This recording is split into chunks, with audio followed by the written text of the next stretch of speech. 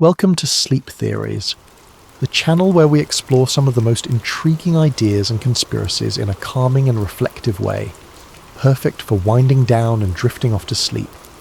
Tonight, we're diving into a chilling and mysterious story, one of secrets, shadows, and the unimaginable consequences of stumbling upon something you were never meant to see. Before we begin, I'd like to invite you to comment below and share where you're listening from and what time it is. It's fascinating to know how we're all connected through these shared stories and ideas. If you enjoy these reflective narratives, please subscribe to Sleep Theories so we can continue bringing you thought-provoking tales like this one. Now find a comfortable position, let your mind relax, and join me as we journey into a world where one man's ordinary life spirals into the unknown, a world of government experiments, hidden compounds, and the price of seeking the truth. James Hart stood there, his breath hanging in the cool morning air as he stared at the sign. The words, US Government Property, Restricted Area.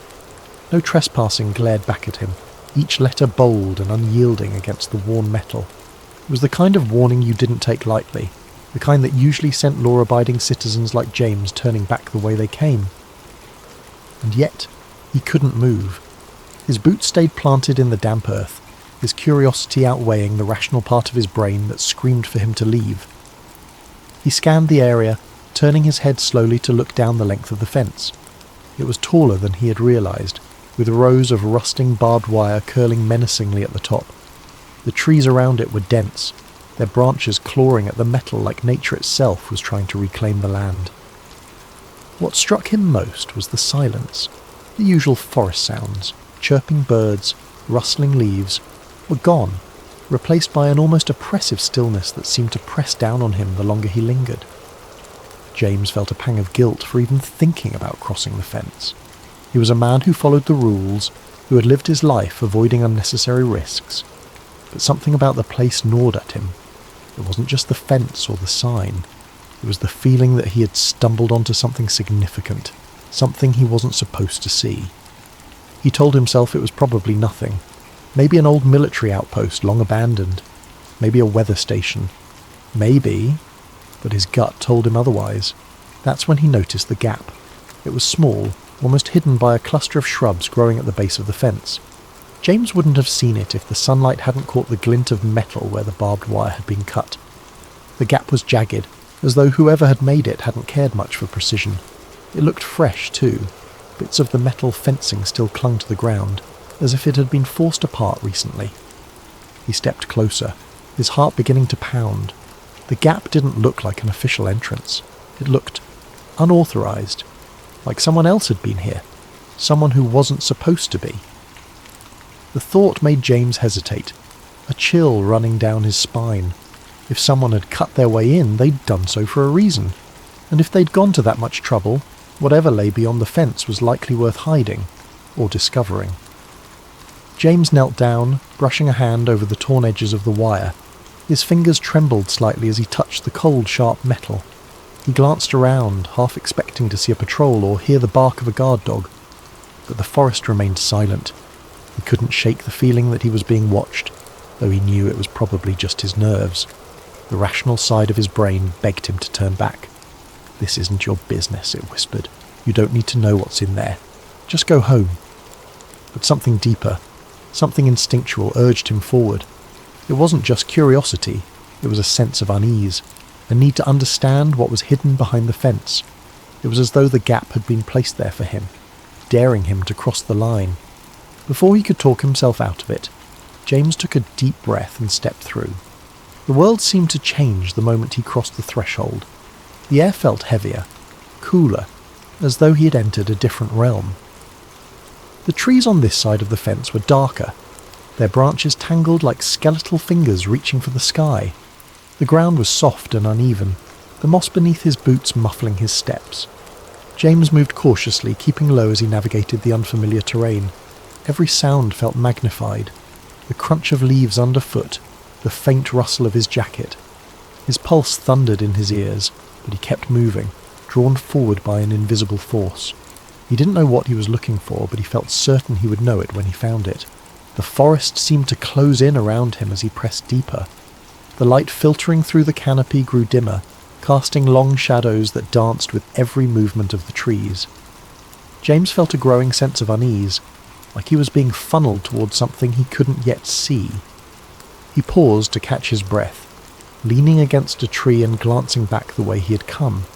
The fence was no longer in sight, obscured by the dense undergrowth. For a moment he considered turning back, but the thought of leaving without answers felt unbearable. He pressed on, his senses on high alert. Then, through the thick curtain of trees, he saw it.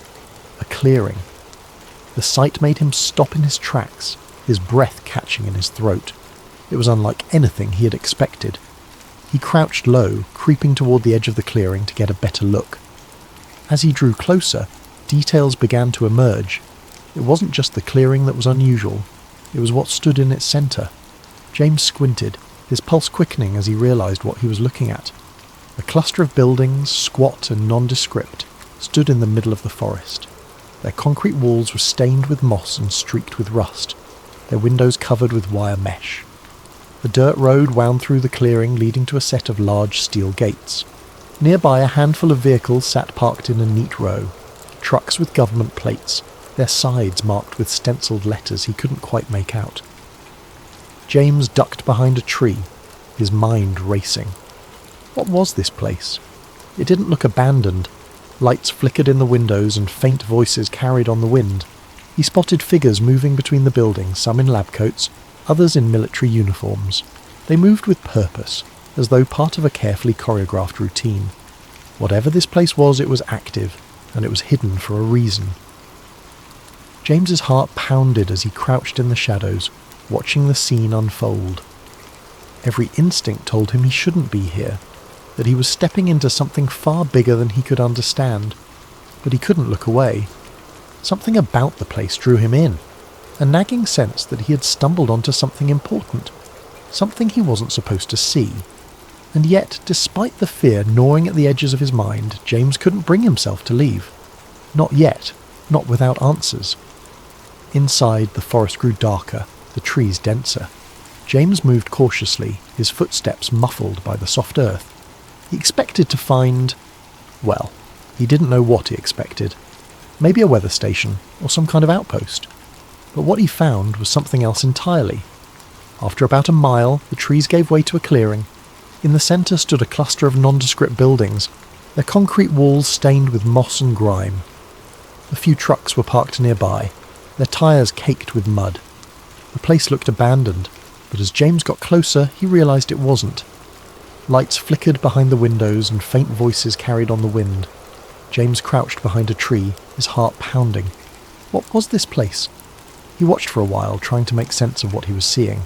People in lab coats walked between the buildings, carrying files and equipment. Soldiers patrolled the perimeter, their rifles slung casually over their shoulders. It looked like something out of a spy movie, and James couldn't shake the feeling that he had stumbled onto something he wasn't supposed to see. That night, James couldn't sleep. The events of the day replayed endlessly in his mind, the scene at the facility refusing to fade into the background. Every time he closed his eyes, he saw the soldiers again, their movements precise, their presence unnervingly authoritative. Research facilities didn't have armed guards, especially not in the middle of nowhere, and certainly not guards who seemed so vigilant, so ready for trouble. He tossed and turned, trying to rationalise what he'd seen. Maybe it was a military outpost, some kind of training site or a storage depot for sensitive equipment. But that didn't explain the secrecy, the barbed wire fence, or the sense of isolation. It was as if the place was deliberately hidden from the world, tucked away where no one would think to look. He told himself he was overthinking it, that his imagination was running wild. Yet the image of the soldiers lingered, refusing to let him find peace. By morning, his curiosity had turned into something stronger, a need to know. He couldn't just leave it alone, not after what he'd seen. His rational mind warned him against going back, but a deeper part of him, the part that craved answers, overruled the hesitation. He decided to return, this time more prepared. James gathered his old pair of binoculars and a camera he hadn't used in years, stuffing them into a worn backpack. He threw on his hiking boots and jacket, telling himself it was just another day exploring the woods. If anyone asked, he was just a curious hiker with a camera, documenting the beauty of the forest. But in his gut, he knew this wasn't a casual outing. He was crossing a line, stepping further into something he didn't fully understand. When he reached the gap in the fence, the forest was eerily quiet. The usual hum of birdsong and rustling leaves seemed muted, as though the woods themselves were holding their breath. James crouched low as he slipped through the gap, his senses on high alert. Every sound, every shadow felt amplified, his heartbeat thudding in his chest like a drum. He followed the same path as before, weaving through the dense undergrowth until the clearing came into view. The facility was just as he had left it, its squat buildings clustered together like silent sentinels. The guards were there too, patrolling the perimeter with methodical precision. James found a spot where the trees provided cover, settling in with his binoculars. At first it was uneventful. Trucks came and went, their drivers unloading crates and disappearing into one of the larger buildings. James adjusted the focus on his binoculars, trying to make out the stenciled letters on the side of the crates, but the angle was wrong. He snapped a few photos anyway, hoping they might reveal more later. Hours passed, and James was beginning to think this trip might have been a mistake. He was cold, his legs were cramped from crouching, and his nerves were fraying from the constant vigilance. He was about to pack up and leave when something caught his eye. A small group of people emerging from one of the buildings. He froze, lifting the binoculars to his eyes. At first it looked like more workers or guards, but then he saw the man. Unlike the others, he wasn't wearing a uniform or a lab coat. He looked like an ordinary civilian, his clothes rumpled and his posture defeated. He was flanked by two guards, their hands gripping his arms as they marched him across the clearing. James's breath hitched as he adjusted the focus. The man's hands were bound behind his back, and his face was pale, almost ghostly. There was a hollow look in his eyes, a mixture of fear and resignation that sent a chill down James's spine. He watched as the man turned his head, glancing over his shoulder as if searching for a way out, or perhaps for someone who might come to his aid. The guards didn't give him a chance to hesitate. One of them shoved him roughly, forcing him to quicken his pace. James followed their movements through the binoculars, his grip tightening as they approached a building with heavy steel doors. The building was unlike the others. Its walls were reinforced, its windows small and barred. It radiated an aura of foreboding, as though it held secrets too dangerous to escape. The guards stopped in front of the doors, one of them stepping forward to punch a code into a keypad. James watched as the doors slid open with a low mechanical hum. For a moment the man hesitated, his body stiffening as though he might resist. But the guards didn't give him a choice. They shoved him inside, the doors sealing shut behind them with a finality that sent a shiver through James. He lowered the binoculars, his mind racing. Who was that man? Why was he being treated like a prisoner in what was supposed to be a government facility? Nothing about this made sense. James felt a surge of unease, the questions piling up faster than he could process them. He had stumbled onto something much bigger than he had imagined, something that felt wrong in every possible way. He debated leaving, retreating to the safety of his normal life. But as he crouched there in the shadows, watching the facility from a distance, he knew he couldn't walk away. Not yet, not without answers. James's stomach turned. Whatever was happening here, it wasn't normal. He knew he should leave it alone, but he couldn't.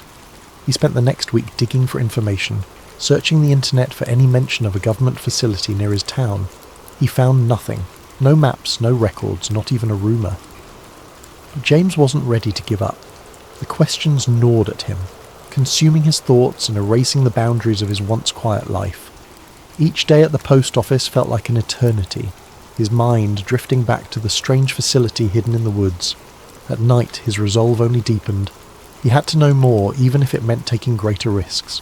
He began his nighttime visits cautiously, dressing in dark clothing and timing his excursions to align with the guards' shift changes. Through careful observation, he mapped the layout of the facility. There were at least 6 buildings, each with its own purpose. One seemed to be a storage depot, where crates were unloaded and stacked before being transported elsewhere. Another appeared to house the guards, a smaller structure with a steady glow of light and the occasional sound of muffled laughter or clinking cups. But it was the larger, heavily fortified building, the one with the steel doors, that intrigued him most. It exuded an air of secrecy that demanded further investigation. James kept his distance at first, watching from the tree line with his binoculars. He noted the times of deliveries, the duration of guard patrols, and the comings and goings of people in lab coats. His camera captured grainy images of crates being unloaded, their labels too obscured to read clearly. He studied the way the guards moved, the blind spots in their patrols, and the weak points in the facility's perimeter. With each visit he inched closer, his confidence growing alongside his determination. One night, James found himself crouched behind a row of bushes, no more than 20 feet from one of the buildings. A single window was left slightly ajar, allowing faint voices to drift into the night air. He strained to listen, his heart pounding as he caught fragments of a conversation. Latest subject showed increased resistance, one voice said, firm and clinical. We'll adjust the dosage tomorrow, another replied, colder, more detached. James froze, his mind racing. What subject? What dosage? He pressed himself closer to the ground, his ears straining to catch more. Erasure protocols need to be flawless. We can't afford another incident. The words sent a chill down his spine. Erasure protocols? What could that mean? He had heard enough whispers of government experiments in the past to know this wasn't ordinary research. He remained still until the voices faded, replaced by the hum of machinery and the distant chirping of crickets. Emboldened by what he'd overheard, James returned night after night, slipping closer to the facility. He began to piece together a troubling narrative, one small fragment at a time. On one of his visits, he managed to slip into the shadows of an open loading dock, hiding behind stacks of crates as workers moved about. The crates were marked with cryptic codes, but a few bore labels that made his stomach drop. Test Compound 47A, Behavioral Protocols, Cognitive Analysis. As the workers left, their voices echoed faintly in the cavernous space. James crouched low, his camera forgotten as he strained to listen. Dr. Reinhardt wants the new batch prepped by Monday. Has Subject 18 stabilised yet? Not after the last round. They're talking full sedation this time. The words painted a grim picture. James felt his pulse quicken as he realised the scale of what he was uncovering. These weren't just experiments, they were human experiments. His suspicions were confirmed a week later when he found an unguarded corner of the facility, where a small vent emitted a low hum. The air smelled faintly of chemicals, and through the grate he could hear voices, clearer this time.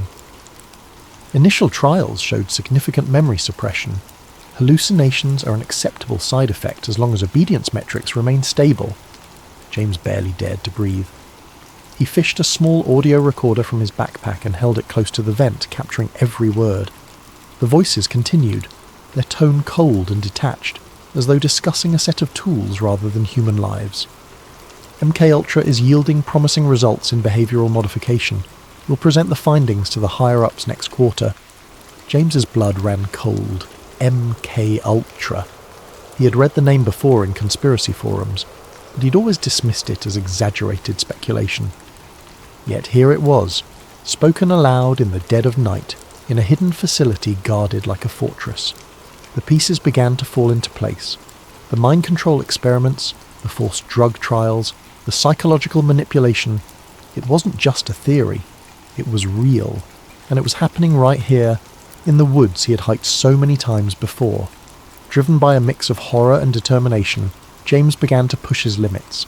He found an unlocked utility shed near the facility, a cluttered space filled with tools and discarded paperwork.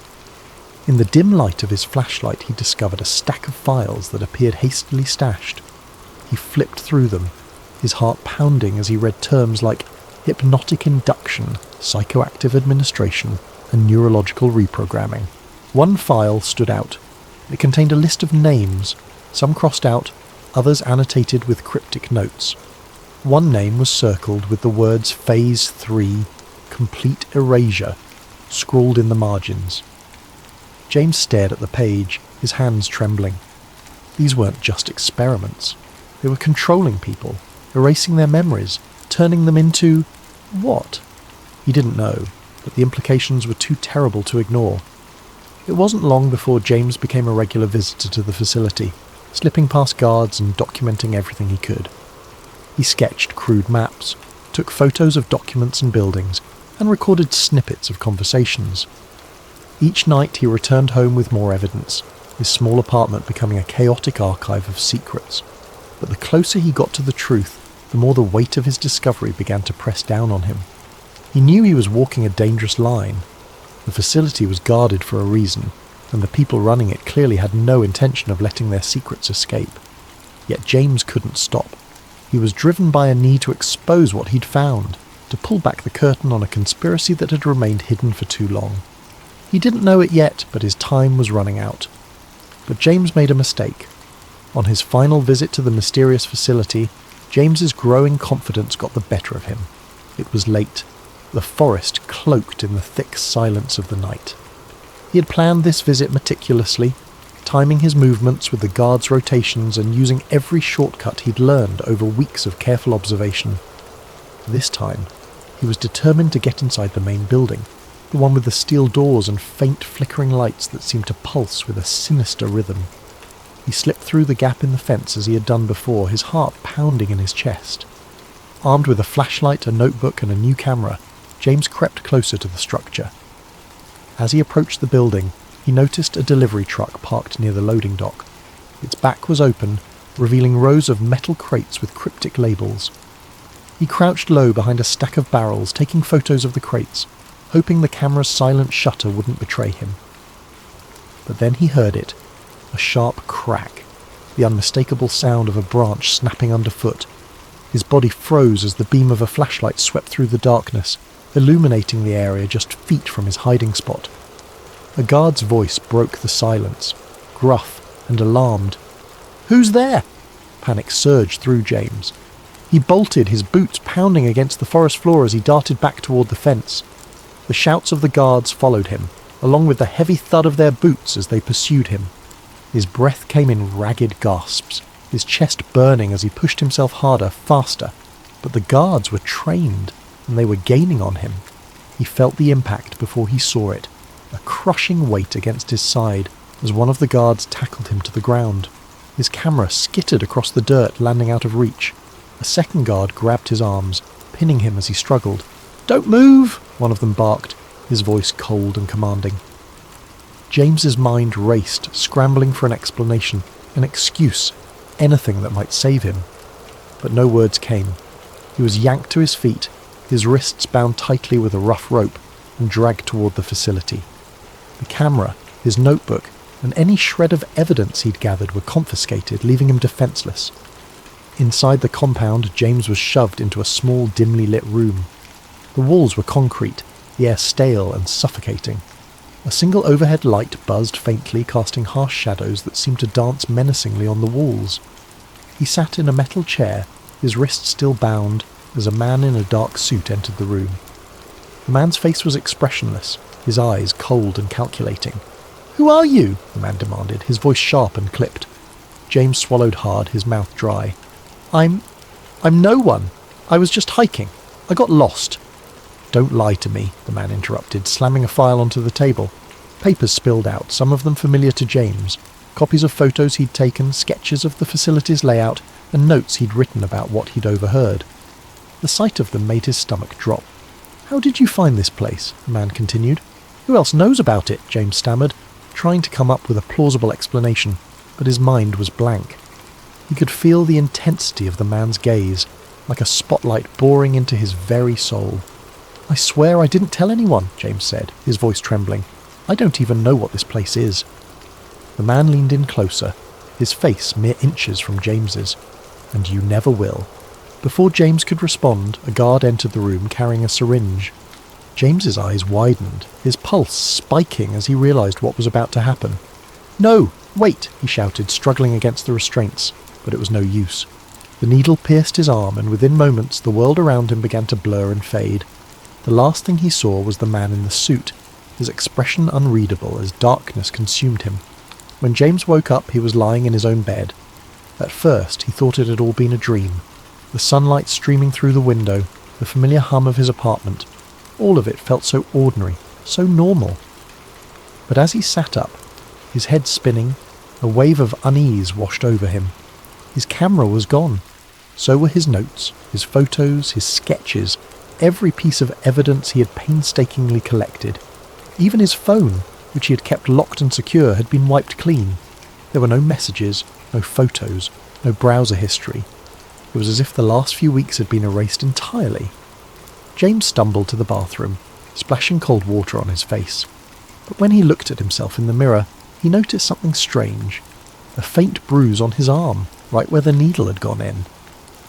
The sight of it sent a chill down his spine, confirming that what had happened wasn't just a bad dream. Over the following days, James tried to piece together what had happened, but his memories felt fragmented, like a puzzle with missing pieces. He could recall the facility, the guards, the files marked MK Ultra, but there was a strange emptiness in his mind, as though something had been taken from him. Every time he tried to focus on the details, his thoughts slipped away, replaced by a dull, throbbing headache. He tried to tell his story, to his friends, to anyone who would listen, but no one believed him. His friends chalked it up to stress, suggesting he take a break and get some rest. Even James began to doubt himself, wondering if the memories were real or if they had been planted there, part of some twisted experiment. When he returned to the trail where it had all begun, the facility was gone. The clearing was empty, the chain-link fence and buildings erased as if they had never existed. The only sign that anything had been there was a patch of disturbed earth, overgrown with weeds. James searched desperately for any trace, but there was nothing. As he stood in the clearing, staring at the emptiness, a sense of futility washed over him. Whatever had happened, whoever had taken him, they had erased their tracks, and part of him, with surgical precision. James knew what he had seen, what he had heard, but without evidence, without proof, the truth was as elusive as a shadow. James returned to his life, but it was no longer the same. The quiet predictability he had once cherished was gone, replaced by a gnawing paranoia. Every shadow, every flicker of movement in the corner of his eye felt like a threat. He avoided the woods, avoided conversations about conspiracy theories, and avoided questioning what had happened. But deep down, he knew the truth. Some secrets were never meant to be uncovered, and some questions once asked could never be unasked. Thank you for joining us tonight on Sleep Theories. May this story of secrets and shadows inspire you to reflect, to wonder, and to dream. Sleep well, and let your imagination carry you to places where the mysteries of the world unfold. Sweet dreams.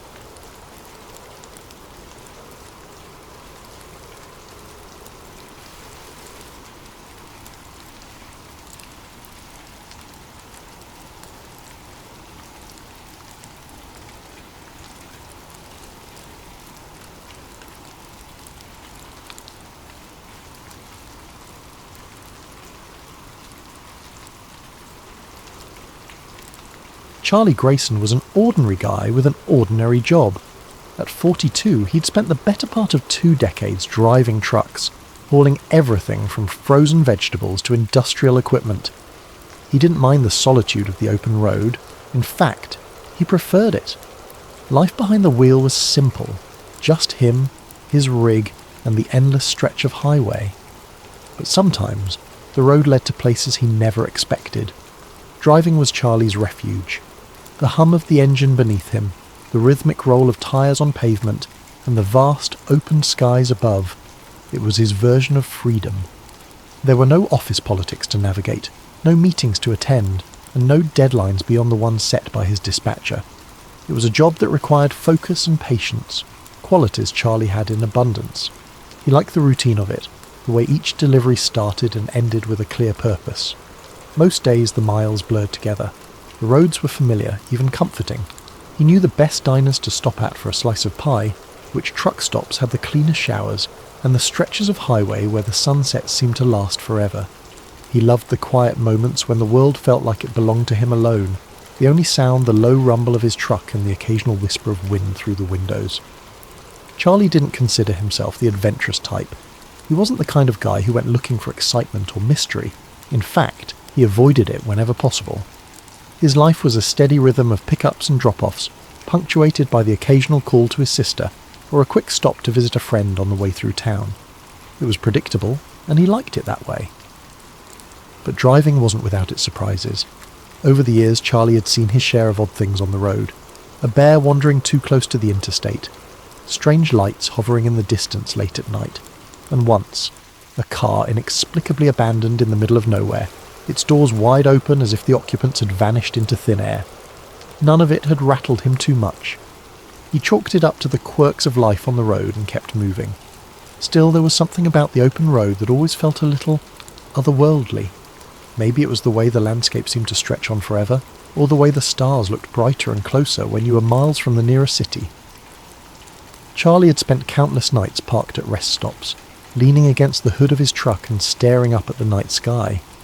He liked to imagine the stories those stars might tell if they could talk, stories of travellers like him crisscrossing the country in search of something they couldn't quite name. Charlie wasn't a dreamer by nature, but he did have a quiet appreciation for the unknown. He liked the idea that there were still mysteries in the world, things waiting to be discovered just beyond the horizon.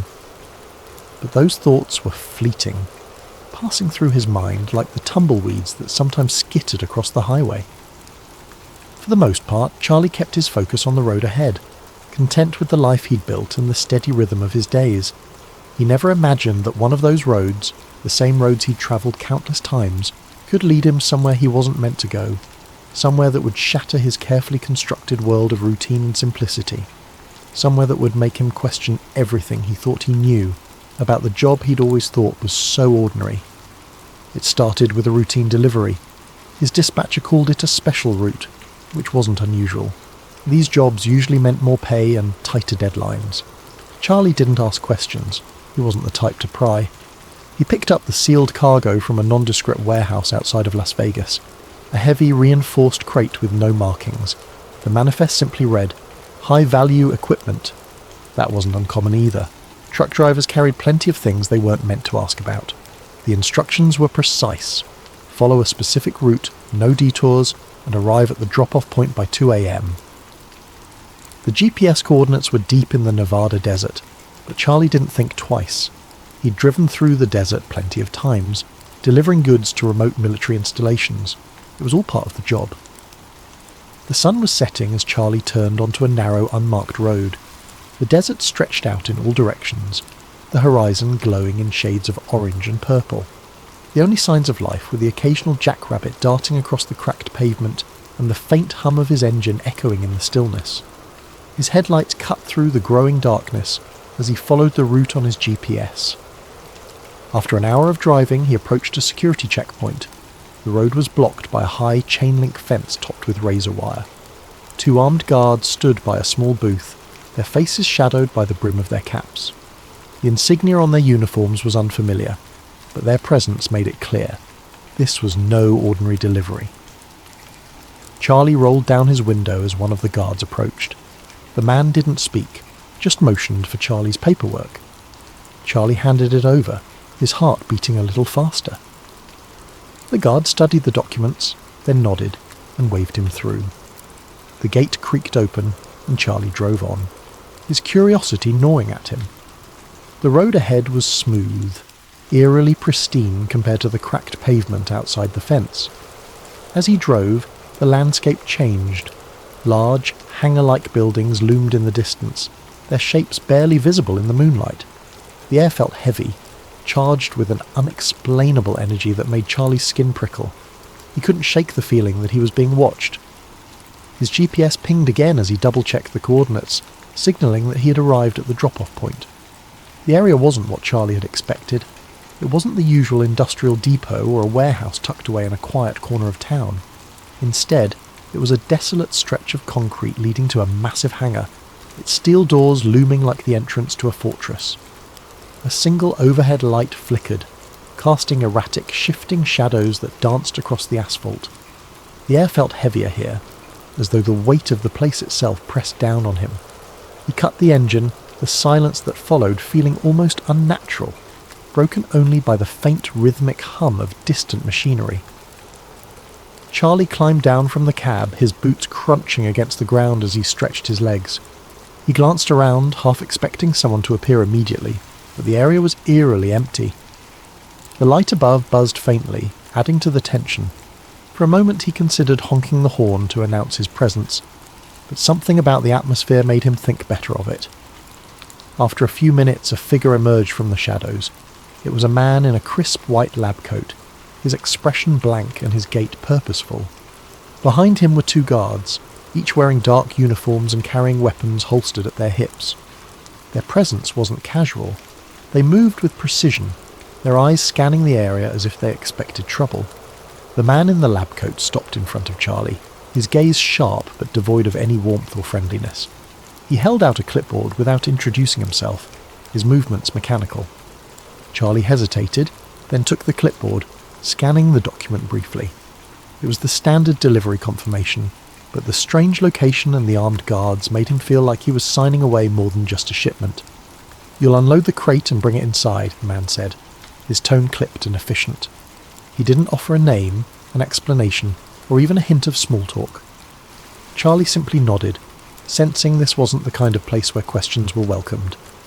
As he moved to the back of his truck, the guards followed closely, their boots echoing against the concrete. He could feel their eyes on him, scrutinizing every move he made. The crate was large, heavy, and reinforced with thick steel edges. It was unmarked, save for a series of stenciled numbers on its side, nothing that gave away its contents. Charlie had hauled plenty of odd cargo over the years, but something about this crate set his nerves on edge. Using the pallet jack, he carefully wheeled the crate down the truck's ramp, the metal clanking softly as it touched the ground. He manoeuvred it toward the hangar doors, where the man in the lab coat was waiting. The guards stayed close, their presence more oppressive than helpful. The hangar's interior was unlike anything Charlie had ever seen. The air was cooler, carrying a faint metallic tang, and the overhead lights bathed everything in a harsh, sterile glow.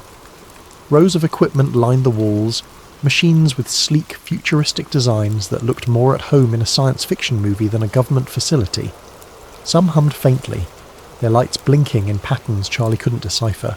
Others were silent but ominous, their purposes entirely alien to him. As he wheeled the crate into place, Charlie's eyes darted around the room. He couldn't help but notice the way the lab coat man and the guards avoided looking directly at certain pieces of equipment, as though even they weren't entirely comfortable with what surrounded them. A strange tension hung in the air, an unspoken understanding that this was no ordinary workspace. The man in the lab coat gestured to a designated spot near the back wall. "Right there," he said, his voice devoid of inflection. Charlie complied, carefully lowering the crate into place. He secured it as instructed, the guards watching every movement as though they expected him to do something wrong. "Is that it?" Charlie asked, breaking the silence. His voice sounded too loud in the cavernous space, echoing off the walls. The man in the lab coat didn't respond. He simply nodded, his attention already shifting to the crate as if Charlie no longer existed. As Charlie turned to leave, something caught his eye. A large translucent panel mounted on the far wall. The surface glowed faintly, its opacity shifting like frosted glass under a faint light. Behind it, he thought he saw movement. It was subtle, almost imperceptible, a flicker of shadow that disappeared as quickly as it had appeared, but it was enough to make him stop in his tracks. "What's behind?" he started to ask, but the words died in his throat. One of the guards stepped forward, his hand resting on the holster at his hip. "Time to go," the guard said, his tone leaving no room for argument. Charlie's mouth went dry. He nodded quickly, forcing his eyes away from the panel. As he walked back toward his truck, he could feel the guards' presence behind him, their steps measured and deliberate. It was as if they were herding him out, ensuring he didn't stray or look too closely at anything he wasn't supposed to see. Climbing into the cab of his truck, Charlie's hands trembled slightly as he gripped the wheel. He started the engine, the familiar rumble doing little to calm his nerves. As he pulled away from the hangar, he cast one last glance in his side mirror. The translucent panel was barely visible through the open hangar doors, but in that fleeting moment, he thought he saw it again, a shadow shifting behind the glowing surface. He told himself it was just his imagination, a trick of the light or the exhaustion from the long drive. But no matter how hard he tried to convince himself, the unease lingered, crawling under his skin like an itch he couldn't scratch. The image of the translucent panel and the faint movement behind it replayed in his mind, an unshakable reminder that he had seen something he wasn't meant to. The GPS continued to hum directions, urging him back toward the main gate, but the unease clawing at Charlie's chest wouldn't let him obey. Something about the narrow, well-worn side road just ahead called to him, a whisper of forbidden knowledge he couldn't ignore. He hesitated for only a moment before jerking the wheel and veering off the marked route. His heart pounded as the truck's tyres crunched over the gravel, every turn taking him further away from the path he was supposed to follow. The side road twisted and snaked through the facility's outskirts, its bends obscured by the shadows of low hills and sparse desert vegetation. The abandoned buildings that lined his path seemed to loom larger as he passed, their windows like hollow eyes watching his every move. At first, he saw no signs of life, just darkness and the occasional rusted chain-link fence, rattling faintly in the breeze. But as he drove deeper, things began to shift. He noticed subtle signs of activity, a faint glimmer of light from a distant structure, tyre tracks freshly carved into the dirt, the unmistakable silhouette of guards patrolling a perimeter. His breath quickened. The urge to turn back tugged at him, a voice of reason growing louder in his mind, but his curiosity burned too hot to be extinguished. He pressed forward, gripping the wheel tighter as the road widened and led him into what felt like the heart of the facility. At last, he pulled his truck into the shadow of a massive hangar, its dark metal walls blending into the night. He killed the engine, the abrupt silence amplifying the sound of his own rapid breathing. For a moment he just sat there, the weight of what he was doing pressing down on him. Then, as though compelled by an unseen force, he climbed out of the cab. The air here was different, thick, charged, as if it hummed with an invisible current. Every step Charlie took felt deliberate, his boots crunching softly on the gravel as he crept closer to the hangar. A faint glow seeped through a crack in the enormous doors, and he found himself drawn to it like a moth to a flame. He crouched low, the cool metal of the hangar's sidewall brushing against his hand as he leaned in to peer through the gap. The interior of the hangar was breathtakingly vast, stretching farther than his eyes could follow. The air inside was cold, a stark contrast to the desert night beyond. Rows of futuristic workstations lined the walls, each manned by technicians clad in pristine white lab coats. They moved with quiet precision, their faces illuminated by the pale blue light of glowing monitors. Charlie's eyes scanned the room, drinking in details that felt like something out of a dream or a nightmare. And then he saw it. At the centre of the hangar, suspended impossibly above the ground, was a craft like nothing he'd ever imagined. Its shape was sleek, almost organic, with smooth metallic curves that shimmered like liquid under the harsh overhead lights. The hull was etched with strange, glowing symbols that pulsed faintly, as though alive. The air around the craft seemed to ripple subtly, distorting the light in a way that made it difficult to focus on its form for too long. Charlie's breath caught in his throat. This wasn't any kind of military tech he'd ever seen. This was something else, something not of this world. The realization sent a chill down his spine, and for a moment he couldn't move. His mind raced, struggling to process what he was seeing. His hands gripped the edge of the doorframe so tightly his knuckles turned white. The technicians moved around the craft like surgeons in an operating room, their movements synchronized and deliberate. It was clear they were conducting tests, but on what or why, Charlie couldn't begin to guess. A soft mechanical hum filled the air, barely audible but somehow felt deep in his chest. It was coming from the craft, a rhythmic vibration that seemed to resonate with the very walls of the hangar. He stared at it, transfixed, until a faint sound behind him shattered the spell. "Step away from the door," a voice commanded, sharp and unyielding. Charlie whipped around, his heart lurching into his throat. 2 guards were approaching, their weapons drawn and pointed squarely at him. The beams of their flashlights cut through the darkness, illuminating his frozen form. Panic surged through his veins, and before he could think, his instincts took over. He bolted. The shouts of the guards rang out behind him, their voices sharp and urgent. Charlie's boots pounded against the gravel as he sprinted back toward his truck, his mind a blur of fear and adrenaline. He could hear their heavy footsteps gaining on him, the clatter of their gear echoing in the night. Every breath burned in his lungs, but he didn't dare slow down. He reached the truck and yanked open the door, his hands trembling as he fumbled with the keys.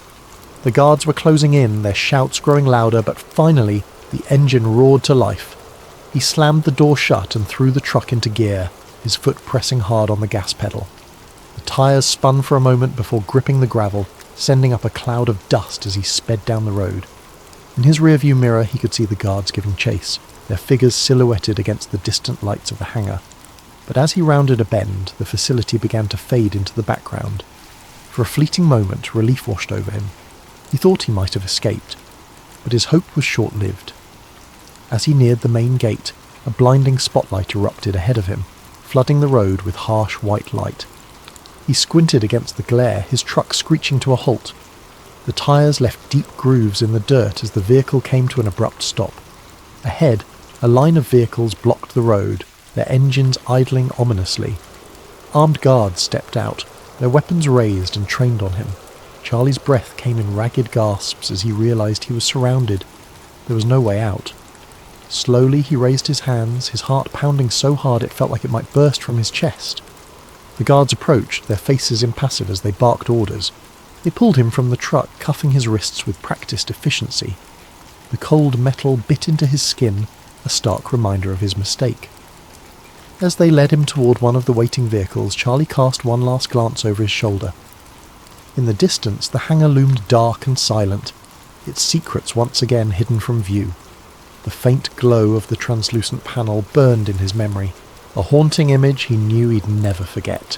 The guards shoved him into the back of a black van, its interior as cold and unyielding as the cuffs around his wrists. The doors slammed shut, sealing him in darkness. As the vehicle pulled away, Charlie's mind raced with unanswered questions and a growing sense of dread. He didn't know where they were taking him, or what would happen next. All he knew was that he'd seen something he was never meant to see, and that knowledge would cost him more than he'd ever imagined. Thank you for joining us tonight on Sleep Theories. As you drift off, let this story remind you of the mysteries that might lie just out of sight, hidden in the most secretive corners of the world. Sleep well and sweet dreams.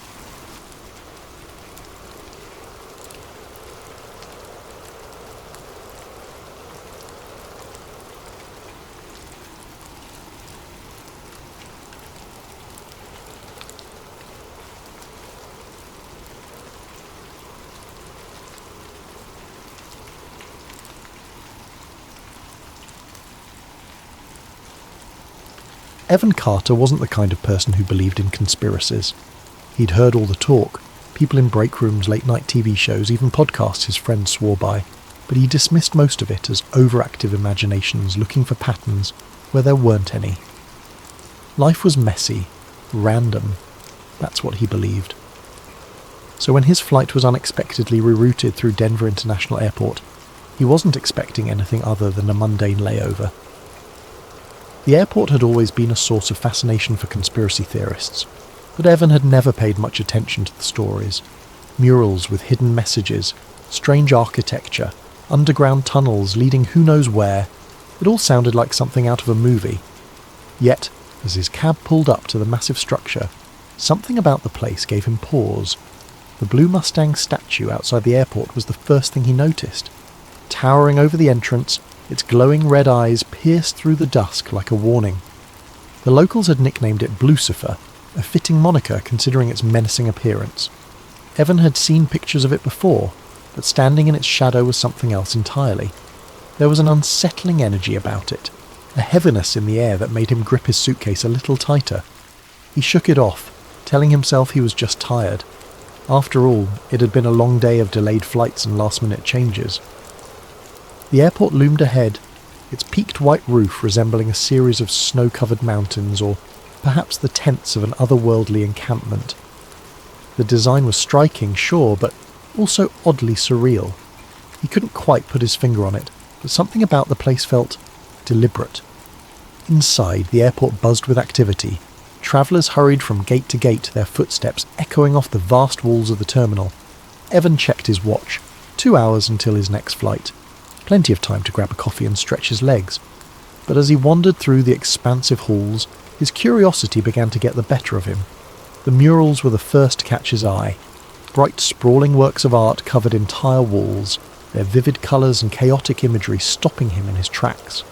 One depicted scenes of destruction, fires raging, soldiers in gas masks, children crying beneath a dark sky. Yet, just a few feet away, another mural seemed to offer hope. A rainbow arching over smiling faces, hands reaching out in unity. The juxtaposition was jarring. What kind of message was the airport trying to send? Evan approached one of the murals, tilting his head as he studied the details.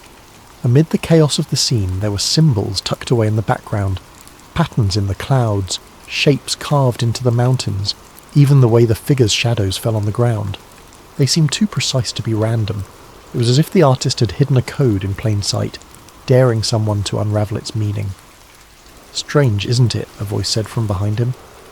Evan turned to see an older man in a janitor's uniform. The man's face was weathered, his eyes sharp despite the smile he wore.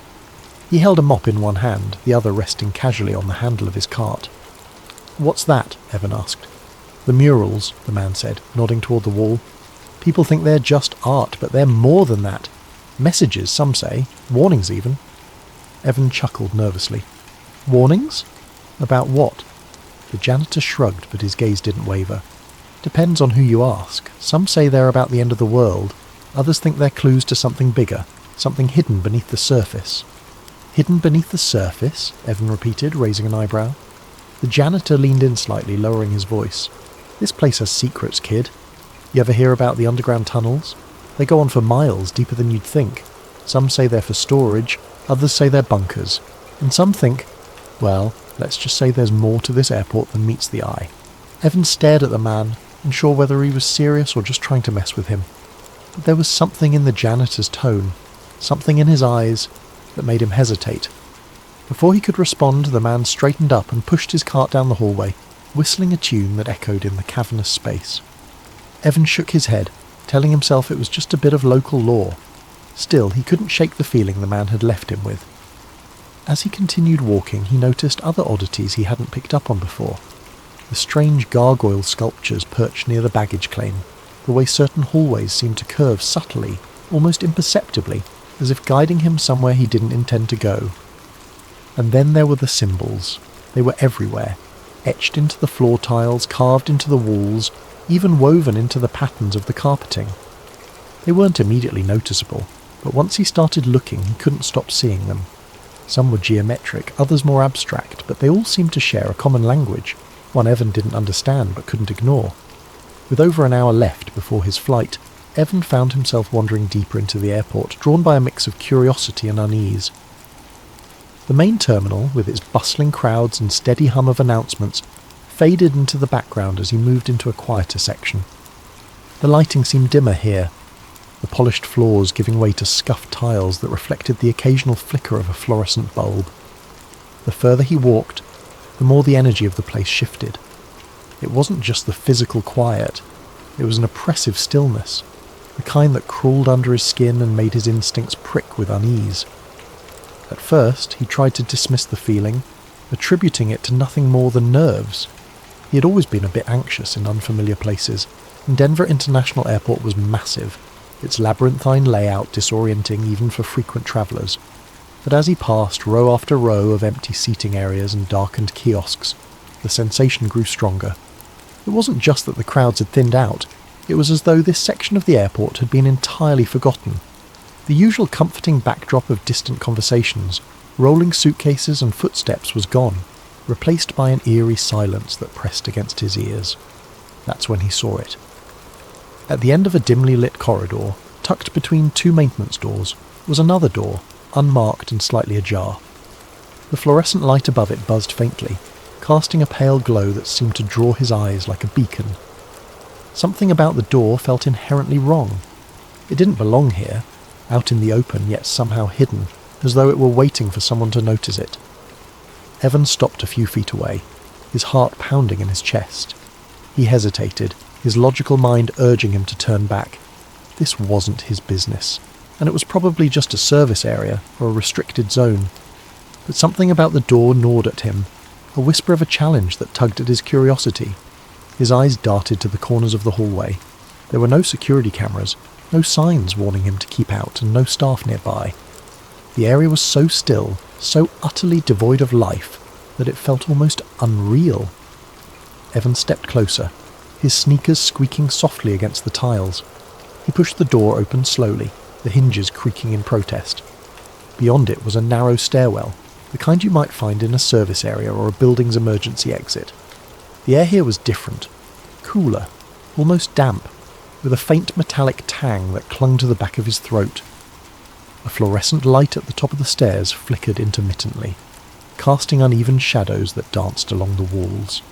As his footsteps echoed against the concrete, Evan's unease deepened. Every step felt heavier than the last, his breathing shallow as the dim light at the top of the stairs faded further into the distance. He could hear the faint hum of machinery, a low vibration that seemed to emanate from the very walls, thrumming in his chest like a heartbeat. It was hypnotic in a way, pulling him forward even as every rational part of him screamed to turn back. At the bottom of the stairs, he found himself in a long, sterile hallway. The walls were stark, made of plain concrete and steel, lined with doors that bore no signs or labels.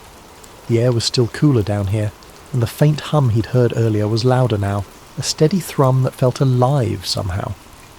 Evan glanced over his shoulder, half expecting to see someone or something behind him, but the stairwell was empty, the door at the top now a distant memory. He wasn't sure why he kept going. The hallway seemed to stretch on forever, each identical section blending into the next. The dim lighting flickered sporadically, creating brief flashes of clarity before plunging everything back into an unsettling gloom. Evan's footsteps sounded unnaturally loud in the confined space, the echo amplifying with every step. Each time he passed another unmarked door, his curiosity grew sharper, mingling with a growing sense of dread. Finally, he reached a door that stood out from the rest. It was heavier than the others, its surface marked with intricate symbols etched deeply into the metal.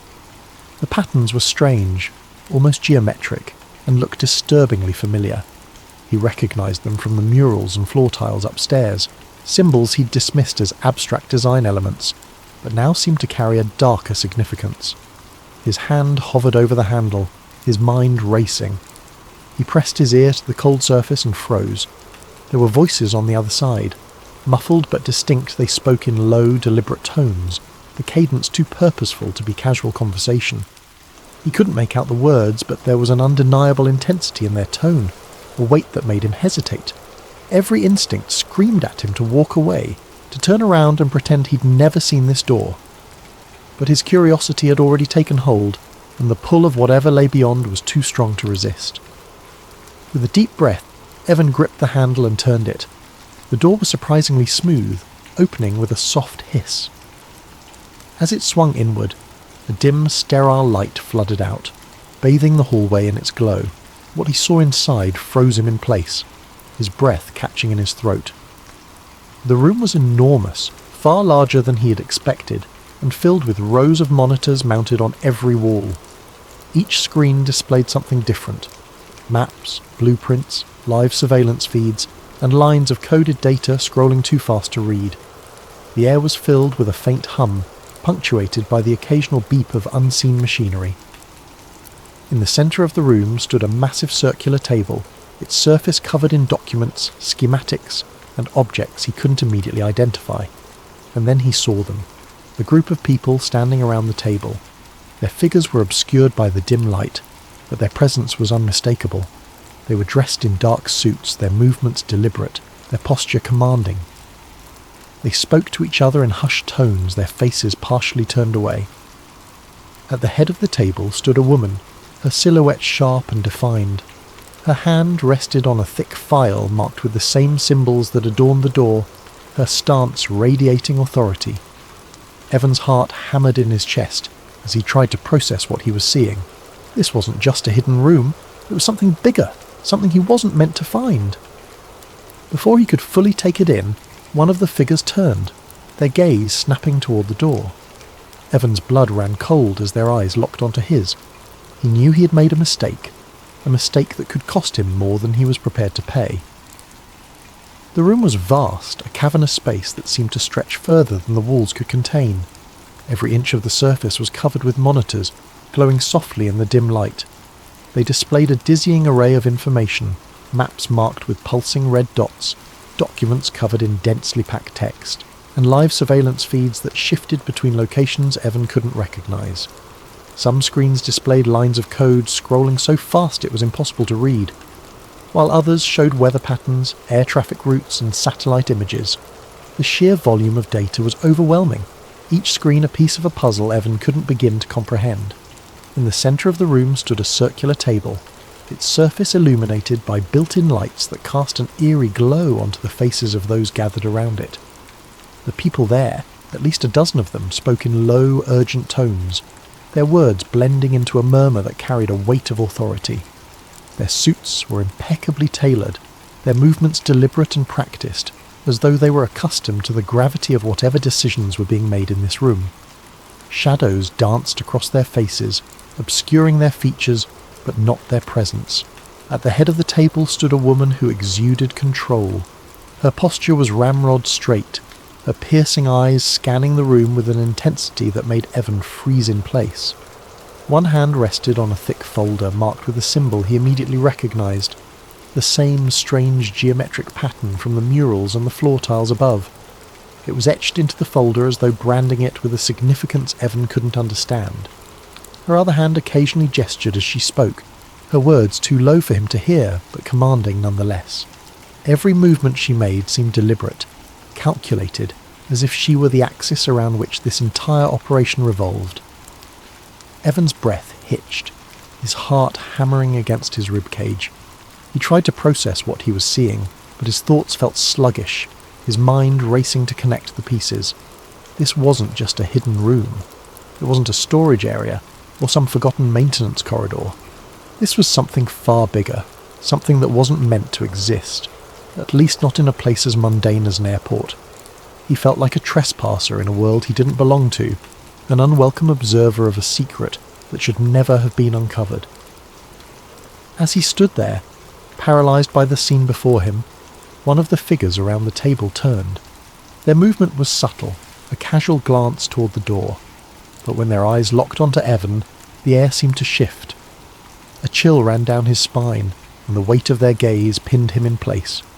His instinct was to run, to turn and bolt back down the hallway, but his feet refused to move. He was frozen, his mind caught in a battle between fear and disbelief. Before he could react, he felt a hand clamp down on his shoulder. The grip was firm, unyielding, and he spun around to see two men in black uniforms standing behind him. Their faces were expressionless, their eyes cold and assessing. They exuded the kind of quiet menace that came from absolute confidence in their authority. One of them stepped closer, his voice low and menacing. "You're not supposed to be here," he said, each word deliberate as though there were no room for misunderstanding. Evan opened his mouth to respond, to stammer out an excuse, but no sound came. His mind raced, searching for an explanation, an apology, anything that might diffuse the tension, but the words wouldn't come. His breath quickened, his vision narrowing as panic began to set in. One of the men exchanged a glance with his partner, and before Evan could fully register what was happening, he felt the sharp prick of a needle in his neck. The sensation was quick, almost painless, but it was enough to send a jolt of adrenaline through his system. He tried to twist away, to protest, but the world around him began to blur. The room, the monitors, the people, all of it faded into a haze of light and shadow. The last thing he saw before everything went dark was the woman at the table, her piercing eyes locking onto his with a look that sent a shiver down his spine. It wasn't anger or fear, it was something colder, more calculated, and then nothing. When Evan woke, he was slumped in a chair near his gate in the main terminal. The bustling noise of the airport washed over him like a wave, jarring and disorienting after the suffocating silence of the room below. His head throbbed, a dull ache spreading from the base of his neck. For a moment he sat there, trying to piece together what had happened, but his thoughts were fragmented, hazy. He reached up to rub the spot where the needle had pricked his skin, but there was no mark, no evidence that anything had occurred. His flight was boarding. The announcement crackled over the loudspeakers, jolting him back to reality. He stumbled to his feet, his legs unsteady, and grabbed his bag. But as he lifted it, a strange realization hit him. His bag felt lighter. He unzipped it hastily, his hands trembling and his stomach dropped. His camera, the one he always carried with him, was gone. So were the spare memory cards he kept in the side pocket. Any evidence he might have captured of what he'd seen had been taken. As he boarded the plane, the unease in his chest deepened. He couldn't shake the feeling that something was missing. Not just the camera, but pieces of his memory, fragments of the time he'd spent in the hidden room. It was as though his mind had been deliberately fogged. the details slipping through his grasp like sand through his fingers. The symbols, the monitors, the woman with the piercing eyes. They lingered on the edges of his consciousness, just out of reach. Evan left Denver that night, but the airport never left him. The strange events he had witnessed became like a splinter in his mind, impossible to ignore but equally impossible to fully grasp. He tried to tell friends about it, to explain the unsettling feeling that had taken root in his chest, but the words sounded absurd even to him. Every time he brought it up, he saw the skepticism in their eyes, the subtle shift in their demeanour as they tried to humour him without outright dismissing his story. Eventually he stopped talking about it. He buried the memories, convincing himself it was easier to let them fade. But every so often, when he saw a news story about Denver International Airport, or caught a glimpse of its distinctive roofline in a photograph, that old unease would creep back in. The symbols, the murals, the strange room beneath the surface, they haunted him like a half-remembered dream, a puzzle he could never quite solve. In the years that followed, Evan avoided flying through Denver whenever he could. But no matter how far he stayed from the airport, he couldn't shake the feeling that he had stumbled onto something vast and hidden, a secret he was never meant to uncover. And though he tried to push it from his mind, one question lingered, gnawing at the edges of his thoughts. What had he seen beneath the airport that night? And how far would someone go to ensure he never found out? Thank you for spending this time with us at Sleep Theories. May this story of intrigue and mystery lull you into a peaceful slumber. As you drift off, remember that the line between the known and the unknown is often thinner than we think. Sleep well and sweet dreams.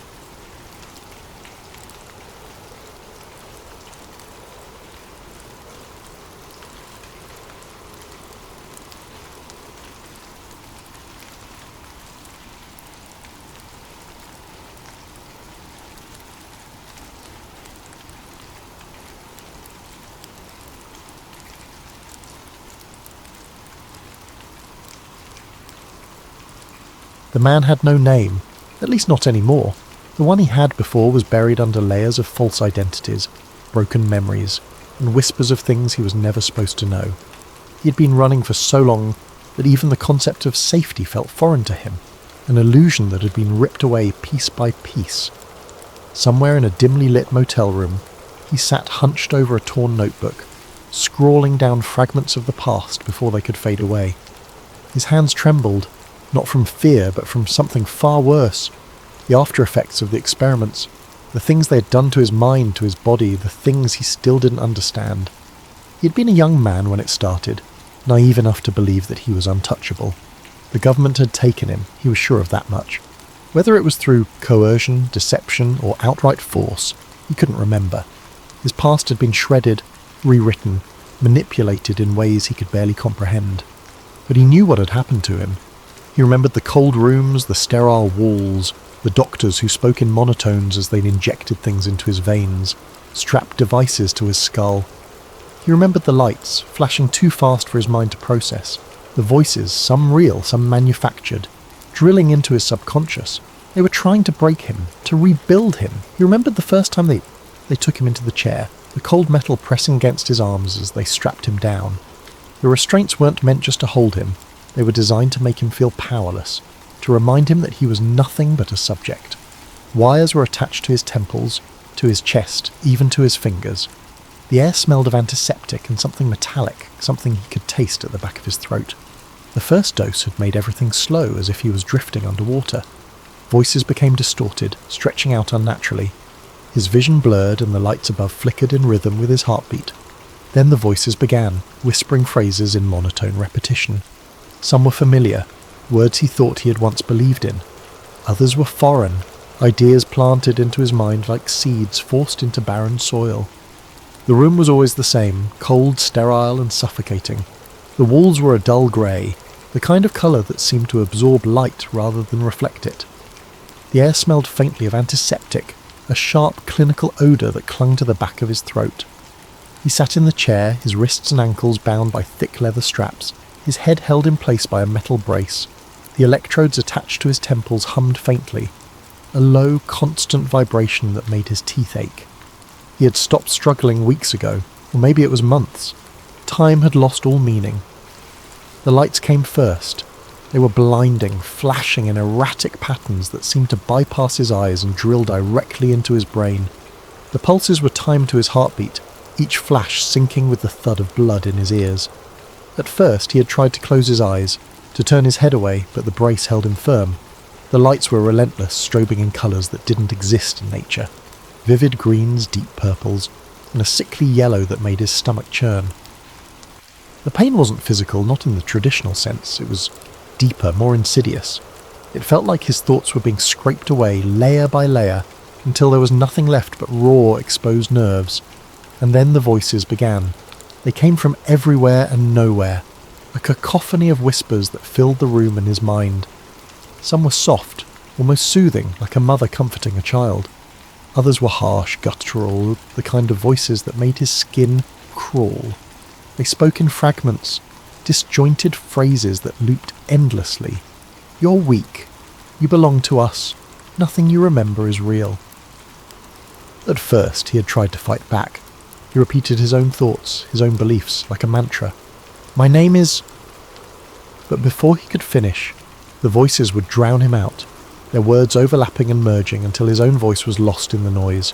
He tried to focus on memories, his childhood, his family, anything that felt real, but the lights would shift, the patterns becoming more chaotic, and the memories would slip through his fingers like sand. The dreams came next, though he wasn't sure if they were dreams at all. They felt too vivid, too real. He would wake up in different rooms, each one more surreal than the last. Sometimes he was in a forest, the trees towering above him, their branches twisted into grotesque shapes. Other times he was in a city, but it was unlike any city he had ever seen. The buildings were impossibly tall, their surfaces covered in shifting kaleidoscopic patterns. The sky was a deep, unnatural red, and the air was thick with the smell of burning metal. He would wake up in these places with no memory of how he got there. His body would ache, his muscles stiff and sore, as if he had been running for hours. His hands were often numb, the skin tingling as if he had been gripping something tightly for too long. Sometimes he had bruises, dark mottled patches on his arms and legs that he couldn't explain. Other times he would find marks on his skin, thin, precise lines that looked like they had been made by a scalpel. The voices followed him into these dreams, or whatever they were. They whispered to him, their words echoing in his mind long after he woke up. They told him things, secrets, lies, truths he didn't want to hear. They told him that he had always been theirs, that his life before the experiments was just an illusion, a construct designed to keep him compliant. They told him that he would never escape, that he belonged to them now, and the worst part was, he was starting to believe them. There were moments, brief and fleeting, when he could still remember who he was, but those moments were becoming rarer, harder to hold on to. The more they broke him down, the more he felt himself slipping away. It was like watching a reflection in a cracked mirror. The image was still there, but it was fragmented, distorted, unrecognisable. He could feel it working, the conditioning. It wasn't just the lights, or the voices, or the dreams. It was everything, the isolation, the pain, the constant, unrelenting pressure. They were reshaping him, moulding him into something new, and the terrifying truth was, it was starting to feel normal. The fear, the confusion, the doubt, it was all becoming part of him, like a second skin. He didn't know how much longer he could hold on. He didn't even know if he wanted to, because deep down, in some hidden corner of his mind, he was starting to wonder if they were right. Maybe he had always been theirs. Maybe there was no escape. And maybe, just maybe, that was okay. The program had been called MK Ultra, though the name barely scratched the surface of what it truly was. The official records, what little the public knew, spoke of experiments in mind control, of psychological warfare, of tests that had supposedly been shut down decades ago. But he knew better. It had never stopped. They had just gotten better at hiding it. They had taken him apart piece by piece, stripping away the layers of his personality with a precision that was almost surgical. There was no single moment of breaking, no obvious threshold where he had gone from himself to something else. It had been gradual, insidious, a process. They had worn him down like waves against a cliffside, eroding his resistance in increments so small that by the time he noticed the change, it was already too late. They had forced him to endure days, weeks, without sleep, his world shrinking to nothing but the cold metal walls of his confinement. His body trembled from exhaustion, muscles spasming involuntarily as his mind begged for rest. But the moment his eyes slipped closed, they would shock him awake. The room was a prison of noise, filled with an unrelenting assault of static, piercing frequencies, and garbled voices that never quite formed words, yet somehow embedded themselves in his thoughts like splinters. And then there were the chemicals.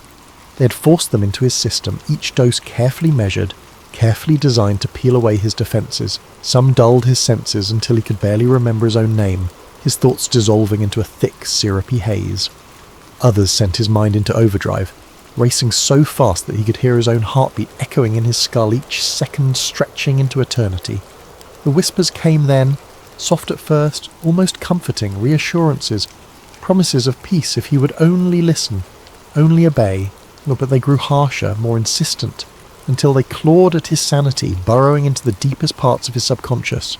Was it his own voice thinking these thoughts, or was it theirs? It became impossible to tell. They repeated phrases endlessly, planting them like seeds in the soil of his mind, watering them with repetition, nurturing them with pain. You belong to us. You have no past, no future. You are what we make you. He had tried to fight it at first, tried to hold on to his identity, but resistance had only brought more suffering, more darkness, more pain.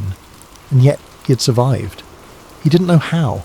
Maybe there had been something buried deep inside him that refused to be erased. Some ember of selfhood that refused to be smothered beneath their control. Maybe it had been luck, some unforeseen variable they hadn't accounted for, some minute flaw in their conditioning process that allowed him to slip through their grasp. Whatever the reason, he had managed to escape. That was when the real nightmare had begun. The night was cold, the kind of cold that seeped into your bones and made you feel like you'd never be warm again. He stood in the alleyway, his breath visible in the air, his hands shoved deep into the pockets of his coat. The note he'd found earlier was crumpled in his fist, the words "meet at midnight" burning in his mind like a brand. He didn't know who had left it there, or how they'd managed to slip it into the lining of his coat without him noticing. But he knew better than to ignore it. Every instinct told him this was important, that it might be the only chance he had to understand what was happening to him. The alley was narrow, flanked by crumbling brick walls and littered with trash. A single flickering streetlight cast long, jagged shadows across the ground. He kept his back to the wall, his eyes darting to the entrance of the alley every few seconds. He couldn't shake the feeling that he was being watched. It was a feeling he'd grown accustomed to over the past few weeks, ever since he'd started running. But tonight it was worse. Tonight it felt like the walls themselves were closing in on him. When the woman appeared, it was so sudden that he almost didn't believe she was real. One moment the alley was empty, and the next she was there, standing just a few feet away from him. She was dressed in dark clothing, her face obscured by the brim of a cap and the high collar of her jacket. Her voice was low, barely above a whisper, but it carried an intensity that made his skin crawl. "You were never meant to get out," she said. "They let you believe you did." His heart skipped a beat. "Then why am I still running?" "Because they're still testing you," she replied, her tone matter-of-fact, as if she were discussing the weather. "They want to see what you'll do, who you'll tell, how you'll react. Every choice you make is part of the experiment." The words hit him like a punch to the gut. He had suspected as much, of course. The gaps in his memory, the unexplained bruises, the voices that seemed to come from inside his own head, it all pointed to something far more sinister than he wanted to admit, but hearing it out loud from someone else made it real in a way he couldn't ignore. "How do you know all this?" he asked, his voice trembling. The woman didn't answer right away. She glanced over her shoulder, as if checking to make sure they were still alone. When she turned back to him, her eyes were hard, unyielding. "'Cause I was one of them," she said. "I worked for the program. I know how they operate." He felt a surge of anger, hot and sudden. "You were part of this? You helped them do this to me?" "I didn't have a choice," she snapped, her voice rising for the first time. "None of us did. They don't give you a choice. They take you, they break you, and they remake you into whatever they need you to be. And if you try to resist, they make sure you regret it." Her words struck a chord deep within him. He knew what it was like to be broken, to be remade. He had lived it, but he also knew that didn't excuse what she had done. "So why are you helping me now?" he demanded. "If you were one of them, why are you here?" "Because I got out," she said, her voice softening. "Or at least, I thought I did. But once you're in, you're never really out. They're always watching, always waiting. And if they think you're a threat, they'll come for you, just like they are coming for you now. He felt a chill run down his spine. What do you mean? You've been trying to expose them, she said. You've been reaching out to journalists, to whistleblower groups. You've been asking too many questions, and they don't like that. They don't like loose ends. He thought about the cars that had been following him, the unmarked envelopes with their cryptic messages. He thought about the times he'd woken up in strange places, with no memory of how he'd gotten there. He thought about the voices, always whispering, always watching. So, what do I do? He asked, his voice barely above a whisper. The woman hesitated, as if weighing her words carefully. You have two options, she said. You can go deeper, try to uncover the truth and expose them, but that's dangerous. They'll do everything in their power to stop you, or you can disappear, change your name, your face, your life, start over somewhere they'll never find you. He stared at her, his mind racing. Both options felt impossible. Going deeper meant risking everything, including his life. But disappearing, that meant giving up, letting them win, and he wasn't sure he could do that. The woman reached into her pocket and pulled out a small key. She held it out to him, her expression unreadable. This is your only chance, she said. If you stay on this path, they'll catch you. They always do. He took the key, his fingers brushing against hers. It was cold, like it had been sitting in ice. What does it open? He asked. A safe house, she replied. It's not much, but it's off the grid. They won't find you there, at least not right away. He looked down at the key, then back up at her. Why are you helping me? For the first time he saw a flicker of emotion in her eyes. Something like regret or maybe guilt. Because I couldn't save myself, she said. But maybe I can save you. Before he could respond, there was a noise in the distance. The sound of footsteps, heavy and deliberate, echoing off the walls of the alley. The woman's head snapped up, her body tensing. They're here, she whispered. You need to go, now. He hesitated, torn between the need to run and the need to know more. What about you? I'll be fine, she said, though he wasn't sure he believed her. Just go, and whatever you do, don't look back. He nodded, clutching the key tightly in his hand. He turned and started to run, his feet pounding against the pavement. The alley seemed to stretch on forever, the shadows closing in around him. He could hear the footsteps behind him, growing louder, closer. He didn't dare look back. When he finally reached the end of the alley, he burst out onto the street, his chest heaving. He glanced around, trying to get his bearings. The city was quiet, the streets empty. He didn't know where he was, but he knew he couldn't stay here. He started walking, his mind racing. The key felt heavy in his pocket, a constant reminder of the choice he had to make. Go deeper or disappear. Neither option felt right, but he knew he couldn't keep running forever. As he walked, he thought about the woman. Who was she really? Was she telling the truth, or was this just another part of the experiment? He didn't know, and that was the problem. He didn't know who to trust. Not even himself. The voices in his head started up again, whispering things he couldn't quite make out. He tried to ignore them, but they grew louder, more insistent. He felt a sharp pain in his temple, like a needle being driven into his skull. He stumbled, catching himself against a lamppost. Not now, he muttered, squeezing his eyes shut. Not now. But the pain didn't go away. If anything, it got worse. He could feel his thoughts slipping away, like sand through his fingers. He didn't know how long he stood there, clinging to the lamppost, trying to hold on to some semblance of reality. When the pain finally subsided, he opened his eyes and found himself in a different part of the city. He didn't remember walking here. He didn't remember anything. All he knew was that he was holding the key and that he had to make a choice. He looked down at the key, then at the coordinates the woman had given him. They were written on a scrap of paper, the numbers smudged but still legible. He didn't know where they would lead him, but he knew he had to find out.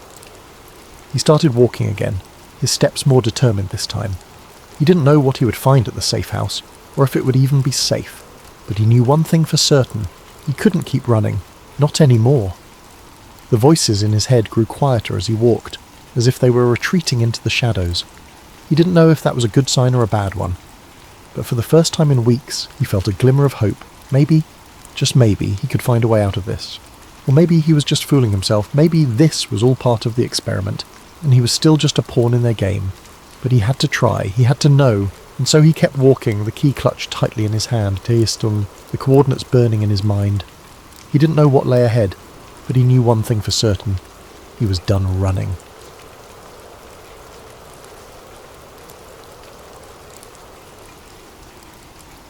The red numbers on the studio clock read 2:37 a.m., that strange hour of the night where time seemed to stretch, where the world felt just a little more hollow.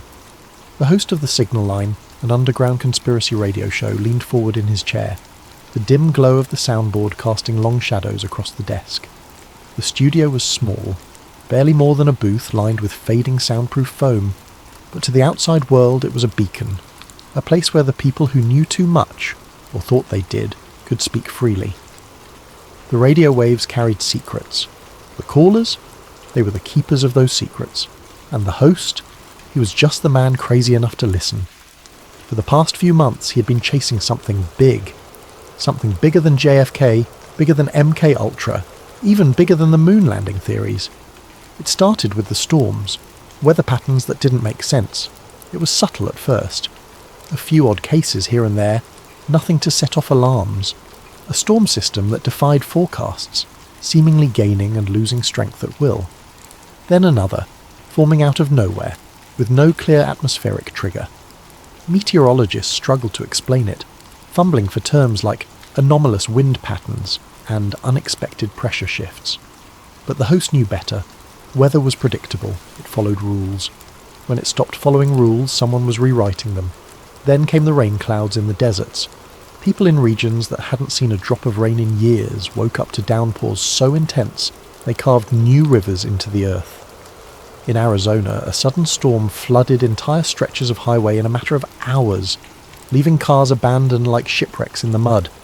In the Middle East, an area known for its bone-dry, relentless heat, was suddenly battered by a torrential storm that appeared from nothing. It wasn't just rain, it was an event, a massive, unnatural cloud formation that blotted out the sun within minutes. Satellite imagery from the day before showed clear skies, no storm cells forming, no moisture build-up. Then, within the span of 2 hours, a fully formed thunderstorm erupted. The rainfall was too heavy, the winds too powerful, like a switch had been flipped. And then there was the lightning. Something was different about it. The storms carried unusual electrical charges, more violent than any natural pattern. The bolts were striking too frequently, too precisely, as if they weren't just the result of chance, but something controlled. Pilots reported seeing strange flashes in clear skies long before the first raindrop hit. Some swore their navigation instruments had glitched out entirely when flying near these storm systems, compasses spinning wildly, GPS signals vanishing for minutes at a time. Then, just as suddenly as it came, the storm would vanish. It wasn't normal. A hurricane in the Gulf of Mexico was supposed to hit the coast, following every prediction and simulation model. It was moving steadily in the direction that physics dictated, and then it turned. Not a gentle curve, not a natural shift in pressure, a 90-degree turn. Every meteorologist scrambled for an explanation, but the numbers didn't add up. Something external had moved it. People dismissed it as a freak event. But it wasn't just once. It happened again. Another hurricane, another unnatural turn, this time pulling it away from land at the last second, as if something had grabbed it and redirected it. And then there were the droughts. Areas that should have been seeing rainfall suddenly dried up. Farmers found their crops dying overnight, the soil cracking as if it hadn't been watered in months. The worst part, the regions most affected were the ones closest to known government testing zones. There were hints in declassified reports, mentions of experiments that dated back decades. Weather control had been a theory since at least the 1950s, cloud seeding, atmospheric interference. But this was different. This wasn't a rain experiment. This was control. A town in the Midwest experienced weeks of record-breaking heat, blazing temperatures that scorched crops, dried up rivers, and forced people indoors. It made no sense. Every pattern pointed toward normal seasonal weather. And then, without warning, it snowed. A full blizzard in the middle of a drought. Weather systems didn't work like that. People in the town reported a strange humming in the air before the cold front arrived. Some said the clouds looked artificial, their movement too calculated, too perfect. Some claimed they had seen flashes of blue light in the sky before the temperature dropped. No one had an answer. The news barely covered it. But the pattern was there, repeating itself in different places, different forms. Rain where there should be drought. Drought where there should be rain. Sudden shifts that meteorologists couldn't explain. There was something unnatural at work. It wasn't just happening randomly. The storms weren't just appearing. They were being placed. And the more the host dug, the clearer it became. Someone, somewhere, was controlling the weather. Then came the research. The name Wilhelm Reich kept appearing in documents, in whispers, in old declassified reports with more blacked out lines than actual words. Pages upon pages of information, reduced to a handful of legible sentences, buried under layers of censorship. Reich, a scientist, an inventor, a man who had supposedly discovered something beyond science, beyond weather, beyond anything the government wanted the public to understand. Orgone energy, a force, an unseen power that Reich believed existed all around us, something he claimed modern science had overlooked or deliberately ignored. He was convinced that this energy influenced life itself, dictated the state of the atmosphere, played a direct role in the formation and movement of storms. And then there was his cloudbuster, an eerie, metallic device with tubes pointing skyward, designed to pull and manipulate this energy, to disrupt clouds, create storms, break droughts. Witnesses swore they saw him do it, point the cloudbuster at the sky and watch as the clouds above began to shift unnaturally, dispersing or forming as if responding to an unseen hand. There were photographs, grainy old images of the machine in action, Reich standing beside it, cables snaking across the ground, metal pipes angling toward the heavens. It wasn't just theory, he was changing the weather, and just like that, he was silenced. His work was destroyed, his research confiscated, everything he had built, everything he had studied for decades, gone in a single government raid. The lab was dismantled, the experiments erased, the records locked away in classified vaults where they would never see the light of day again. And Reich himself, locked away. The charges were vague, violations of FDA regulations, accusations that his research was fraudulent, that he was misleading the public. But anyone who had followed his work knew better. They weren't shutting him down because he was a fraud. They were shutting him down because he was right, because he had built something that worked. And that was the problem. He died in prison under mysterious circumstances, a man erased from history, his discoveries buried along with him. But the host couldn't shake one thought. What if his work didn't disappear? What if someone else picked it up? That's what he was determined to find out. He had spent weeks piecing together scattered reports, digging through old newspaper clippings, scanning archived interviews with former scientists who had known Reich. Most of them had died decades ago, but a few had vanished under strange circumstances. One, in particular, stood out. A meteorologist from the 1970s who had worked on classified weather research. He had given a single interview before he disappeared, telling reporters that the government knows more about storms than they let on, that not all weather is natural, that some storms are made. The next day, he was gone. The host had been stuck there, chasing threads, trying to connect something that felt just out of reach. And then, one night, the answer came to him. A phone call. Most of his callers were the usual types, lonely voices in the dark, sharing fragmented theories, half-truths, echoes of things they thought they understood. Some were cranks, others true believers. But this time, something felt different. The static of the radio feed crackled ominously. Then, a voice, not just any voice, deep, mechanical. Something off about it, like it wasn't coming from a normal phone line, like it was passing through layers of distortion as if it was being filtered, modified before reaching him. "You're looking in the wrong place." The host's fingers froze over his notepad. His heart skipped a beat.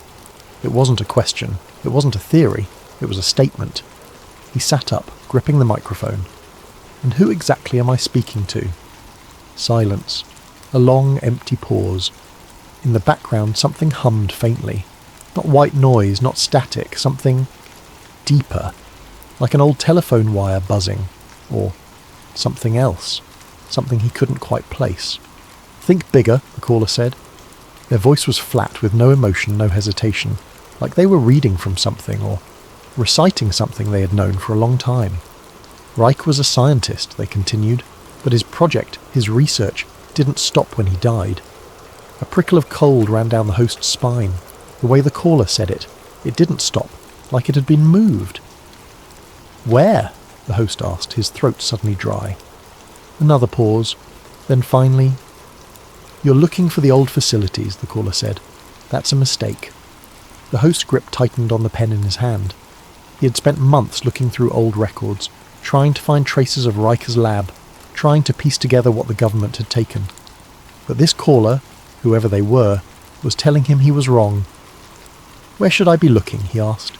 Silence again. For a second he thought they were gone. Then, "West." A single word spoken with absolute certainty. The host's pulse jumped. "High altitudes," the caller continued, "and government clearance zones. Think about it.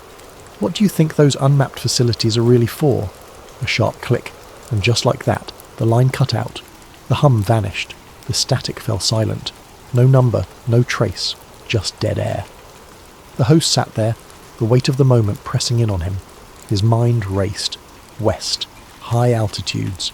Government clearance zones. He reached for his maps, his notes, his records. It had never occurred to him before. He had been looking for old, abandoned labs, trying to dig into the past. But what if the work never stopped? What if someone had continued it? Not in the ruins of Reich's lab, not in forgotten storage rooms filled with dust-covered files, but somewhere active, somewhere classified, somewhere that had no record of existing. His fingers hovered over the keyboard. A thought hit him. The weather anomalies, the storms, the strange energy spikes before unnatural lightning. Every incident he had investigated, every unexplained weather event, they all traced back to the same areas. Military zones, government research facilities, high-altitude locations. It wasn't Reich's work that had disappeared. It had been absorbed, repurposed, weaponized. His breath caught in his throat. He had been looking in the wrong place all along. The host barely slept that night. His mind was racing, thoughts overlapping in a blur of research, fear and determination. He sat hunched over his desk, surrounded by maps, declassified reports, satellite images, the glow of his screen casting flickering shadows against the wall. His fingers hovered over the keyboard, rapidly pulling up records, documents, anything that could confirm what he already suspected. Hours passed. He barely noticed. The air in his small studio felt heavy, as if the walls were pressing in on him. The world outside was quiet. Too quiet. He traced storm patterns, mapped unusual shifts in pressure, cross-referenced military movements and funding allocations that shouldn't have existed. That's when he found it. A remote facility in the Rocky Mountains, buried so deep in restricted airspace that even satellites had limited imaging of it. No records of ownership. No public knowledge of its existence. The surrounding area was marked as Federal Research Site, but no official name, no listed purpose. But then he saw the towers. Massive cylindrical structures, cold and metallic, eerily resembling the sketches of Wilhelm Reich's Cloudbuster, only amplified to an unimaginable scale. His breath hitched. It wasn't a theory anymore. Someone was controlling the weather, and he had to see it for himself. The roads leading into the mountains were desolate. As he drove, the air felt wrong, like the atmosphere itself was charged with something unseen. The trees stood eerily still. No wind, no movement, only an unnatural, suffocating silence. Then the storm began. It didn't roll in gradually like most storms did. It was instant. The sky darkened unnaturally fast, clouds boiling above him, the first raindrops striking his windshield like bullets. The deeper into the mountains he drove, the worse it became, as if something, or someone, was trying to push him away.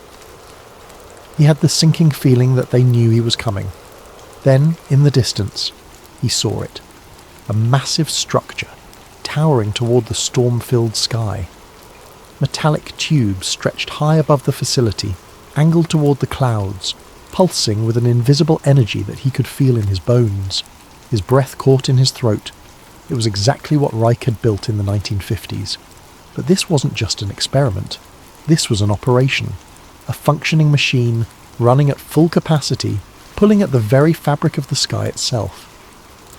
The storm above him churned violently, but as he squinted he noticed something unnatural. The wind wasn't random, it was controlled. The rain didn't fall erratically, it moved in perfect synchronization with the facility below it. They weren't predicting the weather, they were making it. He grabbed his camera, snapping photos. His hands were shaking, but he pressed record, zooming in on the facility, on the towers, on the way the clouds above seemed to respond to something unseen. Then, movement. A black SUV, its headlights cutting through the storm, tearing up the dirt road toward him. They had seen him. His heart pounded. He barely had time to react before his instincts kicked in. Run. He turned, stumbling over loose gravel, rushing back to his car. The wind howled around him, pushing against him, making every step feel like wading through water. The engine roared to life. Tires skidded as he sped down the mountain, rain hammering against the windshield. Headlights grew closer in his rearview mirror. He took sharp turns at reckless speeds, his mind racing just as fast. They knew he had seen too much. By the time he reached his studio, his hands were still shaking. His face was pale, his clothes soaked through. He slammed the door shut behind him, locking it. He had it. The photos, the videos, proof, and tomorrow night he would show the world. The studio felt colder than usual. He sat in his chair, fingers hovering over the keyboard. The images of the facility flashed across his screen, the machines at work shifting the weather above them, the pulsing energy coursing through the metallic tubes. This was it. He hit the broadcast button. "Tonight, I have something that will change everything," he said. His voice was steady, but his hands trembled. The footage was queued up. He took a deep breath, and then the power cut out. The entire studio went black. The hum of the equipment stopped instantly. The signal went dead. For a moment there was nothing but silence. Then, footsteps, heavy boots on concrete. His pulse spiked. In the darkness, he reached for his phone. His fingers fumbled, shaking as he tried to dial. Before he could hit the call button, the door burst open. A blinding flashlight beam cut through the blackness, illuminating the studio in harsh white light. Silhouettes filled the doorway. Government officials, their faces unreadable, emotionless, mere shadows against the brightness. The last thing he saw was the flicker of red and blue lights through the window before they grabbed him. A sharp pain shot through his skull as his body was forced forward, hands wrenched behind his back. Darkness.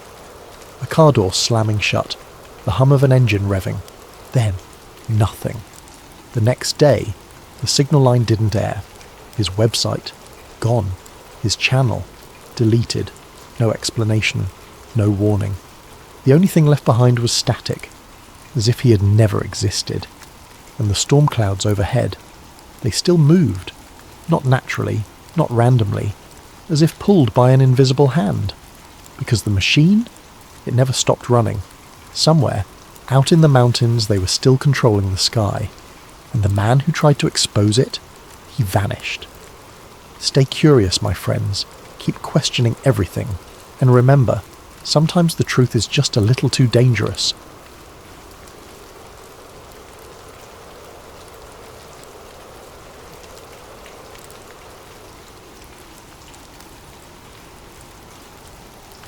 Welcome to Sleep Theories, the channel where we dive into the mysterious, the unexplainable, and the stories that make us question the world around us, all in a calm, soothing way to help you drift off to sleep.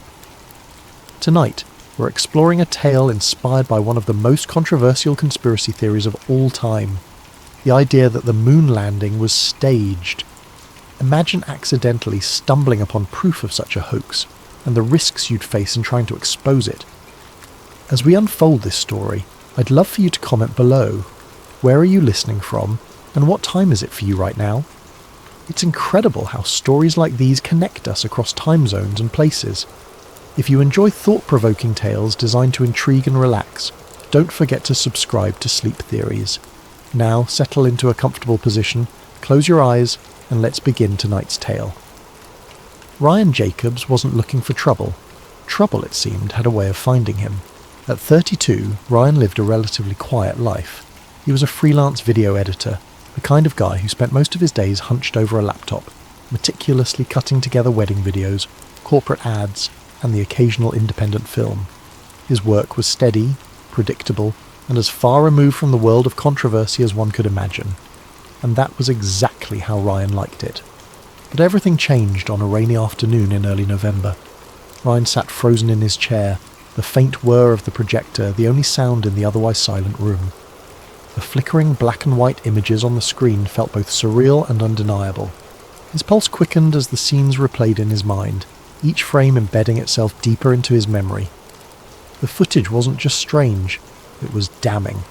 The camera lingered on the astronauts for longer than it should have, capturing moments that felt oddly unguarded. One of them adjusted his helmet, not with the slow, deliberate movements one might expect in a low-gravity environment, but casually, as though he were preparing for a costume party rather than stepping onto an alien world. Another tapped his foot impatiently as a crew member hurried over to adjust the angle of a prop rock. Ryan's gaze darted to the edges of the screen, where cables and sandbags were just barely visible, betraying the illusion. Then there were the voices. They drifted through the crackling audio, clear but dispassionate, issuing commands like a director orchestrating a scene. Hold the flag higher. It's got to look heroic. Cut the glare on the visor. We need the reflection clearer. Ryan's chest tightened as he heard a voice say, almost jokingly, "Don't forget to kick up the dust. This isn't supposed to look like Earth." Each instruction chipped away at his sense of reality, the layers of disbelief peeling back to reveal something darker. He found himself staring at the details in the background, the crisscrossing beams of the soundstage's metal scaffolding, the faint glimmer of an exit sign reflected in the glossy surface of a prop panel. A crew member, oblivious to the camera, walked through the set holding a clipboard, his shadow long and distorted under the bright studio lights. When the shot cut to a wide angle of the entire set, Ryan instinctively leaned forward.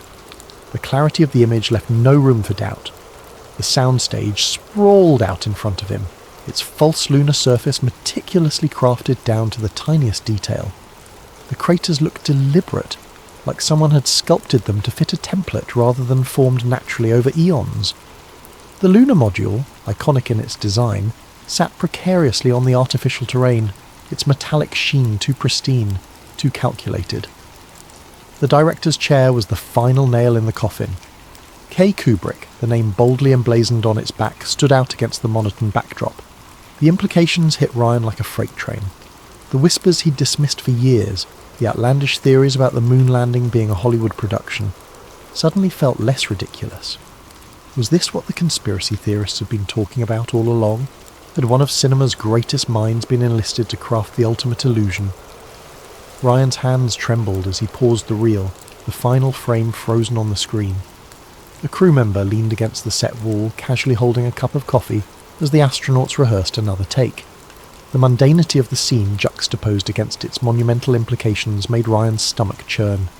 If this footage was real, if this was truly what it appeared to be, then one of humanity's greatest achievements was nothing more than an elaborate deception.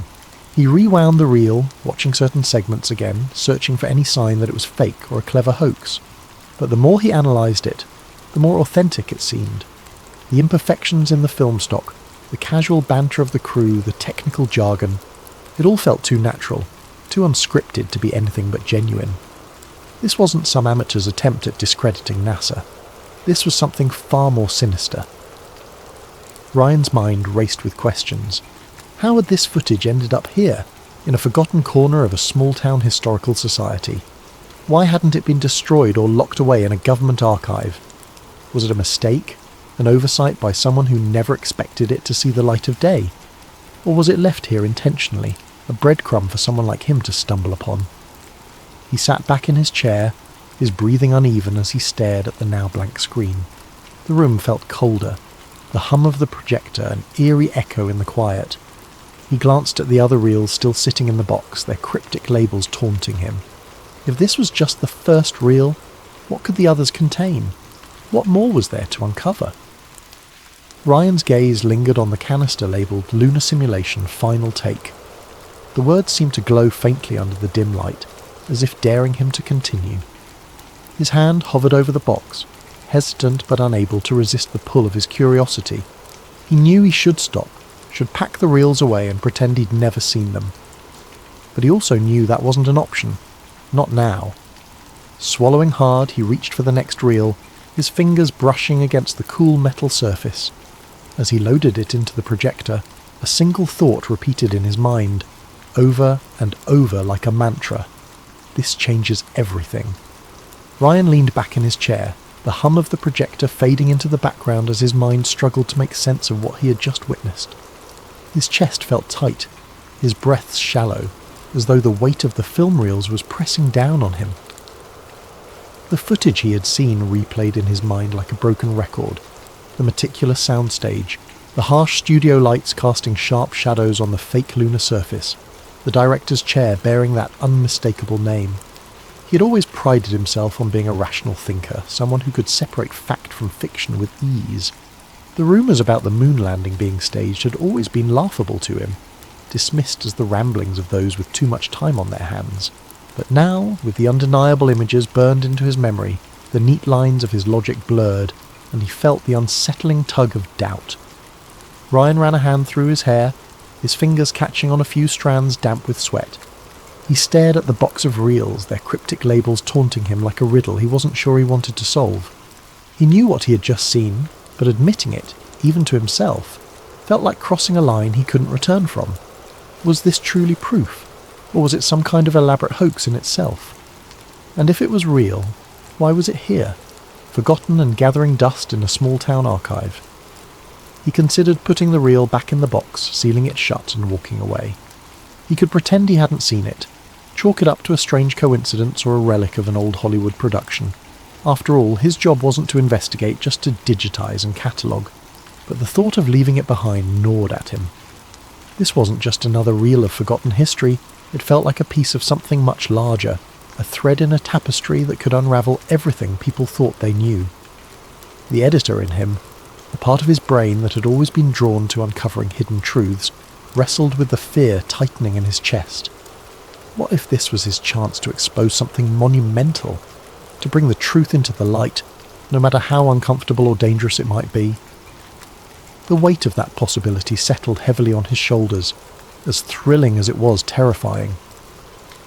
Ryan leaned forward, his elbows resting on the edge of the desk as he buried his face in his hands. His mind raced through the implications. If this footage was real, it wasn't just a revelation. It was a bombshell. It meant that one of humanity's most celebrated achievements was built on a lie, a carefully constructed illusion designed to deceive the world.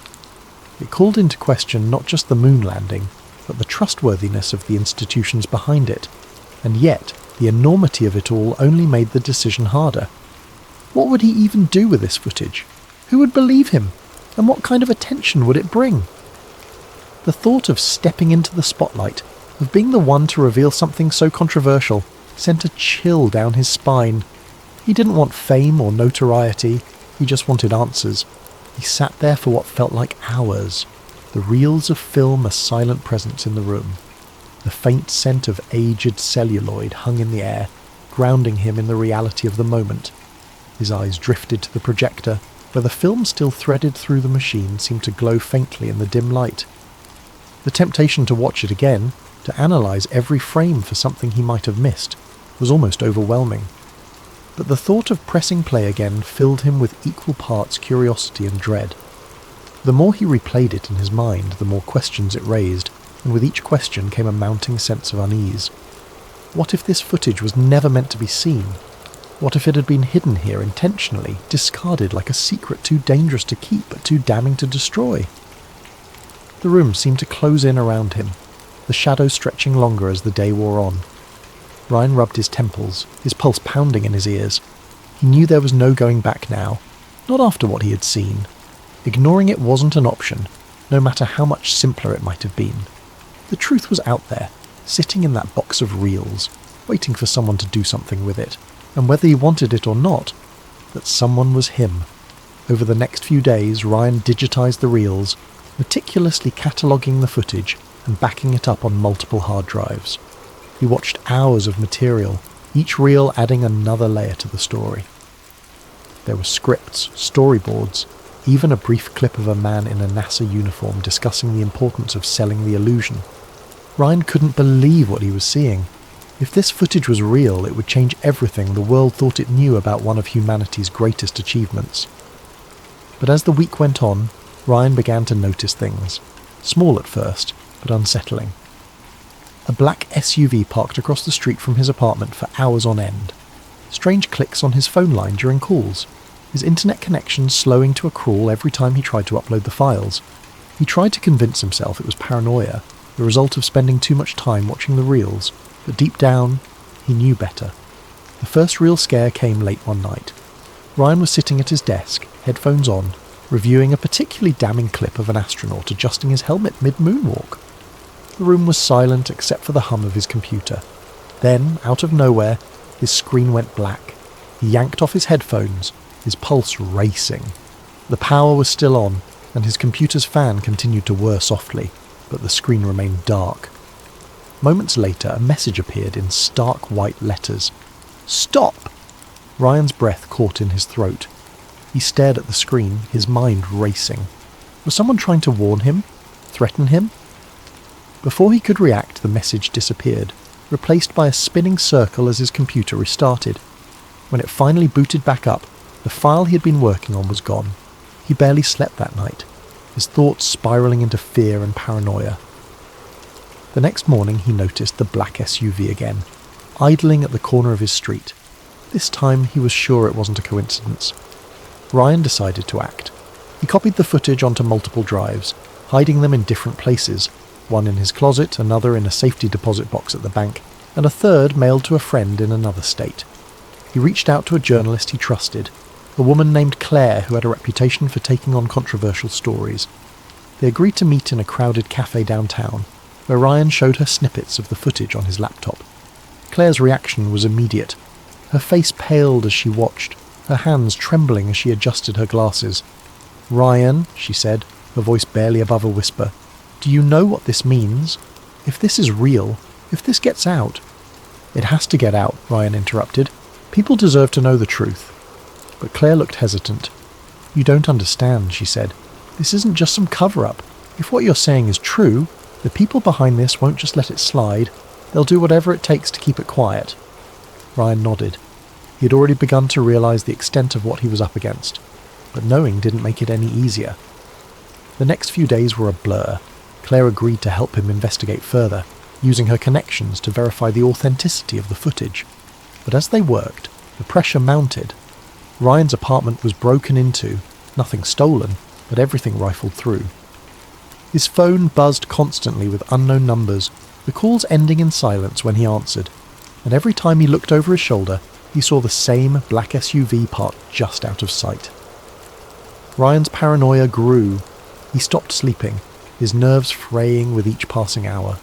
He couldn't shake the feeling that someone was watching him, waiting for him to slip up. Even Claire began to worry, urging him to lay low while she handled the story. Then, one night, Ryan's worst fear came true. He was driving home from Claire's office when he noticed headlights behind him, too close and too persistent to be another commuter. He turned onto a side street, then another, his heart racing as the car followed him. Panic set in, his hands gripping the wheel so tightly his knuckles turned white. He didn't go home that night. Instead, he checked into a cheap motel on the outskirts of town, paying in cash and parking his car out of sight. He spent the night staring at the door, half expecting it to burst open at any moment. The hard drive with the original footage was in his bag, his last line of defence against the shadows closing in around him. By morning, Ryan knew he couldn't keep running forever. He contacted Claire, arranging to meet her at a secure location to hand over the footage. But when he arrived, she wasn't there. Instead, he found a note taped to the inside of the cafe door. "Trust no one. They're watching me too." Ryan's stomach dropped. He knew he was out of options. Alone and terrified, he boarded a bus to a city halfway across the country, the hard drive hidden in a pocket sewn into his jacket. He didn't know where he was going or how he'd expose the truth, but one thing was certain. The secret he carried was too important to bury. Thank you for joining us on Sleep Theories. As you drift off tonight, let this story remind you of the fine line between truth and deception, and the courage it takes to uncover what lies beneath. Sleep well, and sweet dreams.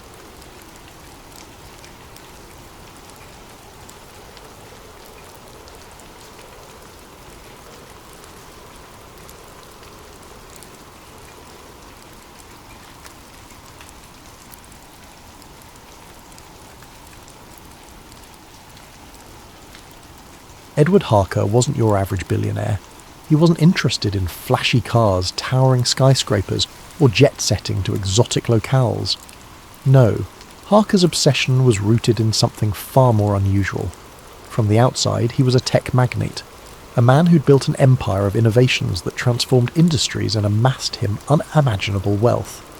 But behind closed doors, he harboured a secret fascination, an unshakable belief that the Earth was flat. This wasn't just a passing curiosity or the idle musings of a man with too much time on his hands. For Harker, it was a conviction that had taken root in the deepest recesses of his mind, growing steadily over the years. It had started innocently enough, with late-night internet searches and debates in obscure online forums. But what began as a hobby had spiralled into a full-fledged obsession that consumed him. He wasn't just interested in proving the theory. He was determined to unravel the greatest deception he believed humanity had ever faced. Harker's sprawling estate in the countryside became his sanctuary for this quest. Behind the gates, nestled among manicured gardens and futuristic laboratories, he built a personal library dedicated to the subject. Shelves groaned under the weight of ancient atlases, declassified government documents, and obscure scientific treatises. Maps from centuries past covered his walls, their faded lines and inscriptions serving as a testament to the worldviews of a forgotten era, an era he believed held more truth than the polished narratives of modern times.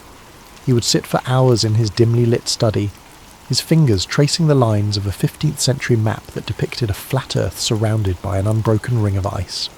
The details were striking. Depictions of mythical sea creatures in uncharted waters, warnings etched in Latin along the edges, and symbols that seemed to whisper secrets he was desperate to understand. These maps, he believed, held clues that had been ignored or dismissed for centuries. To him, they weren't just artifacts, they were evidence. As his obsession deepened, Harker began to notice patterns where others saw none. Satellite imagery, he claimed, bore signs of tampering.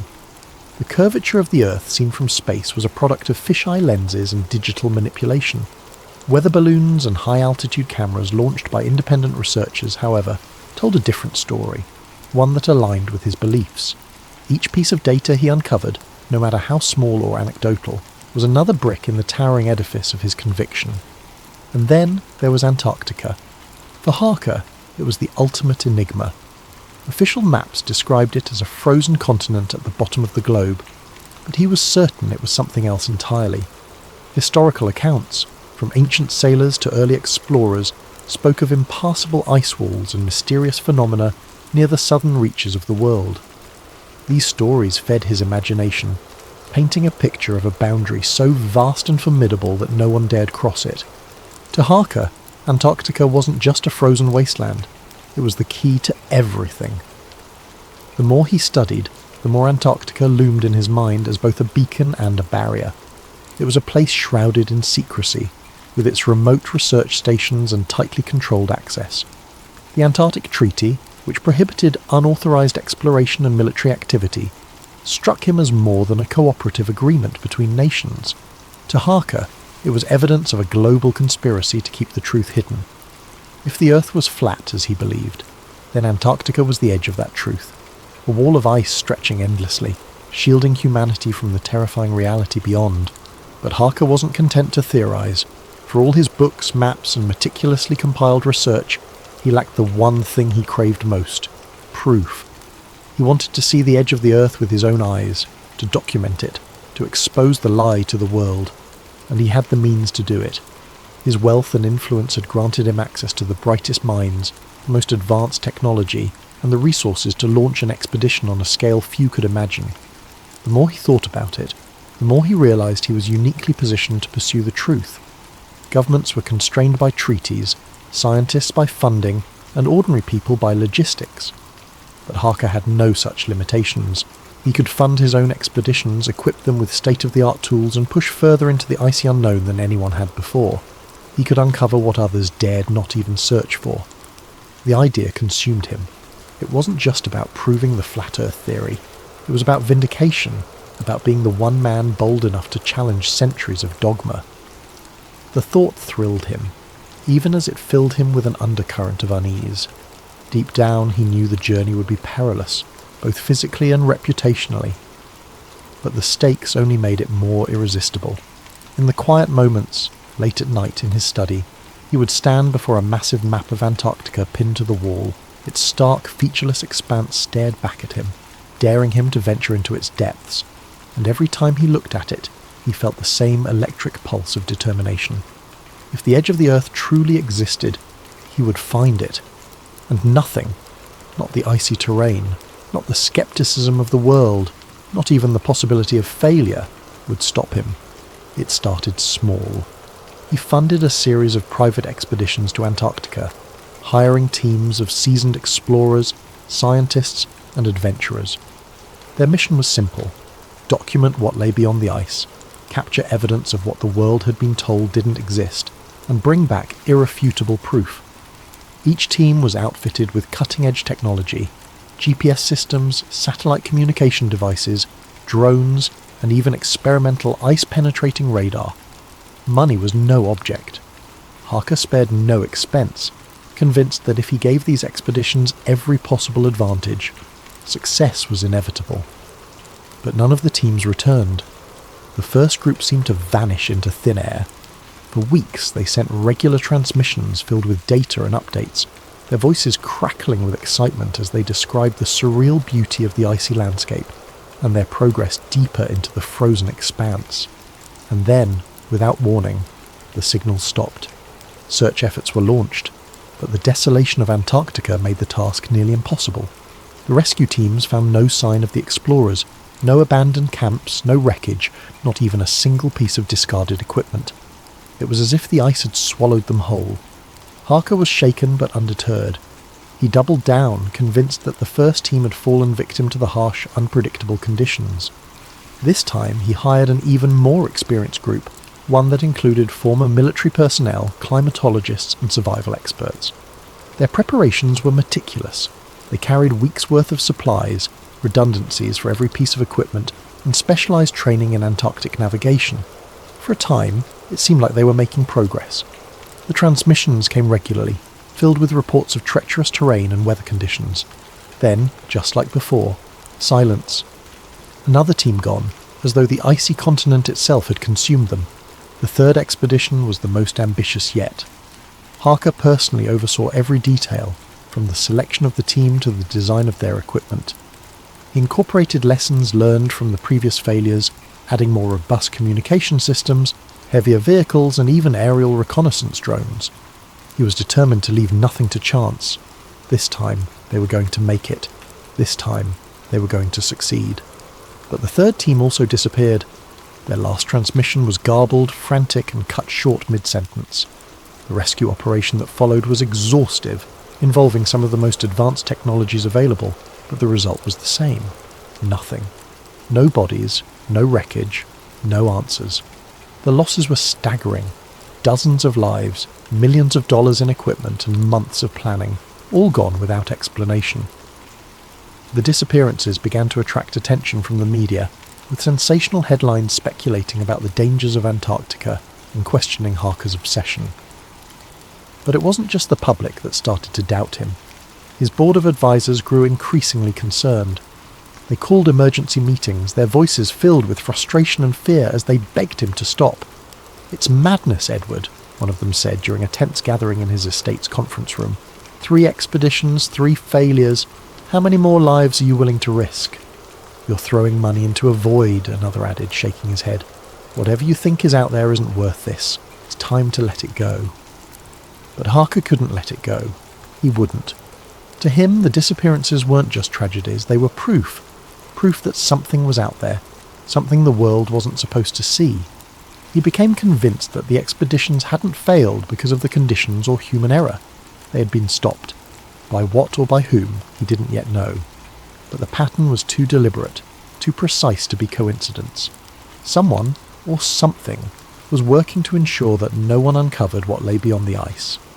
The arguments with his advisors grew heated, their voices echoing in the cavernous meeting room. They pleaded with him to see reason, to consider the mounting losses and the toll his obsession was taking. But Harker had long since crossed the line from determination to fixation. The evidence was all around him, he argued, the disappearances, the sudden silences, the complete lack of wreckage. "You don't understand," he told them, his voice steely. "This isn't failure, it's interference, and it's all the more reason to press on." His advisors exchanged uneasy glances. They had seen Harker driven before. His ambition was what had built his empire, but this was different. This was a man consumed by something he couldn't let go, no matter the cost. They warned him, some even threatening to resign if he continued. But Harker's resolve was unshaken. He was too close, too certain that the answers he sought were within reach. And so he made a decision that shocked even those who knew him best. If no one else could succeed, then he would lead the next expedition himself. "I'm going," he announced one evening, his voice calm but resolute. "If I want answers, I need to find them myself." The preparations for Harker's journey were exhaustive. He assembled a team of the best and brightest: glaciologists, cartographers, survival experts, and a handful of trusted security personnel. They were given the finest equipment money could buy: custom-built snow vehicles, high-tech communication gear, and enough provisions to last months. Harker spared no expense, determined that this expedition would succeed where the others had failed. Their departure was shrouded in secrecy, a cloak of anonymity drawn tightly around every detail of the mission. No announcements were made, no social media posts leaked. The group boarded a private jet in the dead of night, their destination listed as a vague research operation. Even the crew piloting the aircraft had been sworn to silence, signing ironclad non-disclosure agreements. Harker had made it clear to everyone involved: if word of their mission got out, they would likely never make it past the runway. The team's journey began at a remote and rarely used base on the edge of Antarctica, far from the bustling hubs of international research stations. The facility was little more than a cluster of prefabricated buildings and a small airstrip, barely visible against the backdrop of endless white. It had been chosen for its isolation, ensuring that no curious eyes would be watching. Supplies were unloaded quickly, their crates marked only with cryptic codes to obscure their true contents. Harker moved among the team, his presence both inspiring and intimidating, a mix of quiet determination and restless energy. He didn't trust anyone outside their circle, not the media, not the international coalitions that regulated Antarctic expeditions, not even the scientists who claimed to champion transparency and discovery. To Harker, they were all potential agents of the conspiracy, complicit in maintaining the illusion of a spherical Earth. His paranoia, once a quiet undercurrent, had become an undeniable force driving every aspect of the operation. The team's morale was an uneasy blend of excitement and trepidation. Many of them were drawn to the mission for reasons beyond Harker's flat Earth obsession. Some were seasoned adventurers, enticed by the prospect of exploring one of the last uncharted frontiers. Others were scientists, curious about the mysteries Antarctica held, even if they didn't buy into Harker's theories. And then there were those who simply couldn't resist the lure of being part of something monumental. Whether it was groundbreaking or unthinkable, they didn't care. They were here for the thrill, the chance to make history. The journey across the ice was punishing from the outset. Their convoy consisted of specialised vehicles designed to withstand the extreme cold, their treads crunching over the frozen terrain. Temperatures plunged to levels most of the team had never experienced, the bitter cold seeping into every crack and crevice of their gear.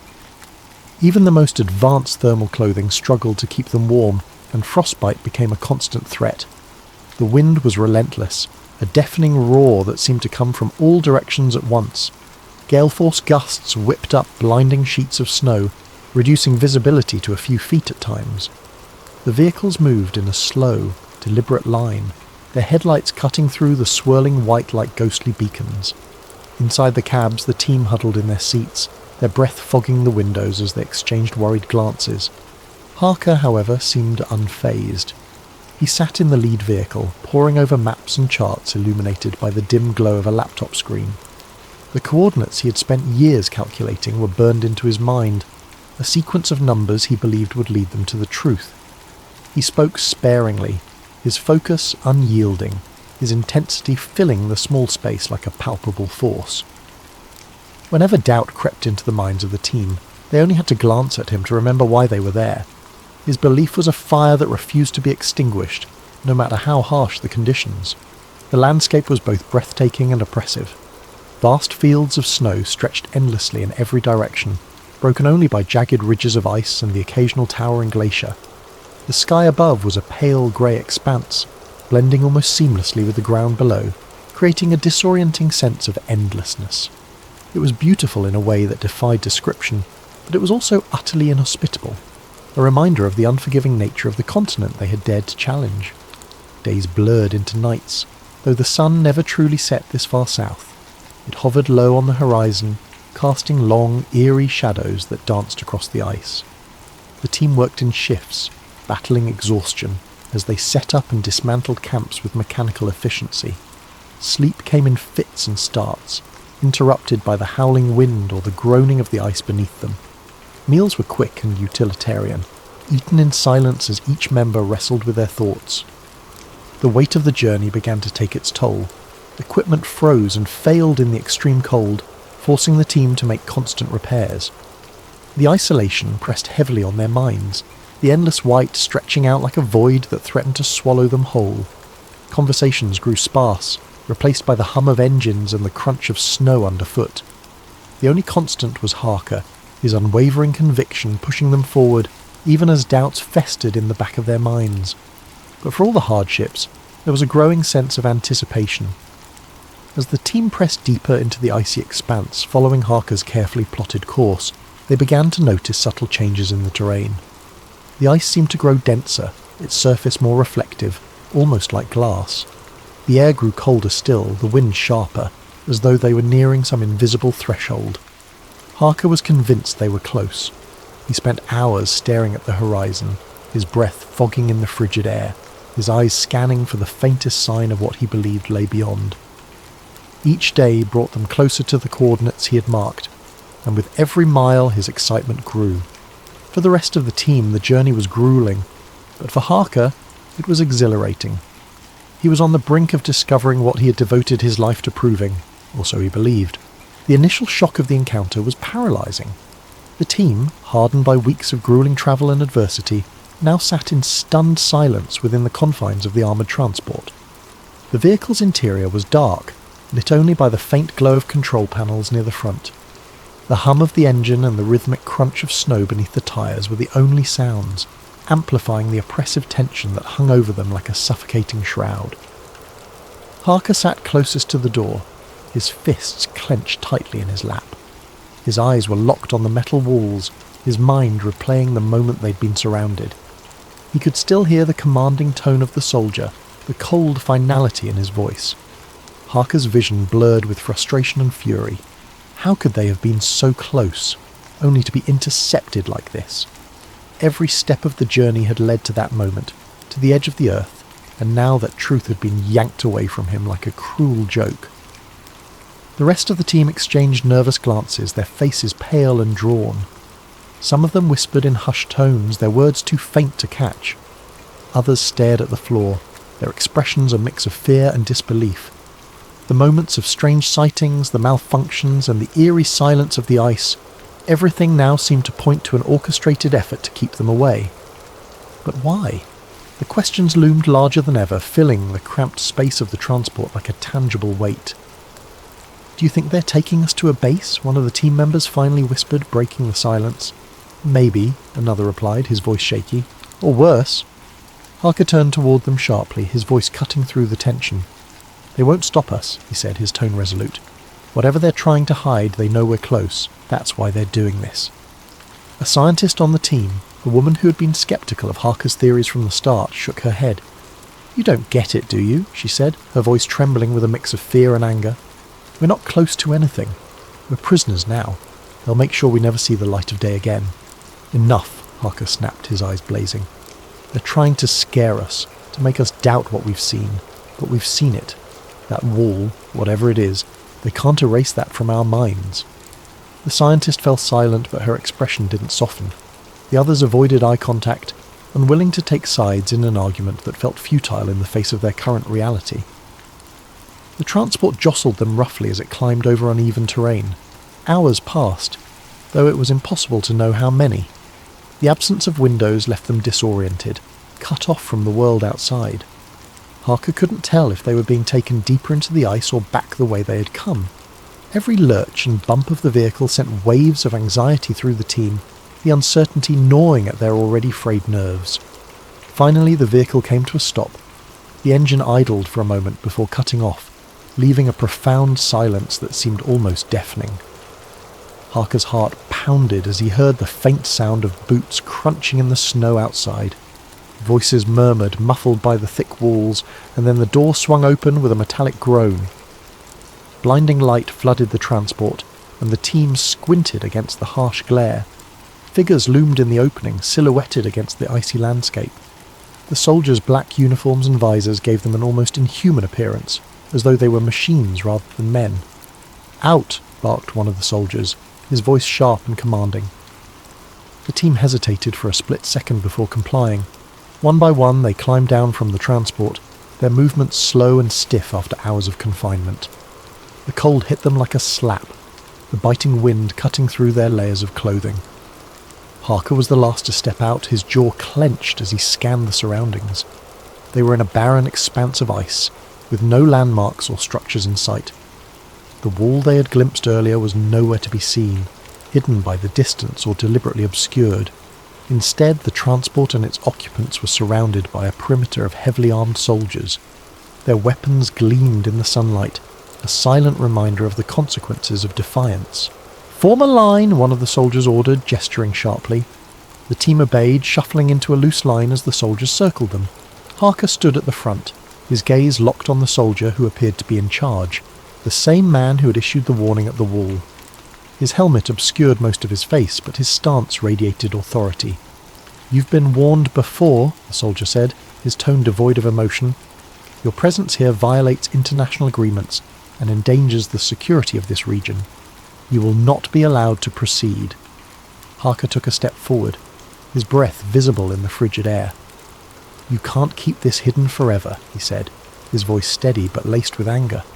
"The world deserves to know what's out here. People deserve to know the truth." The soldier didn't flinch. "The truth," he said, almost mocking, "is not yours to decide. You've overstepped, Mr. Harker, and now you'll face the consequences." With a sharp motion, he signalled to his men. The soldiers stepped forward, their movements precise and synchronized. The team was quickly separated and restrained, their protests falling on deaf ears. Harker struggled against the firm grip of the soldiers holding him, but it was futile. He could feel the cold metal of handcuffs bite into his wrists, a stark contrast to the fiery determination still burning in his chest. As the soldiers led them away, Harker glanced over his shoulder, hoping for one last glimpse of the wall. But all he saw was the endless white expanse, as empty and silent as the secrets it concealed. The answers he had sought were tantalizingly close, yet they remained just out of reach, buried beneath layers of ice and deception. The group was herded into another transport, their fate unknown.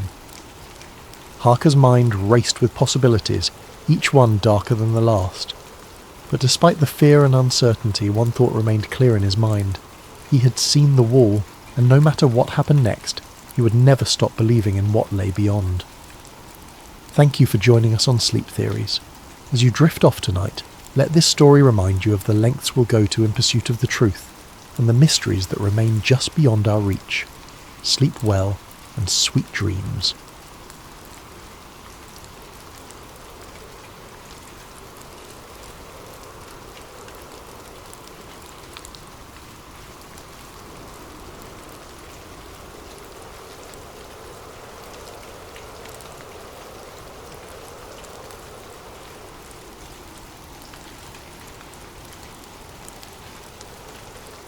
Jason Hart never imagined his government job would lead him to fear for his life.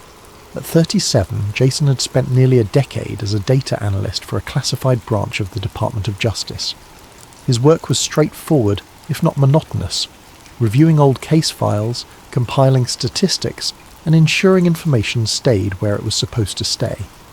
Jason liked the stability, the quiet routine of his life. He wasn't the type to question authority or chase after hidden truths.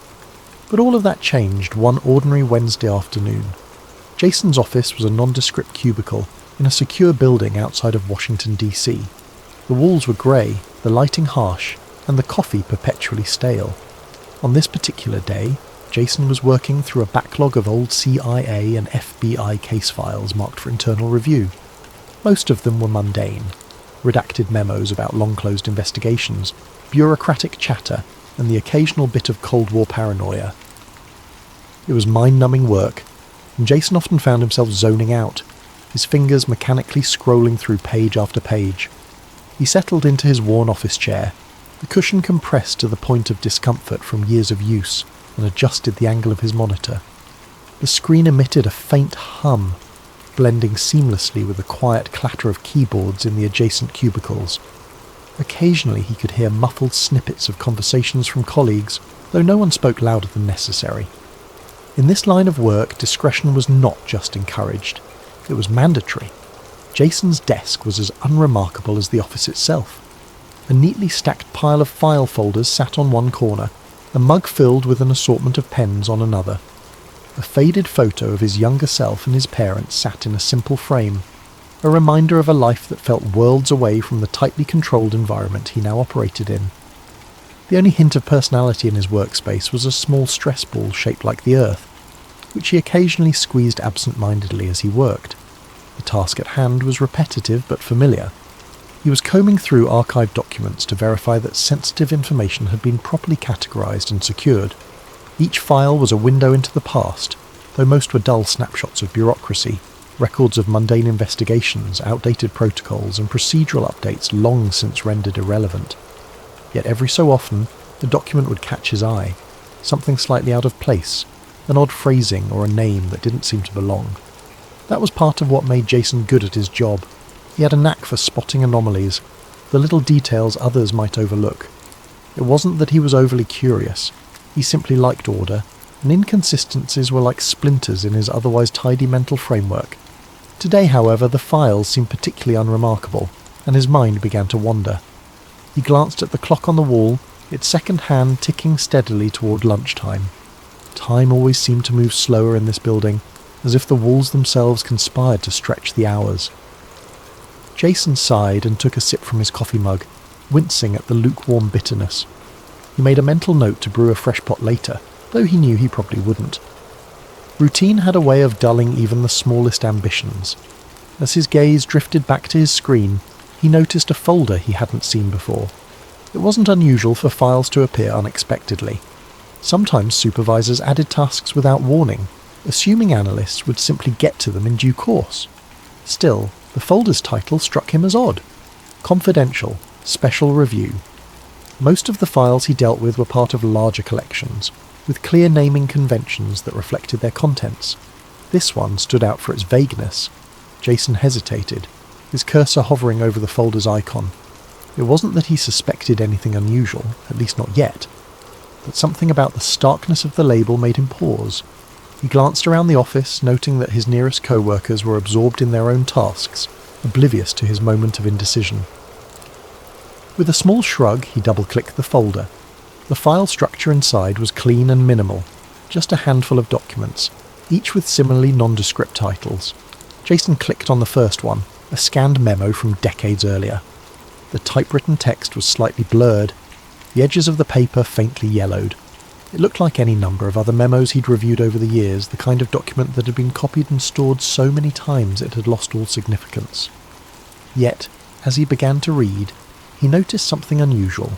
The memo referenced a high-priority operation involving multiple agencies, but it lacked the usual bureaucratic jargon. The language was blunt, almost conversational, which was rare in official communications. Jason leaned closer to the screen, his brow furrowing as he scanned the rest of the document. It was vague, but there were mentions of directives from the highest level, and sensitive outcomes requiring absolute discretion. Jason's instincts kicked in, a flicker of unease sparking in the back of his mind. He couldn't quite put his finger on it, but something about the tone felt wrong. He reached for his stress ball, squeezing it absent-mindedly as he reread the memo. A nagging thought formed in his mind. Maybe this was more than just an old, unimportant file. He moved on to the next document, his curiosity now fully engaged. As the page loaded, Jason adjusted his glasses and prepared for another round of bureaucratic monotony. But the more he read, the more a strange sensation began to creep over him, a sense that he was venturing into territory he wasn't meant to see. But one file caught his attention. The folder was marked Top Secret, Operation Patriot. The name meant nothing to him, but the subheading grabbed his curiosity. Dallas Contingency Planning, November 1963. Jason felt a chill creep up his spine as he opened the file. He'd always been fascinated by the JFK assassination, though he'd never believed the wilder conspiracy theories. But this file, buried deep in the system, seemed to suggest there was more to the story. The first few pages were innocuous. Logistics, travel plans, and memos about security protocols. But as he scrolled further, the tone shifted. Jason's eyes widened as he read a memo from a high-ranking official detailing the need for absolute control over the narrative in the event of a Dallas incident. The document referenced individuals with code names and included phrases like plausible deniability and coordinated disinformation efforts. Jason leaned closer to his screen, his heart pounding. The language was vague enough to avoid outright accusations, but the implications were clear. This wasn't about protecting the president. It was about preparing for the fallout from his death. He hesitated for a moment, his fingers hovering over the keyboard. He knew he shouldn't dig any deeper. His clearance allowed him access to these files, but reading them and understanding them was another matter entirely. But his curiosity burned too brightly to ignore. He opened the next document. This one was worse. It was a transcript of a conversation between two officials, one of whom was labelled Director. The dialogue was chilling in its frankness. Are the assets in place? Yes, Dallas is secured, the fall guy is ready. Good, this has to look clean. No loose ends.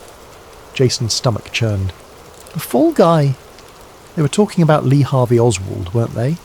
He read further, finding references to altered ballistics reports, instructions to remove inconvenient witnesses, and even plans to intimidate local law enforcement into silence. The more he read, the clearer it became. This wasn't speculation or theory. This was a roadmap for covering up a murder. Jason pushed his chair back, his heart racing. He glanced around the office, half expecting someone to appear and yank him away from his desk. But the room was quiet, the hum of computers and faint rustle of papers the only sounds. He took a deep breath, trying to steady himself. This couldn't be real, could it? It had to be some kind of elaborate prank or disinformation campaign. But the official seals, the timestamps, the signatures, they all looked legitimate. He knew he should stop, report the file and move on, but he couldn't. He opened another document, this one a photographic scan of a handwritten note. The handwriting was neat, the tone matter-of-fact. Ensure ZR-104 is neutralised before the press gets wind of his testimony. The autopsy report is to remain classified indefinitely. Jason froze. ZR-104. He'd heard whispers of that code name before in conspiracy circles.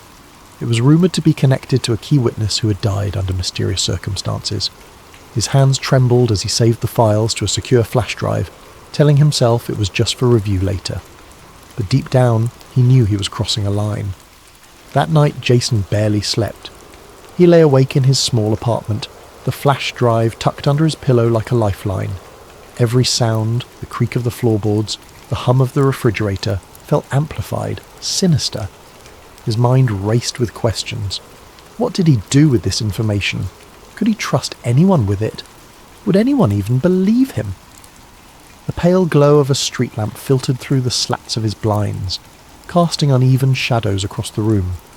Jason stared at the ceiling, his chest tight with unease.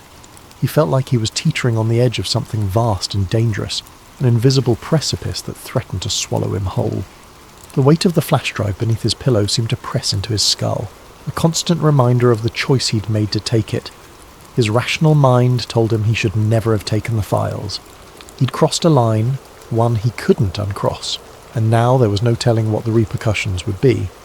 Yet despite the fear clawing at his insides, he couldn't shake the feeling that he'd done the right thing. The documents he'd seen were too significant, too damning, to be left buried in some forgotten digital archive. People deserved to know the truth, didn't they? But the truth came with risks. Jason knew enough about the system he worked within to understand how deeply it could bury things and people when necessary. He'd heard stories over the years, whispered rumours of individuals who'd asked too many questions or dug too deeply into classified matters. They were reassigned, silenced, or simply disappeared from the bureaucratic machine without a trace. Jason had always dismissed those stories as paranoia, but now they didn't seem so far-fetched. His pulse quickened as a thought occurred to him. What if someone already knew what he'd done? His heart pounded in his chest as he sat up, throwing the blanket off. He walked to the window, parting the blinds just enough to peer outside. The street below was quiet, the occasional car passing by on its way to nowhere important. But there! A black sedan parked across the street, its engine off, the silhouette of someone inside barely visible against the faint interior glow. Jason's stomach dropped. He told himself it could be anyone. A neighbour, a passerby taking a break. But his instincts screamed otherwise. He released the blinds and backed away from the window, his breathing shallow. The apartment, once a sanctuary, now felt like a trap, its walls too thin, its spaces too exposed. He returned to the bed, sitting on the edge with his head in his hands. He couldn't keep living like this, jumping at every shadow and second-guessing every sound. But what were his options? Turning the flash drive over to the authorities seemed impossible now. If the documents he'd seen implicated people at the highest levels of government, who could he even trust? And if he went public, he'd be painting a target on his back. The minutes stretched into hours, the glow of dawn beginning to seep through the blinds. Jason's body ached with exhaustion, but his mind refused to let him rest. Every creak of the building felt like footsteps, every faint sound like a whisper of danger. He clutched the flash drive tightly in his hand, its cool surface grounding him in the present. He didn't have answers yet, but one thing was clear. He couldn't stay here. Not like this. Not anymore. The next morning, his unease turned to dread. As he approached his office building, he noticed a black SUV parked near the entrance. It was unmarked, its windows tinted to an almost mirror-like sheen. Two men in suits stood nearby, their postures rigid and military, their eyes scanning the area like hawks. Jason hesitated mid-step, his pulse quickening in his chest. He told himself it had to be a coincidence. Maybe they were from another agency, handling unrelated business. But as he reached for his ID badge to swipe at the security gate, one of the men glanced sharply in his direction. It was fleeting, but deliberate enough to feel like a cold hand gripping the back of his neck. Inside, the atmosphere felt off. The usual buzz of activity and chatter was subdued, the office quieter than it should have been for a weekday morning. Colleagues who normally greeted him with a nod or a smile seemed distracted, their conversations hushed and guarded. Jason felt exposed, like an invisible spotlight was following his every move. He made his way to his desk, his movements stiff and robotic, his mind screaming at him to act normal. Then came the email. It popped up on his screen with a quiet ding. The sender was anonymous, and the subject line was blank. The message itself was chilling in its simplicity. We know everything. Jason's blood ran cold. His hand hovered over the mouse, unsure whether to delete the message or leave it untouched. His eyes darted to his bag, where the flash drive lay hidden beneath a folder of innocuous paperwork. How could anyone know? He'd been so careful. His heart thudded in his chest as paranoia took root. Were there cameras in his apartment he hadn't noticed? Had someone been watching him even before he realised he was being followed? His instincts kicked in. He grabbed his belongings, standing so quickly his chair nearly toppled over. With a deep breath he tried to compose himself, striding toward the exit as calmly as he could manage. Every step felt like it carried the weight of 1,000 eyes. The elevator ride down stretched into eternity. Each floor dinged, each pause seemed to hold the threat of a confrontation. Jason clenched his fists, willing his expression to remain neutral. When the doors finally opened to the ground floor, he stepped out and walked briskly toward the main entrance, his mind rehearsing plausible excuses in case someone stopped him. But no one did, until he stepped outside. The black SUV was still there, idling now, as though waiting for him. One of the men in suits, tall, broad-shouldered and wearing dark sunglasses, turned toward him. Their eyes locked for a fraction of a second, and Jason saw the man speak into a device clipped to his lapel. Jason didn't wait to find out what he was saying. He bolted. He darted down the sidewalk, weaving through the morning crowd with practiced agility. The sound of his heartbeat roared in his ears, drowning out the ambient noise of the city. He risked a glance over his shoulder and saw the two men following him. Not running, but walking quickly, their expressions calm and determined. They didn't need to rush. They were hunters. and Jason was the prey. Turning sharply into an alley, Jason tried to think. He needed a plan, a way to shake them off his trail. He reached for his phone, fumbling with the screen as he dialed the only person he thought might help, an old college friend, Mark, who had become an investigative journalist. The line rang once, twice, 3 times before going to voicemail. Jason cursed under his breath, leaving a hurried message. "Mark, it's Jason. I can't explain everything right now, but I have something big. Huge. I'm being followed. I need your help. Call me as soon as you get this." He hung up, his hands trembling. The sound of footsteps at the mouth of the alley jolted him into motion. Jason ran again, ducking through side streets and slipping into crowded areas whenever he could. The chase stretched into hours, the men in suits always seeming to appear just when he thought he'd lost them.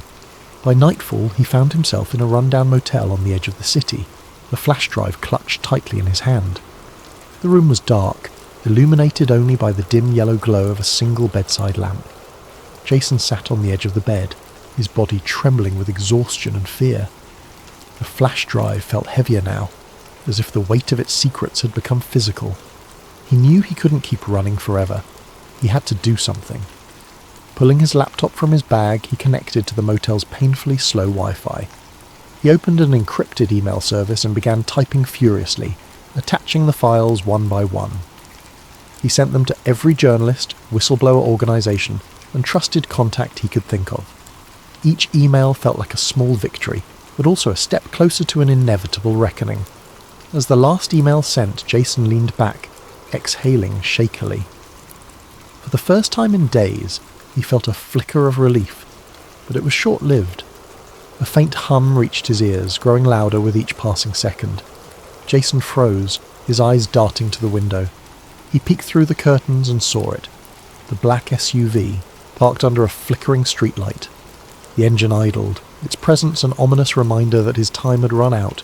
Jason's pulse quickened as he turned off his laptop, shoving it back into his bag along with the now empty flash drive. He couldn't stay here. He had to move. But as he grabbed his belongings and reached for the door, he heard footsteps approaching the room. They were slow, deliberate and unhurried, the sound of people who already knew they had won. Jason backed away from the door, his breath coming in shallow gasps. His eyes darted around the room, searching for an escape, but there was none. The faint knock on the door was almost polite, but it carried a weight that made Jason's knees weak. "Mr. Hart," a voice called from the other side. It was calm, even friendly, but Jason could hear the edge beneath it. "We just want to talk." Jason didn't answer. His mind raced, torn between surrendering and whatever slim chance he might have at escape. The knock came again, firmer this time. "Open the door, Mr. Hart. You've made things very complicated for yourself." Jason swallowed hard, his back pressed against the far wall of the room. He didn't move, didn't breathe. The silence stretched, the tension in the air thick enough to choke on. And then, with a crash, the door splintered open. The last thing Jason saw was the silhouette of a man stepping through the doorway, a glint of something metallic in his hand. And then, the world went dark. Thank you for joining us on Sleep Theories. As you drift off tonight, let Jason's story remind you that the pursuit of truth often comes at a price, and sometimes the greatest stories are hidden in the places we least expect. Sleep well and sweet dreams.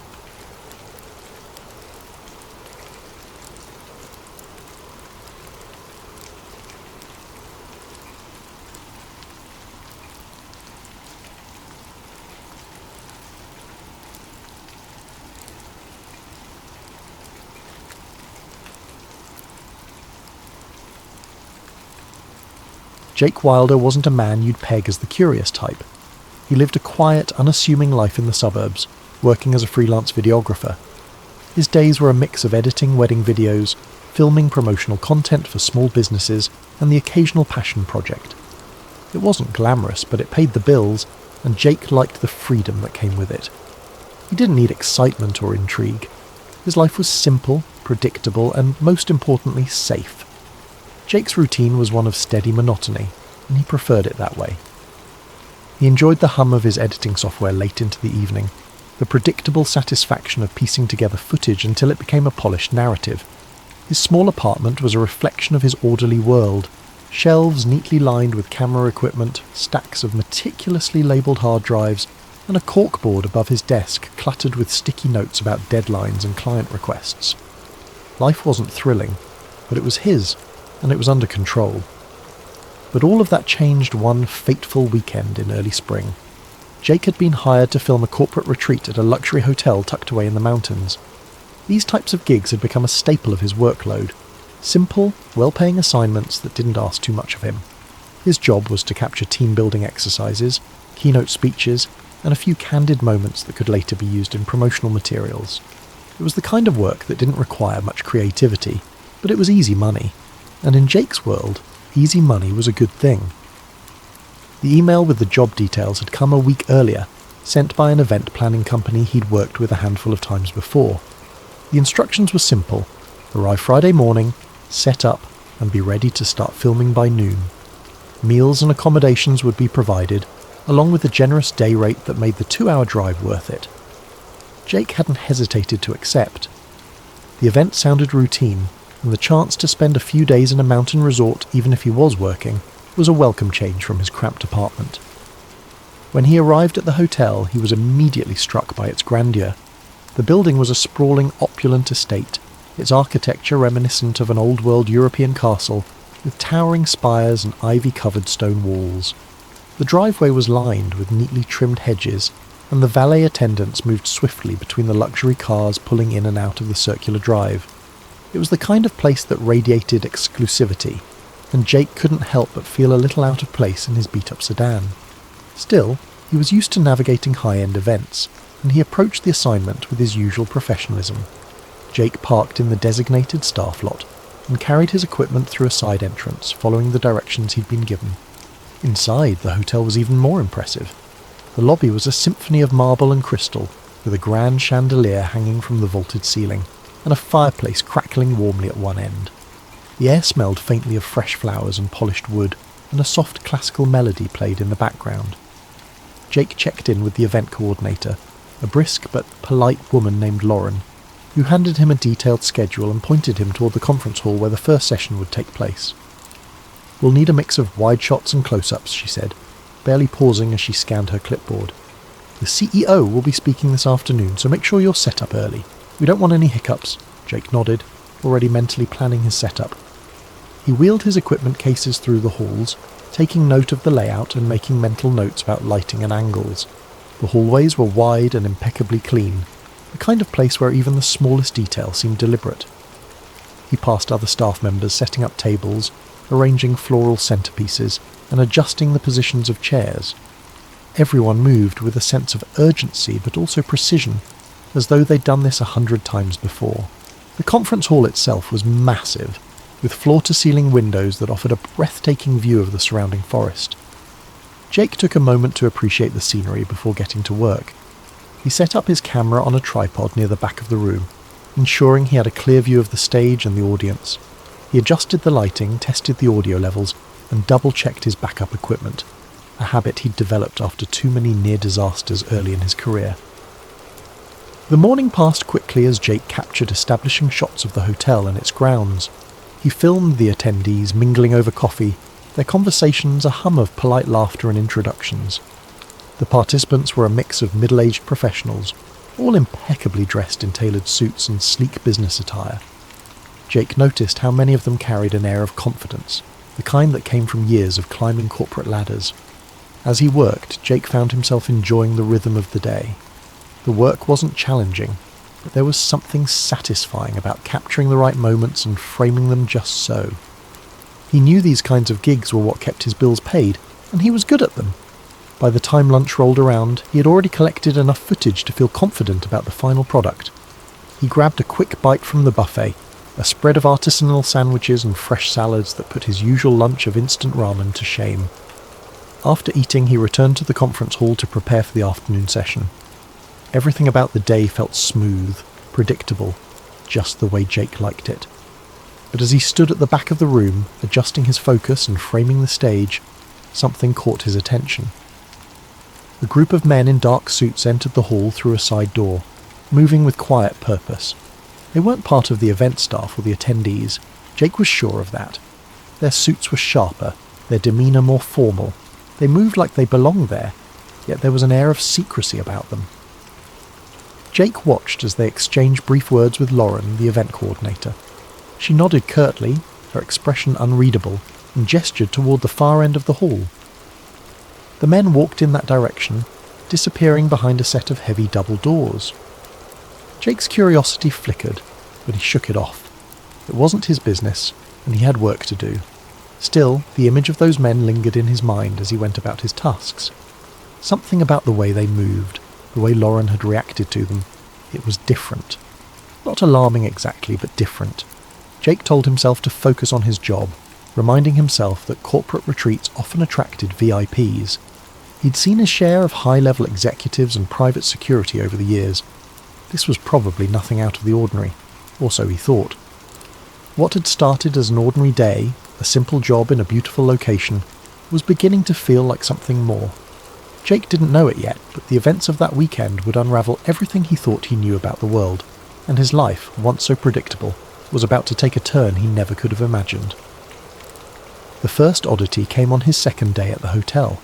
Jake was heading back to his room after a long day of shooting, his camera bag slung over one shoulder, and his mind already on the edits he planned to tackle later that night.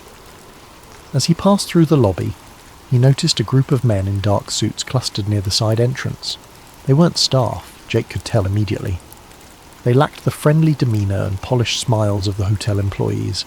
Instead, these men moved with a quiet but unmistakable sense of authority, their presence commanding attention without a word.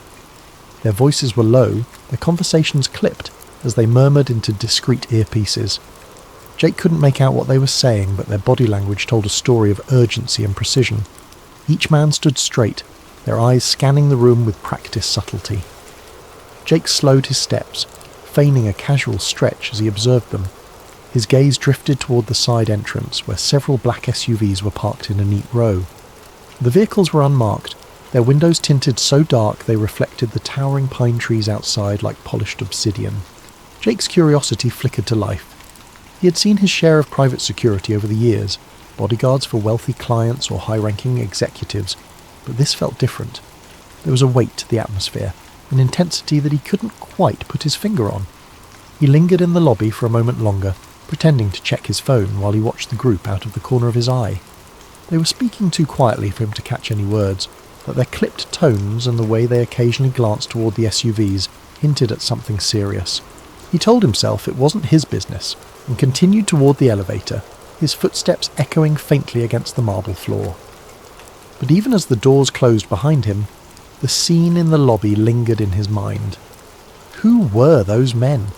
And what kind of event required such heavy-handed security? The following day, Jake's suspicions grew. It began subtly, with the arrival of a new group of guests in the late morning. He was setting up his equipment in one of the conference rooms when he noticed them entering through a side hallway. There were about a dozen of them, men and women alike, each impeccably dressed in tailored suits and designer shoes. They walked in pairs, their movements purposeful, their voices hushed. Jake couldn't hear what they were saying, but the tension in their interactions was palpable. They weren't laughing or making small talk like the other attendees. Instead, they exchanged glances that seemed loaded with unspoken meaning. Jake stepped behind his tripod, using it as a cover to watch them more closely. He noticed small details that made his pulse quicken. The way some of them carried slim, leather-bound portfolios, their hands clutching them tightly as though they contained something invaluable. Others had briefcases or messenger bags, their edges worn but meticulously clean. They moved as a unit, their pace synchronized, as if they had done this 100 times before. His gaze followed them as they disappeared through a set of heavy double doors near the back of the conference wing. The doors bore no signs or markings, just a keypad and a small circular camera mounted above. Jake hadn't noticed that section of the building before, and the sight of it sent a faint ripple of unease through him. What kind of meeting required such secrecy? And why weren't these people listed on the event schedule? As the day went on, more arrivals trickled in. Jake noticed the same patterns. Muted conversations, guarded expressions, and an almost palpable air of importance. He spotted a woman in her early 40s, her hair perfectly styled, wearing a navy suit that screamed custom tailoring. She clutched a small tablet to her chest as she spoke in low tones, to a man who looked to be in his 60s, his silver hair combed neatly back. They exchanged only a few words before the man glanced around, his eyes darting across the room as if checking for eavesdroppers. Jake instinctively turned his head, pretending to focus on adjusting a lens.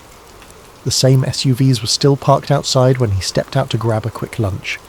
He lingered near the entrance, pretending to check his phone as he observed the drivers. They were all dressed in identical black suits, their faces expressionless as they stood near the vehicles.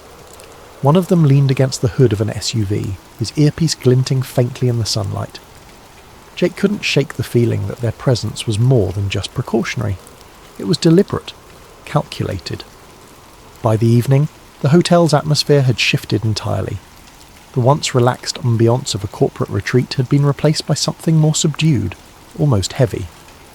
Jake noticed staff members moving with more urgency, their conversations shorter, their expressions tight. Even Lauren, the ever-composed event coordinator, seemed on edge. She barked orders at her team with an intensity Jake hadn't seen before, her eyes darting toward the double doors at the back of the wing as though she were anticipating something. Jake's curiosity was no longer a flicker. It was a flame. He had spent years honing his observational skills as a videographer, noticing the smallest details to capture the perfect shot. And what he was noticing now didn't add up. The guests, the security, the unmarked SUVs, it all pointed to something far bigger than a corporate retreat. But what? He didn't have an answer, and the lack of one only made him more determined to find out. As he headed back to his room that night, his thoughts raced. Jake wasn't the type to chase mysteries or seek out danger, but something about this felt too significant to ignore.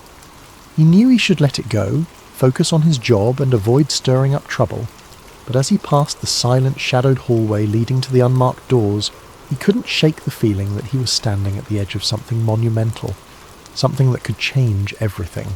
Later that evening, as Jake reviewed his footage in his room, there was a knock on his door.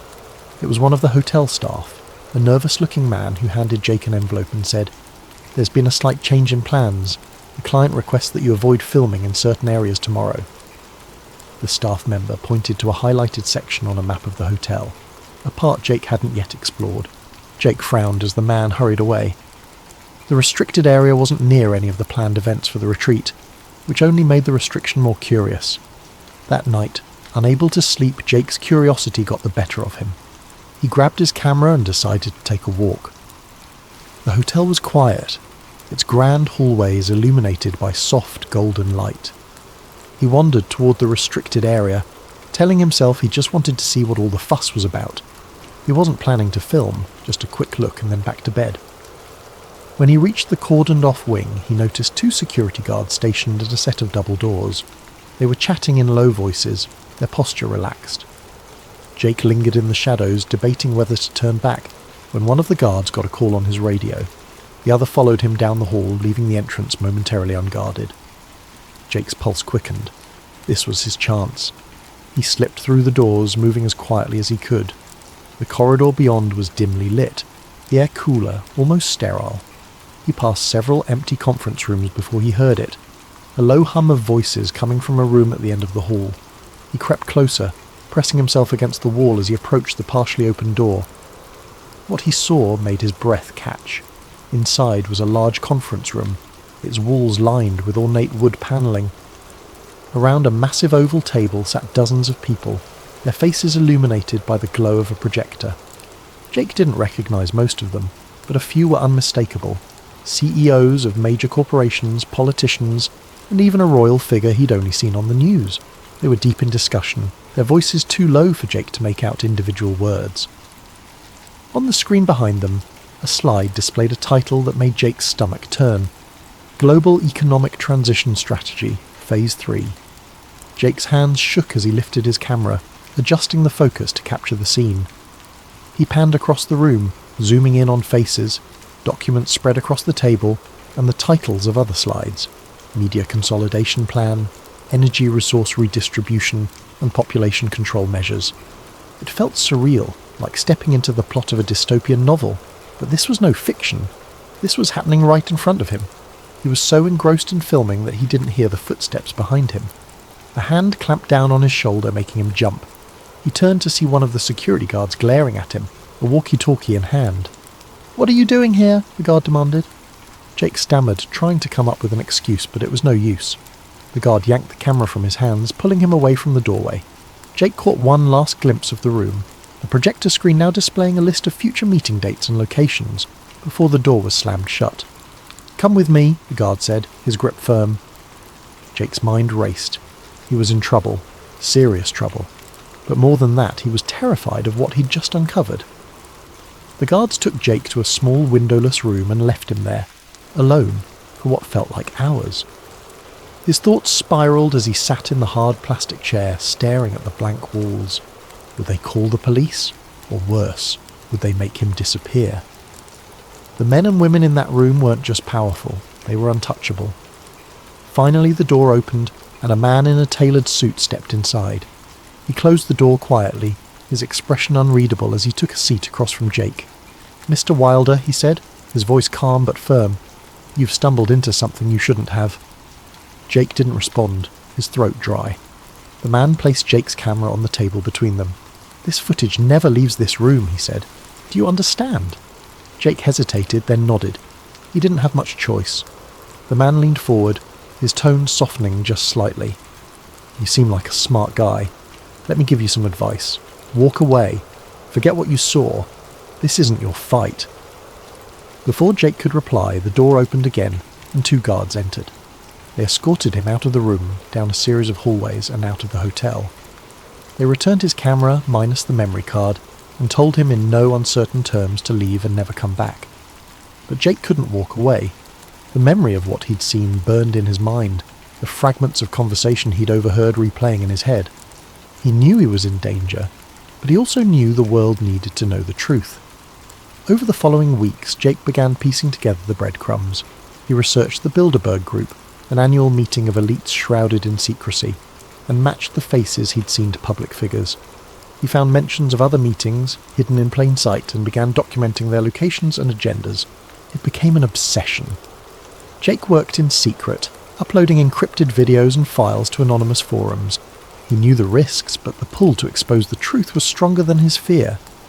Then, one night, as Jake sat hunched over his laptop in his darkened apartment, he heard a knock at the door.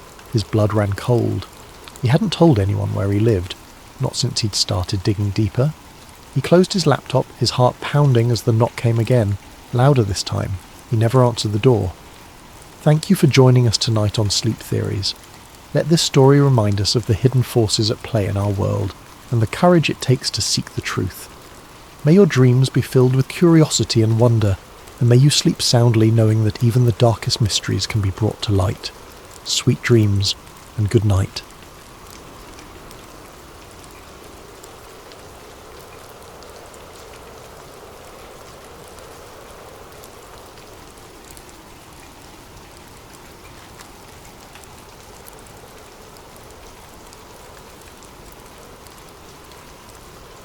I sat back in my chair, the weight of the revelation pressing against my chest like a physical force. The folder's contents spilled out across my desk, a chaotic mess of paper and mystery, but my mind kept circling back to the photographs. They were haunting. The figures in the images wore expressions of guarded focus, their postures rigid, as if they knew their work was being watched, or worse, judged. I found myself drawn to the machinery in the background. It wasn't the clunky, rugged equipment I'd come to associate with early space exploration. No, this was sleek, sophisticated, almost futuristic, like something plucked from a science fiction novel. I picked up one of the photos and held it closer to the light. The scientist stood in front of a massive cylindrical object, its surface smooth and unmarked except for a faint emblem that looked like a fusion of the NASA logo and a Cyrillic design. My breath caught in my throat. If this was real, it meant something extraordinary, something the world had never been told. I set the photo down and turned to the memos. My fingers shook as I flipped through them, each one offering pieces of a puzzle I wasn't sure I wanted to solve. Phrases leapt off the pages: coordinated asset exchange, joint lunar initiative, narrative alignment essential for national security. These weren't just routine communications, they were agreements, contracts, written in the language of covert diplomacy. The words felt clinical, stripped of emotion, but the implications were anything but. What struck me most were the names. Many were redacted, replaced with black bars that ran across the memos like a visual silence, but a few escaped the censor's pen. One name in particular kept appearing: Dr. Anatoly Makarov. I didn't recognise it, but it was always accompanied by another, Dr. Robert Langston, a Soviet scientist and an American engineer, mentioned together in multiple documents. They were clearly key players in whatever this cooperative project had been, but why? And how had their collaboration escaped notice for so long? The cassette tape sat untouched on my desk, a silent witness to my mounting unease. I wasn't ready to listen to it yet, not until I'd exhausted the written records. I needed to anchor myself in what I could see and read before subjecting myself to whatever was waiting on that tape. I forced myself to examine the details in the memos more closely. One referenced a meeting in Geneva, labelled simply as Summit Directive 17. Another spoke of an unregistered launch site in Central Asia. But it was the final memo in the stack that truly unnerved me. It was dated July 1969, the same month as the Apollo 11 moon landing. The text was brief, written in cold, detached language. Ensure synchronized broadcast feed. Visual alignment parameters have been approved. No deviations permitted. Success contingent on absolute operational silence. My skin prickled as I read the last line again. Operational silence. What did that mean? And why was it tied to the moon landing, the very event that defined the space race? My mind raced with possibilities, none of them comforting. Had the moon landing been part of this synchronized effort? Had the entire world been duped by a carefully orchestrated performance? I pushed the papers aside and stared at the folder, my thoughts swirling. Everything about it felt wrong, impossible, and yet the evidence was undeniable. These weren't the ravings of a conspiracy theorist or the fabrications of a bored archivist. These were authentic documents, written by people who had been at the centre of the space race. People who had known the truth and worked to keep it hidden. The room felt smaller, the air heavier. I rubbed my temples trying to make sense of it all. If the space race had been a joint effort, if the United States and the Soviet Union had secretly collaborated, what did that say about everything we thought we knew about the Cold War? About history itself? And why now? Why had someone chosen to send this to me of all people? What was I supposed to do with it? These questions loomed larger with every passing second, their weight pressing down on me like the photographs, memos and cassette tape that now cluttered my desk. I wasn't ready to admit it to myself yet, but deep down I knew the truth. There was no going back. I'd opened Pandora's box, and the only way out was forward. The cassette tape was the final piece. It had no label, no indication of what it contained. My hands trembled slightly as I placed it in an old tape recorder I kept in my office. The machine whirred to life, and then a voice crackled through the speakers. It was faint, distorted, but I could make out fragments of a conversation in Russian, followed by a reply in English. Progress on the propulsion system. Mutual benefits. Ensure neither side is exposed. The tape ended abruptly, leaving only static in its wake. I sat back in my chair, my mind racing. I knew I was holding something explosive, something that could shake the foundations of what people believed about one of the most celebrated eras in history. But what was I supposed to do with it? Who could I trust? The days blurred together as I sank deeper into the research, my life narrowing to the glow of my computer screen, the shuffle of papers on my desk, and the whispers of the secrets I was chasing. Every spare moment I had was consumed by the documents, the photographs, and the cryptic phrases that had been plaguing my thoughts since the folder arrived. The room around me became a fortress of evidence. Printouts tacked to the walls, note cards filled with scrawled connections pinned together with red string, and stacks of books and files teetering precariously on the edge of my desk. Sleep became an afterthought. At night, I'd lie in bed staring at the ceiling, my mind racing with fragments of information I couldn't piece together. The same names and dates would loop in my head, like a song I couldn't shake. Makarov, Langston, Geneva, July 1969. The words were meaningless on their own, but together they felt like keys to a door I couldn't yet find. My editor's concern grew sharper with each passing day. She would stop by my desk, casting wary glances at the chaos surrounding me. "Are you sure you're okay?" she asked more than once. "You don't look like you've slept in days." "I'm fine," I'd reply, brushing her off with a quick smile and a promise to deliver something soon. But even as I said it, I knew she could see through me. My face had grown pale, my eyes ringed with dark circles, and my usual confidence was replaced by a jittery energy I couldn't contain. Every so often, I'd catch my reflection in the window of the office, and the person staring back didn't look like me anymore.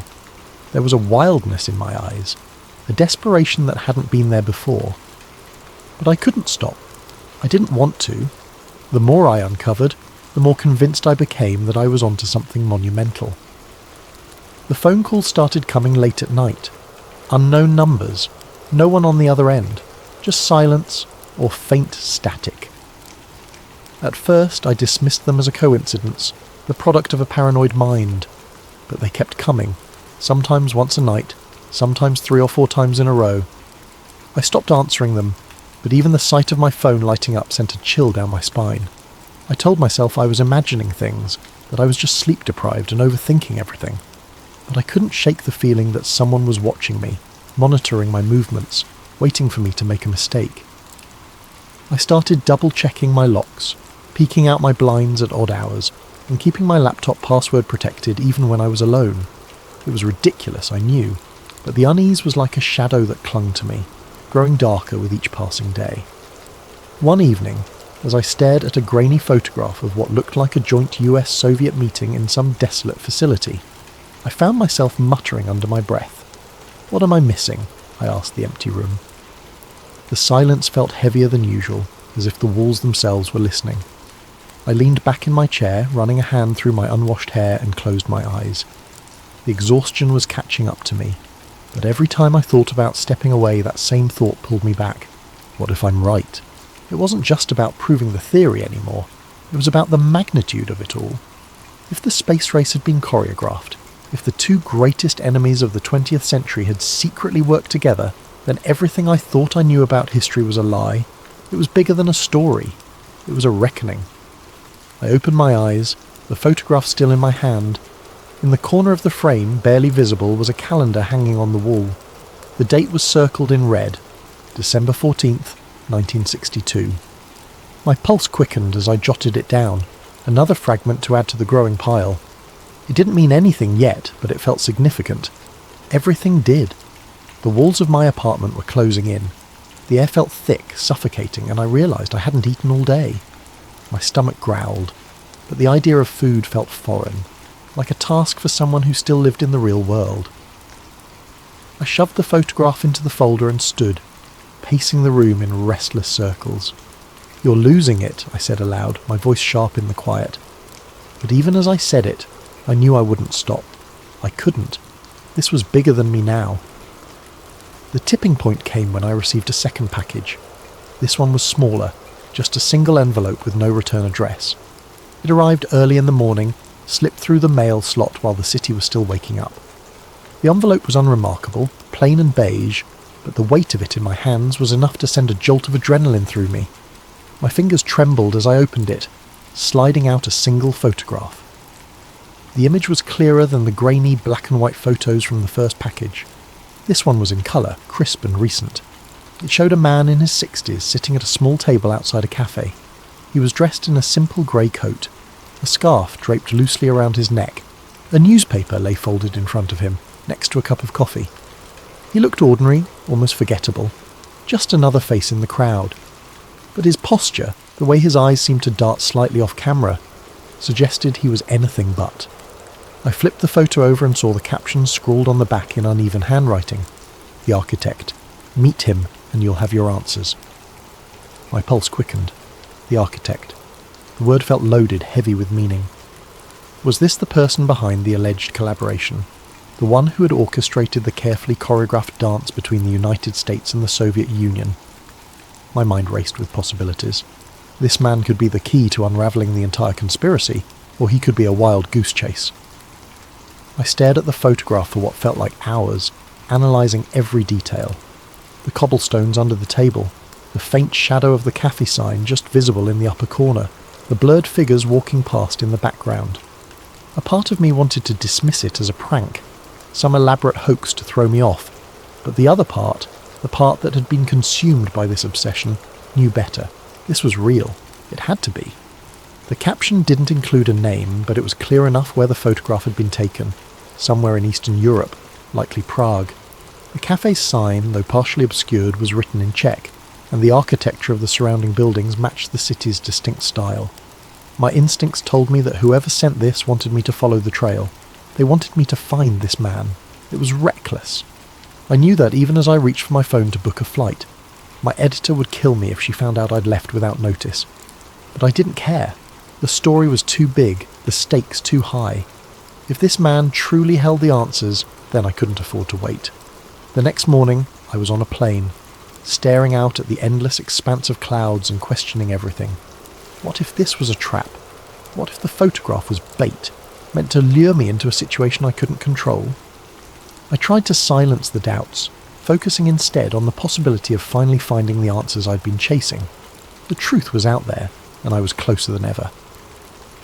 When the plane landed in Prague, the reality of what I was doing hit me like a wave. The city greeted me with its timeless beauty. Sprawling Gothic cathedrals, narrow cobblestone streets, and the unmistakable hum of history woven into every corner. But I wasn't here as a tourist. The photograph in my pocket felt heavier than ever, a constant reminder of my purpose. I checked into a small hotel near the city centre, my room overlooking a quiet courtyard. As I unpacked, I spread the photograph out on the desk and studied it again. The cafe sign, now clearer under the bright lamp, read, Kavana Nadeje, Hope Cafe. A quick search on my phone confirmed it was a real place, tucked away on a side street not far from the old town. My stomach tightened. This was it. That evening I made my way to the cafe, the photograph clutched tightly in my hand. The streets were alive with the soft glow of streetlights, the chatter of locals and tourists blending into a soothing hum. But for me, the atmosphere was electric, every step bringing me closer to what felt like the edge of a cliff. When I arrived, the cafe looked almost exactly as it did in the photo. Small tables spilled onto the cobblestone street, their surfaces illuminated by dim lanterns. Inside, the warm glow of hanging lights reflected off the polished wooden walls. I hesitated at the entrance, scanning the tables for the man in the photograph. My heart raced as I saw him, sitting at the same table, his posture identical to the image I'd studied 100 times. He didn't look up as I approached, his focus seemingly on the newspaper spread before him. My hands felt clammy as I cleared my throat. "Excuse me," I said, my voice shaking slightly. "Are you—" Before I could finish, he folded the newspaper neatly and looked up. His eyes met mine, sharp and assessing, and a faint smile tugged at the corner of his lips. "You've come a long way," he said, his voice calm and measured. "I was wondering when you'd find me." I froze, unsure of what to say. He gestured to the chair across from him, and I sat down, the photograph still clutched in my hand. For a moment neither of us spoke, the weight of the silence pressing down on me. Finally he broke it. "You have questions," he said simply, "and I have answers, but I need to know something first." He leaned forward slightly, his gaze piercing. "Do you truly understand what you're asking to uncover?" I swallowed hard, the enormity of the moment sinking in. "I don't know," I admitted, "but I need to know the truth." He studied me for a long moment, then nodded. "Very well," he said, "but be warned, once you know there's no going back." I nodded, my grip tightening on the photograph. Whatever he was about to reveal, I knew it would change everything. I wanted to press him further, to demand answers. But before I could, the door to the cafe opened and 2 men in dark suits walked in. The architect stiffened, his eyes darting to the exit. "You need to leave," he said, his voice urgent. "Now." "What about you?" I asked. He smiled faintly. "I've been running long enough." I hesitated, but his expression left no room for argument. Grabbing the folder and my bag, I slipped out the back door just as the men approached his table. That was weeks ago. Since then, I've been on the move, staying one step ahead of the shadows that seem to follow me everywhere. The evidence I collected is hidden in places even I can barely remember, scattered like breadcrumbs across the globe. I don't know who to trust, and I don't know how long I can keep this up. But one thing is certain, the story isn't over. Thank you for joining me on this journey through the hidden history of the space race. As you drift off tonight, let this story remind you that the line between truth and fiction is often thinner than we realise. Sleep well, and sweet dreams.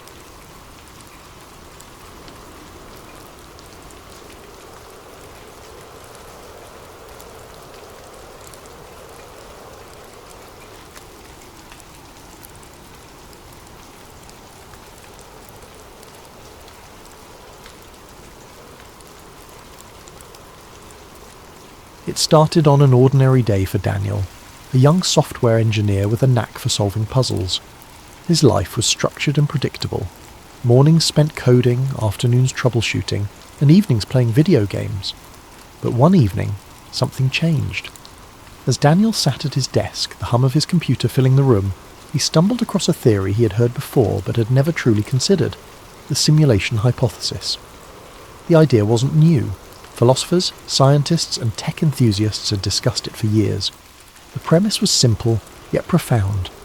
What if the world around us wasn't real? What if everything, every tree, every cloud, every person, was part of a highly sophisticated computer simulation? Daniel had always dismissed the idea as science fiction, the stuff of movies and novels, but tonight, something about it struck a chord. He began reading obsessively, diving into articles, forums, and even academic papers. The theory was grounded in logic, with prominent figures like Elon Musk and Nick Bostrom lending it credibility. Bostrom's argument was particularly compelling. If humanity ever reached a point where it could create hyper-realistic simulations, it was likely that countless simulated worlds would be created. Statistically, the odds of living in the one base reality were slim. Most likely we were already in a simulation. At first, Daniel laughed it off, but the more he read, the harder it became to ignore. Strange memories surfaced, moments from his past that didn't quite add up. A childhood friend he could remember vividly one day seemed like a distant blur the next. Patterns began to emerge in the world around him, coincidences that felt too perfect, glitches that he had previously chalked up to his imagination. One night, Daniel decided to test the theory for himself. It had been weeks of consuming forum posts, articles, and late-night podcasts about the simulation hypothesis. The idea had started as a passing curiosity, but now it gripped him, gnawed at the edges of his perception, and made him question the very ground beneath his feet. If reality was as structured and artificial as the theories suggested, there had to be a way to prove it, or at least glimpse behind the curtain. He sat at his desk, illuminated by the glow of his computer screen, and began writing a simple program. It wasn't anything extraordinary, just a piece of code designed to generate random numbers. The logic was straightforward. The output should be completely unpredictable. Yet, as he stared at the rows of numbers that scrolled across the screen, he noticed something unsettling. At first it seemed like a coincidence. A number here, a number there, repeating after a few cycles. He rubbed his eyes, convinced he was imagining things. But the more he watched, the clearer the pattern became. Every few intervals the same sequence appeared like a song stuck on loop. The numbers weren't random at all. It was as if an invisible hand was guiding them, injecting order where there should have been chaos. Daniel's heart raced. He ran the program again, tweaking variables, trying different algorithms. Yet no matter how he adjusted the parameters, the pattern remained. It was subtle, but undeniable. It felt deliberate, like someone, or something, wanted him to notice, and that was only the beginning. Once Daniel began paying attention, the glitches seemed to follow him everywhere. Lights in his apartment flickered without warning, even though his landlord had just installed new fixtures. Objects on his desk seemed to shift position when he wasn't looking. His coffee mug moved slightly to the left. A pen rolled a few inches away from where he'd placed it. He told himself he was imagining things, but deep down he wasn't so sure. The strangest moments happened when he ventured outside. On his usual walk to the park, he began to notice strangers behaving oddly. One day, a man in a dark coat walked past him, muttering to himself. Daniel didn't think much of it until later, when he saw the same man again, walking in the exact same way, muttering the exact same words. It wasn't déjà vu. It was like a scene repeating in a poorly rendered video game. And then there was the bird. It was a quiet afternoon, the kind Daniel usually enjoyed. He sat on a park bench sipping coffee when he saw a sparrow dart across the sky. It was an ordinary sight, but halfway through its flight the bird froze. It wasn't slowing down or adjusting its path, it was frozen in mid-air, its wings caught in an unnatural pause. Daniel blinked, his heart pounding. A second later, the bird resumed its flight, as if nothing had happened. He stood up, his coffee forgotten, and scanned the park. No one else seemed to notice. Parents pushed strollers, joggers passed by, and kids chased each other near the swings. To them, the world was moving as it always had. But to Daniel, something was wrong. The bird's pause had lasted only a fraction of a second, but it was enough to shatter his sense of normalcy. He began to see these glitches everywhere. A car parked on the street blinked out of existence for a moment, only to reappear in the same spot as if nothing had happened. Digital clocks glitched, showing impossible times, 4:73 a.m. or 25:01 p.m., before correcting themselves. Even conversations with strangers felt scripted. A cashier at the grocery store repeated the same phrase twice, word for word, with the same intonation and rhythm, as though she had been reset mid-sentence. Daniel couldn't escape the feeling that the world around him was unravelling. Or perhaps it wasn't unravelling. It was revealing itself layer by layer, as if daring him to dig deeper. As weeks passed, Daniel's obsession consumed him, like a fire spreading through dry wood. What had started as a casual curiosity about simulation theory had evolved into an all-encompassing fixation.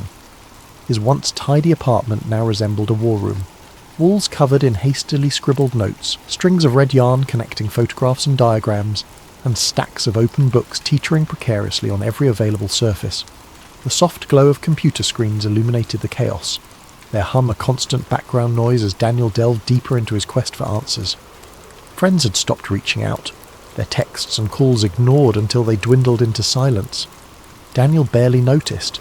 His world had narrowed to a singular purpose, to prove that reality was not what it seemed. Days and nights blurred together as he scoured the internet for clues, digging through obscure forums, listening to late-night podcasts, and watching grainy videos of supposed glitches in the Matrix. He wasn't just exploring anymore, he was hunting, desperate for something tangible, something irrefutable. And then, one night, he found it. It was nearly 3 a.m, the hour when the world outside seemed the quietest and Daniel's mind felt the sharpest. He was scrolling through a forum dedicated to simulation theory, its threads filled with a mix of wild speculation, eerie anecdotes, and the occasional well-articulated argument. His eyes skimmed past a post titled "Proof Hidden in Plain Sight," and then stopped.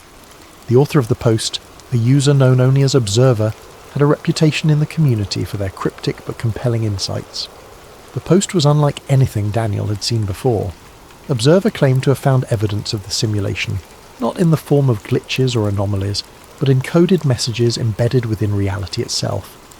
The post included no direct evidence, only a series of cryptic clues and riddles, each one urging readers to look for patterns in everyday life. "They don't hide the truth," Observer had written. "It's right in front of us. Numbers, symbols, alignments, they all point to the same thing.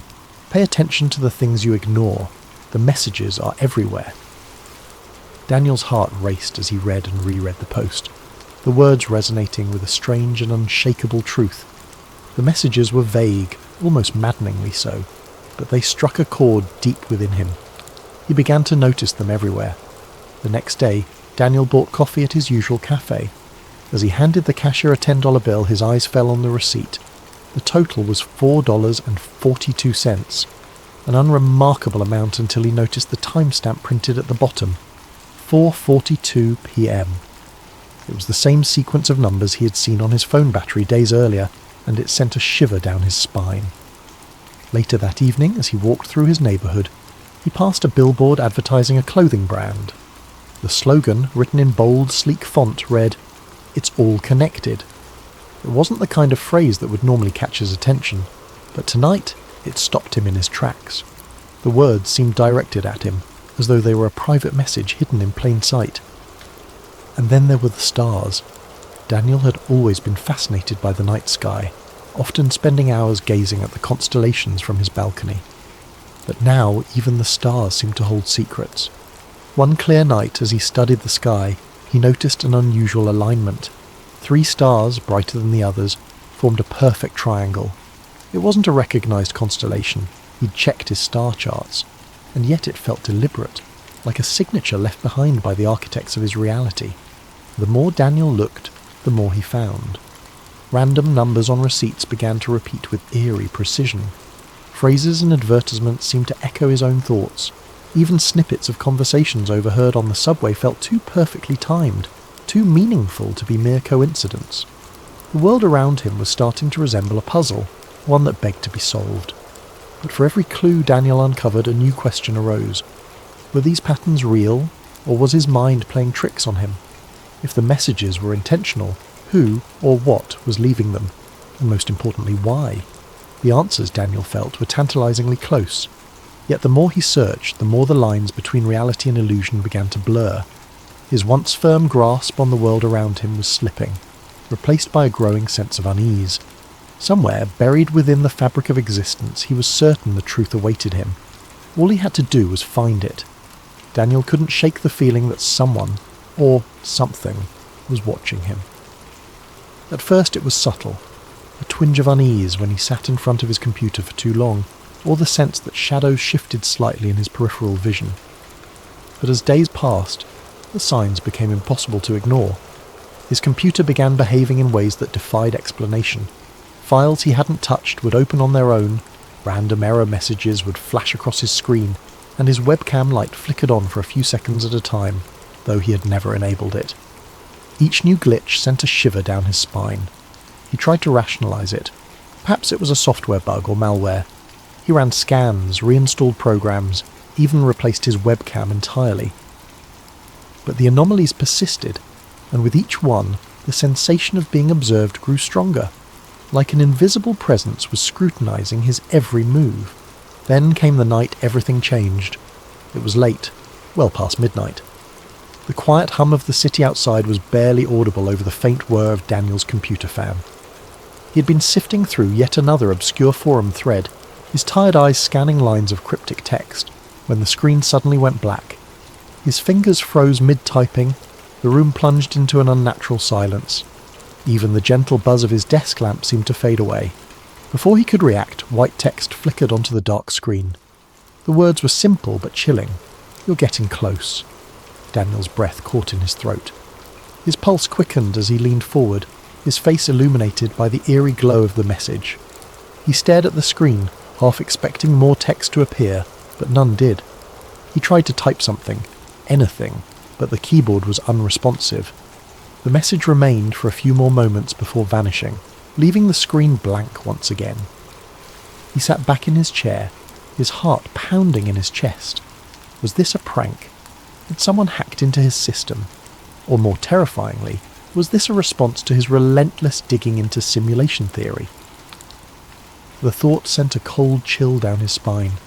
The message felt deliberate, as though whoever, or whatever, had sent it was watching him in that very moment. In the days that followed, Daniel's world began to feel more surreal. Conversations with people took on an uncanny quality. Friends and strangers alike spoke in clipped, almost mechanical tones, repeating phrases with eerie precision. The cashier at the grocery store said, "Have a nice day," in the exact same cadence on 3 separate visits. It was as though the people around him were following a script, their responses pre-programmed and devoid of spontaneity. Even the sky seemed unnatural. Daniel noticed that the clouds rarely moved, hanging in place like props on a painted backdrop. The colours at sunset were too vivid, too perfect, as if rendered by an artist with an overactive imagination. The air itself felt heavier, charged with an invisible tension that made his every breath feel laboured. And then, one fateful night, it happened. Daniel was sitting at his desk, staring at the blinking cursor on his screen. He had been trying to write down his thoughts, to make sense of the strange events that had been unfolding. But his mind was a whirlwind, and the words refused to come. Suddenly the lights in his apartment flickered and went out. The hum of his computer died, plunging the room into an almost oppressive silence. He sat motionless, his eyes adjusting to the darkness. For a moment he thought the power outage was a coincidence, a mundane inconvenience. But then, in the corner of the room, a faint glow began to emerge. It wasn't the warm light of a candle or the cold blue of an LED. It was something entirely otherworldly, shifting in colour and intensity like a living entity. The glow grew brighter, pulsing rhythmically as it filled the room with an ethereal light. Daniel's breath hitched as he stood, his movements slow and cautious. Within the glow he began to see patterns, lines of cascading numbers and symbols, shimmering and shifting like the surface of a disturbed pond. These symbols moved too quickly to comprehend, but their presence felt purposeful, as though they were the very building blocks of reality itself. It was as if a veil had been lifted, exposing the intricate machinery that lay beneath the surface of his world. Daniel's chest tightened, his mind racing with questions and fears. Was this the truth he'd been searching for? Was he witnessing the raw code of the simulation? Or was his mind playing tricks on him, conjuring visions from the depths of his obsession? Compelled by a mix of terror and curiosity, Daniel reached out. His fingers trembled as they moved closer to the glowing mass. The moment his hand made contact, a surge of energy coursed through him, jolting him like a bolt of lightning. He gasped, his vision flooded with a kaleidoscope of images and sensations. He saw flashes of his life, memories both familiar and foreign. He saw himself as a child playing in the park, but the scene felt off, as though it were a recording played back on faulty equipment. He saw faces of people he didn't recognize but felt he should, their expressions frozen in time. Most disturbingly, he saw himself from a distance, not as a human being but as a sequence of data, lines of ones and zeros stretching infinitely into the void. The experience lasted only a few seconds, but it left Daniel reeling. As the glow faded and the room plunged back into darkness, he collapsed into his chair, his body trembling with exhaustion and fear. His mind raced to make sense of what he had seen. Was it a glimpse of the truth, or had his obsession driven him to the brink of madness? In the silence that followed, one thought echoed through Daniel's mind. The world he knew would never feel the same again. In the days that followed, Daniel struggled to make sense of what had happened. He replayed the events over and over in his mind. The glowing code, the surge of energy, the kaleidoscope of images that had flashed before his eyes. Was it possible that he had truly glimpsed the underlying fabric of reality, or had his mind, pushed to the brink by his obsession, simply conjured it in a moment of exhaustion? No matter how many times he turned the question over, the answer remained elusive. He began to move through life with a strange sense of detachment. Every moment, every interaction, every sensation carried with it the faint echo of artificiality. The world around him, once vibrant and full of life, now felt like a carefully constructed facade. Conversations felt scripted, as though the people around him were reading from lines they didn't fully understand. The sound of traffic outside his apartment seemed monotonous, like a looped recording playing on repeat. Even the city lights that twinkled in the distance felt calculated, their brightness too perfect, their arrangement too deliberate. Daniel spent hours staring out the window of his apartment, watching the world unfold below. He noticed details he had never paid attention to before. The way pedestrians seemed to walk in synchronized patterns, the way the wind rustled the trees as though following an unseen rhythm. It was as if the simulation, if that's what it was trying harder than ever to convince him of its authenticity. But the harder it tried, the more artificial it felt. One evening, as he watched the sun set behind the city skyline, a strange calm settled over him. The colours of the sky, vivid oranges and purples fading into deep blue, felt impossibly beautiful, almost as if they had been painted just for him. And in that moment, Daniel realised something profound. Whether the world was real or simulated didn't matter.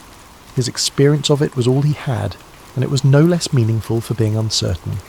The laughter of a child playing in the park, the warmth of the sun on his skin, the taste of his favourite coffee, these things felt real.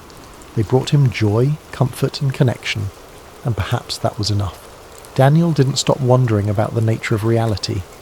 His curiosity was too deeply ingrained to simply vanish, but he no longer let it consume him. Instead, he began to focus on the things that grounded him, the friends he had neglected, the hobbies he once loved, the simple pleasures that made life worth living. If the world was a simulation, then it was a beautiful one, and he would cherish it for what it was. As he sat by his window that evening, the city lights twinkling in the distance, Daniel felt a sense of peace he hadn't known in months. The question of whether his world was real or fabricated faded into the background, replaced by a quiet acceptance of the mystery. Some truths, he realised, didn't need answers. Sometimes the beauty of the question was enough. Thank you for joining us tonight on Sleep Theories. May this story of reality and illusion inspire you to reflect, to wonder, and to find comfort in the unknown. Sleep well, and let your dreams carry you to a place of endless possibility. Sweet dreams.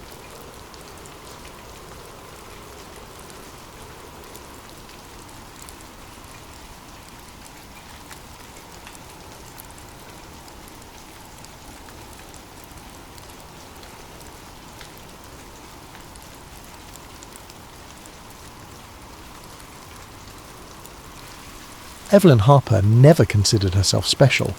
She lived in a small, quiet town on the edge of the Midwest, where the stars felt closer than the ground beneath her feet. A schoolteacher by day, Evelyn spent her nights in solitude, enjoying the tranquility her life offered.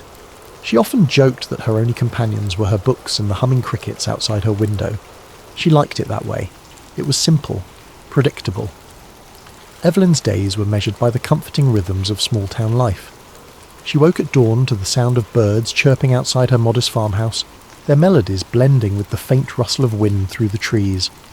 Her mornings were always the same: coffee in her favourite mug, the one with a chip on the rim from years of use, and the daily crossword puzzle from the town's only newspaper.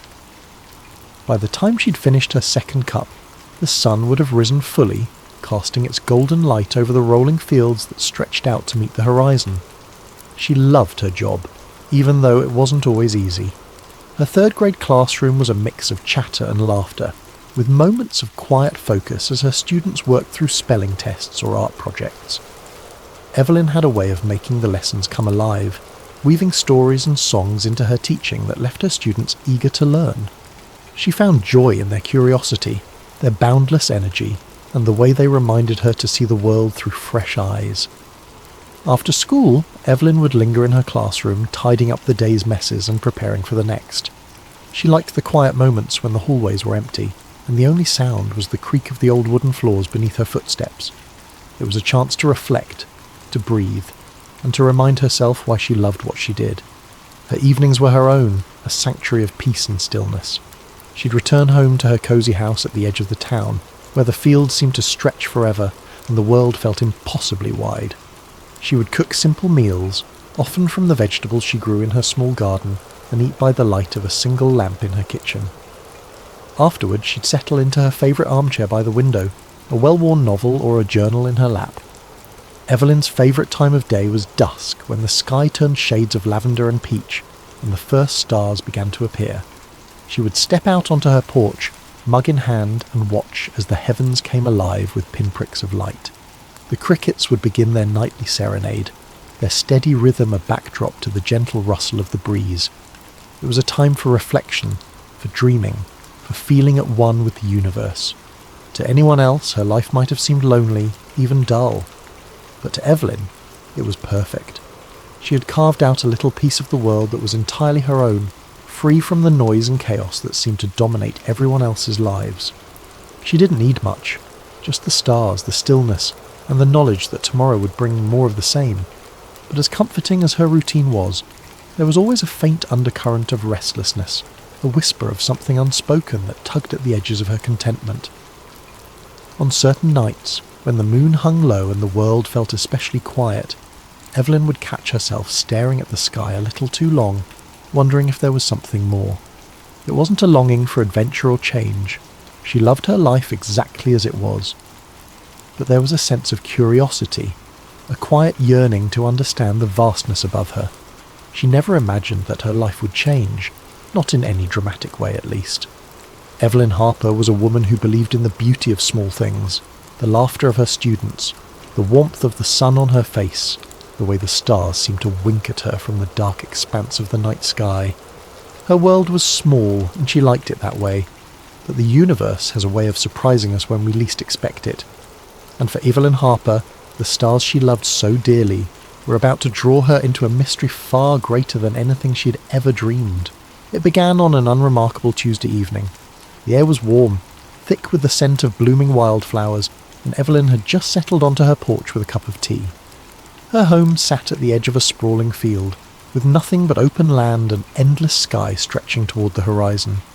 She found peace in the stillness, in the way the wind whispered through the grass, its gentle rustling a lullaby for her thoughts. But that night, the quiet felt different. There was an unease in the air, a stillness too deep, like the world was holding its breath, waiting for something to happen. Evelyn shifted in her chair, her gaze lifting to the sky as she tried to brush off the odd sensation creeping over her. The stars were unusually bright that night, scattered across the velvety darkness like shards of diamond.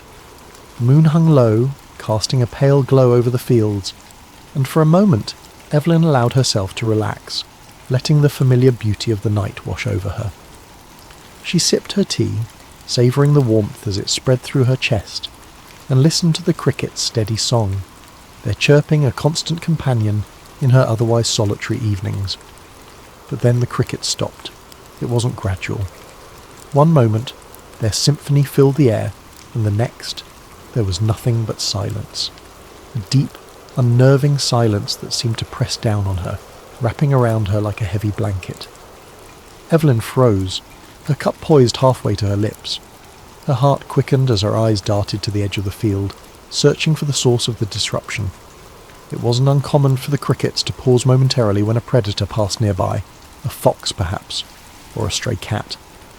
But this felt different. The silence stretched on, growing heavier with each passing second. Setting her tea down with trembling hands, Evelyn leaned forward, her fingers gripping the armrests of her chair. She squinted into the darkness, her eyes scanning the horizon for any sign of movement. The wind had stilled, the grass no longer swaying in its gentle rhythm, as if the entire world had been frozen in place. A chill ran down her spine, and she pulled her shawl tighter around her shoulders, suddenly acutely aware of how exposed she was in the open air. And then she saw it. A faint light, hovering just above the field, no bigger than a lantern at first glance. Evelyn blinked, unsure if her tired eyes were playing tricks on her. But the light remained, unwavering and steady, casting a soft glow that danced like fireflies in the night. At first she thought it might be a plane, but the way it moved dispelled that idea almost instantly. It didn't glide smoothly across the sky. Instead, it darted back and forth, moving with an unnatural precision that defied logic. Its glow shifted between hues of blue, green and white, as if it were alive, pulsating with its own heartbeat. Evelyn's breath caught in her throat as she rose slowly to her feet, her hands gripping the porch railing for support. She couldn't tear her eyes away from the light, her body frozen between awe and fear. It was like nothing she had ever seen before, and the longer she watched, the more a strange sense of unease crept over her. Her mind raced, trying to rationalize what she was seeing. Could it be a drone, some kind of experimental aircraft? But deep down she knew, whatever it wasn't man-made. The light grew brighter, its glow spilling across the field and illuminating the tall grass in an otherworldly radiance. Evelyn took an involuntary step back, her heartbeat pounding in her ears. The silence around her was absolute, broken only by the faint hum that seemed to emanate from the light itself, a sound so low and resonant it seemed to vibrate in her chest. She could feel the air shift around her, charged with an energy she couldn't describe.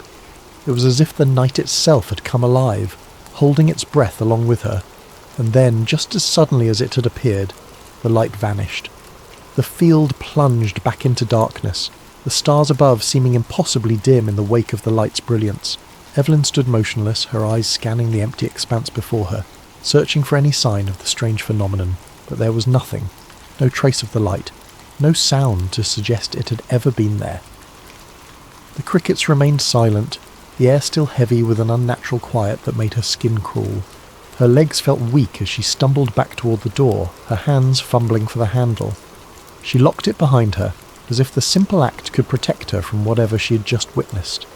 Inside, the familiar warmth of her home felt foreign, the comforting hum of the refrigerator and the ticking of the old clock on the wall doing little to steady her nerves. Evelyn paced the small living room, her thoughts racing.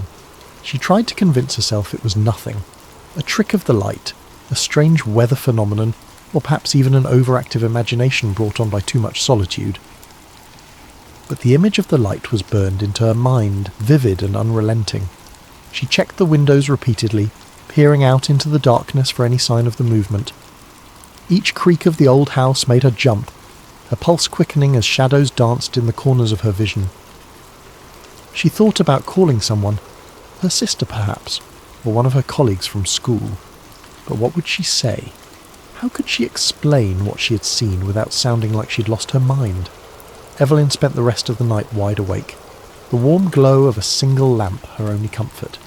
She tried to read, to distract herself with the familiar pages of her favourite book, but the words blurred together, her mind unable to focus. She replayed the scene in her head over and over, searching for an explanation that would make sense. But no matter how she tried to rationalise it, one thought lingered, refusing to be ignored. It was something more. As the first rays of dawn broke over the horizon, painting the fields in shades of gold and amber, Evelyn finally allowed herself to relax, if only for a moment. The world looked ordinary again, the cricket's song returning as if nothing had happened. But Evelyn knew the truth. What she had seen the night before wasn't ordinary, and deep down she suspected that this was only the beginning. The next morning, Evelyn felt like a ghost. She went about her day as usual, teaching her third-grade class, chatting with colleagues, but her mind was elsewhere. She couldn't shake the feeling that she'd been watched, that whatever had hovered above her field the night before wasn't finished. When she returned home that evening, the unease only grew. She checked the locks on her doors and windows twice, her eyes darting to the field every few minutes. The sun dipped below the horizon, painting the sky in streaks of pink and orange, but Evelyn found no beauty in it. She sat by the window, clutching her mug of tea like a lifeline, and waited. It happened again around midnight. This time the light was brighter, its movements more erratic. Evelyn's hands shook as she grabbed her phone, intending to record it, but before she could hit the button, her body was overcome with a sudden wave of exhaustion. Her vision blurred, her limbs felt heavy, and the last thing she remembered was collapsing onto the couch. When she woke, it was morning. The sun streamed through her window, the field outside bathed in golden light. For a moment she thought it had all been a dream, but then she noticed something. Her bare feet were caked with dirt. Her heart raced as she inspected herself further. There were faint scratches on her arms, as if she had been walking through the field. But how? She had no memory of leaving the house. That day, Evelyn tried to convince herself she was imagining things. She avoided looking at the field, avoided thinking about the light. But the marks on her arms wouldn't let her forget. And that night, as she lay in bed, staring at the ceiling, she knew it wasn't over. Over the following weeks, the experiences escalated in ways Evelyn couldn't have imagined. At first, it was subtle.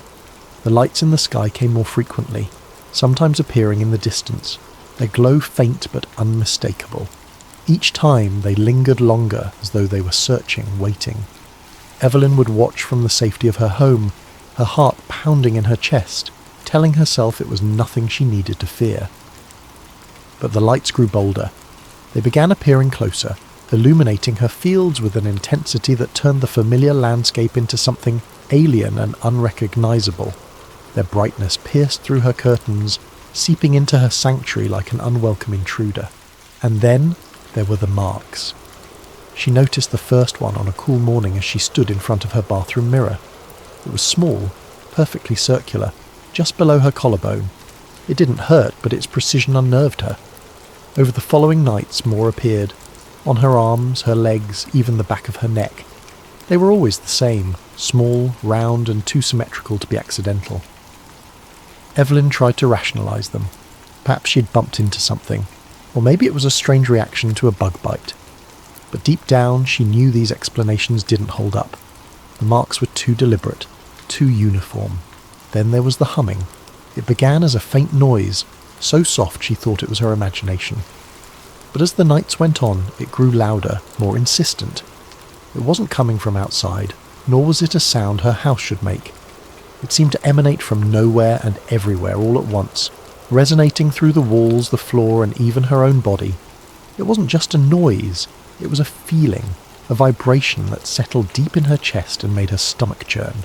She tried to ignore it, burying her head under her pillow, but the sound seemed to follow her, pressing against her senses until it was impossible to pretend it wasn't there. Her once tranquil home, the place she had cherished for its solitude and peace, had become a source of dread. Every shadow felt menacing, every sound suspicious. The cricket's song, once comforting, now seemed eerie when it returned, as though mocking her.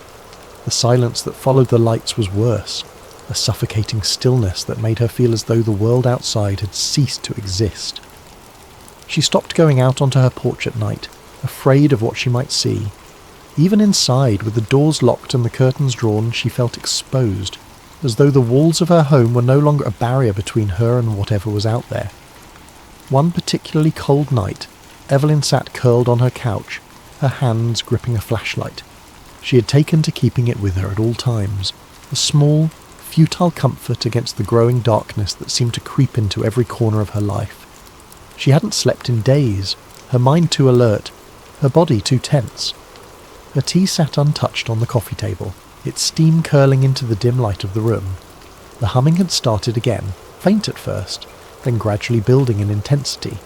She felt it before she heard it fully, a low vibration that set her nerves on edge.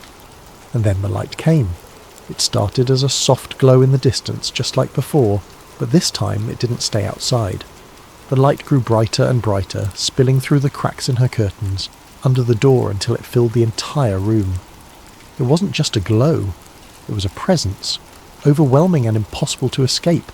It illuminated everything, casting strange, elongated shadows across the walls that didn't align with the furniture or her own movements. Evelyn's breath caught in her throat as she stared, paralysed by the sheer unnaturalness of it. The humming grew louder, its resonance vibrating through her chest like a deep, unending note. She gripped the flashlight tighter, her knuckles white as her eyes darted around the room, and that's when she saw them. Figures, faint and shadowy, emerged at the edges of her vision, as though they had always been there, waiting for the right moment to reveal themselves. They were tall, unnervingly slender, their limbs elongated in ways that seemed both graceful and otherworldly. Their movements were slow but deliberate, each step fluid and calculated. Evelyn tried to focus on their faces, but they were indistinct, shrouded in the glow that surrounded them. She couldn't tell if they were looking at her, but she felt their gaze, a heavy, suffocating pressure that made her heart race.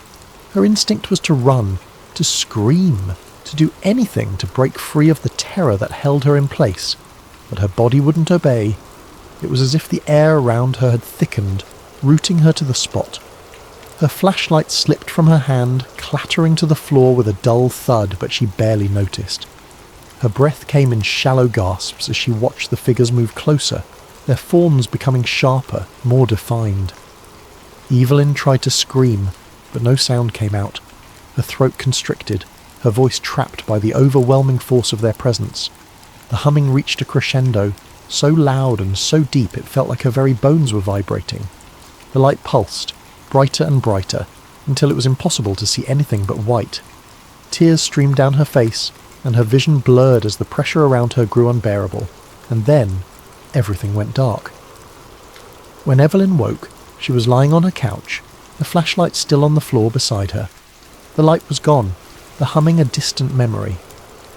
The room was eerily still. The only sound, the faint ticking of the clock on the wall. Her body ached, her limbs heavy as though she had been running for miles. She touched her neck and felt a new mark, cold and smooth, as if etched into her skin. Her mind raced, trying to piece together what had happened, but the memories were fragmented, slipping through her grasp like water through her fingers. The night had changed her. Evelyn Harper was no longer the same woman who had sipped tea on her porch, content with the quiet simplicity of her life. Something had been taken from her, or perhaps something had been left behind. And as she sat there in the dim light of her living room, staring at the empty field beyond her window, she knew one thing for certain. Whatever had happened that night, it wasn't over. When Evelyn woke, she was lying in her bed. The first thing she noticed was the silence. No humming, no crickets, just the faint ticking of the clock on her wall.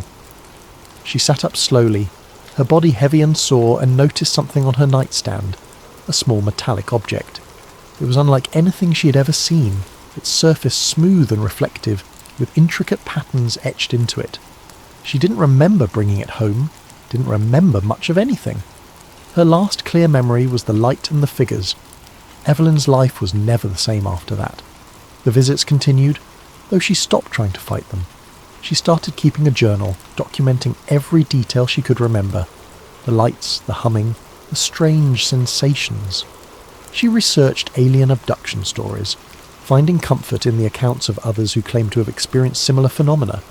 But no amount of research could explain what was happening to her. She tried to tell a friend once, but the conversation didn't go well. The skepticism in their eyes, the forced politeness of their responses, it was too much. Evelyn realised she was alone in this, that no one would believe her. So she retreated further into herself, keeping her experiences a secret. But the most unsettling part wasn't the lights or the marks or even the figures. It was the memories that began surfacing in her dreams, fragments of something she couldn't fully grasp. She saw herself lying on a cold metallic table, bright lights shining down on her.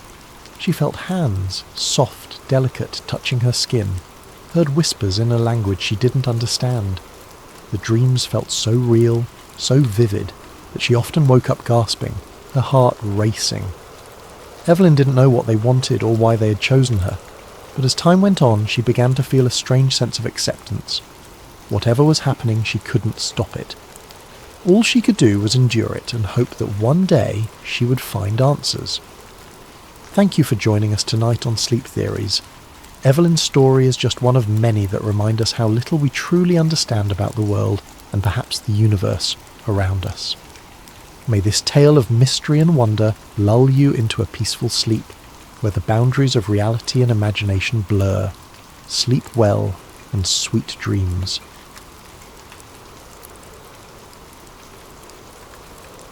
Liam Mercer had always prided himself on being a man of reason. In a world teeming with chaos and half-truths, he found comfort in the certainty of logic. He lived by it, letting it guide his every decision. His colleagues joked that he was the go-to guy for answers, the one who could debug a computer and a bad day with the same steady, pragmatic approach. To Liam, every problem was a puzzle. Every puzzle had a solution, and no solution required jumping to far-fetched conclusions. His mornings were as structured as his mindset. Liam woke at 7 a.m. sharp to the buzz of an alarm that never once needed snoozing. He brewed a single cup of dark roast coffee, black with no sugar, just the way he liked it, and scanned the news on his tablet. World events, tech updates, local weather, everything was absorbed with the detached interest of someone who preferred facts over opinions. No drama, no conspiracies, just data. His apartment was an extension of this philosophy. Neat, efficient, and minimal. Every piece of furniture served a purpose, and every cable was neatly tucked away. The walls were painted a cool grey, the shelves lined with books on coding, system architecture, and the occasional sci-fi novel he'd begrudgingly admit to enjoying. Even his closet was a study in simplicity, a palette of blues, greys and blacks that made getting dressed in the morning an effortless decision. Work was much the same. Liam arrived at the office 10 minutes early every day, greeted the receptionist with a polite nod, and slipped into his cubicle like clockwork. His desk was as organised as the rest of his life. A perfectly centred monitor, a keyboard free of fingerprints, and a small potted plant that added just the right touch of humanity to an otherwise sterile setup. He liked his job, though he wouldn't call it a passion. It was reliable, steady, and predictable. Everything Liam valued. What set Liam apart wasn't his skill with technology, though he was undeniably good at what he did. It was his unshakable practicality. While others speculated about the why behind a glitch or a crash, Liam focused on the how. Why did it happen? He didn't care much. How do you fix it? That was his concern. When his colleagues spun theories about potential causes, Liam simply rolled up his sleeves and got to work, his fingers flying over the keyboard with the kind of precision that only came from years of practice. Outside of work, Liam's life was equally unremarkable, though not unpleasant. He frequented the same coffee shop every Saturday, ordered the same latte, and sat in the same corner booth. He enjoyed hiking the nearby trails, though he always stuck to the marked paths. His social circle was small but reliable, consisting of a few old friends who shared his preference for board games over bar hopping, and debates about movie plot holes over small talk. To anyone observing from the outside, Liam's life might have seemed dull, but to him it was exactly as it should be. He didn't crave adventure or intrigue. He didn't need the thrill of the unknown. His world was orderly, his days predictable, and he liked it that way. If there was one thing Liam disliked, it was chaos.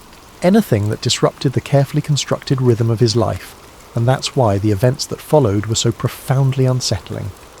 Liam Mercer was a man who believed in the tangible, the explainable, and the logical, but as he would soon discover, not everything in life could be so neatly categorized. Sometimes, the answers defied explanation, and the questions were bigger than he ever imagined. Liam's palms felt clammy as he typed, trying to maintain a facade of normalcy. He glanced at the technician, whose sharp gaze lingered on the screen for a beat too long. Liam could feel his pulse thundering in his ears, each second stretching out as if time itself were conspiring against him. He resisted the urge to wipe his hands on his jeans, knowing any sign of nervousness could draw attention.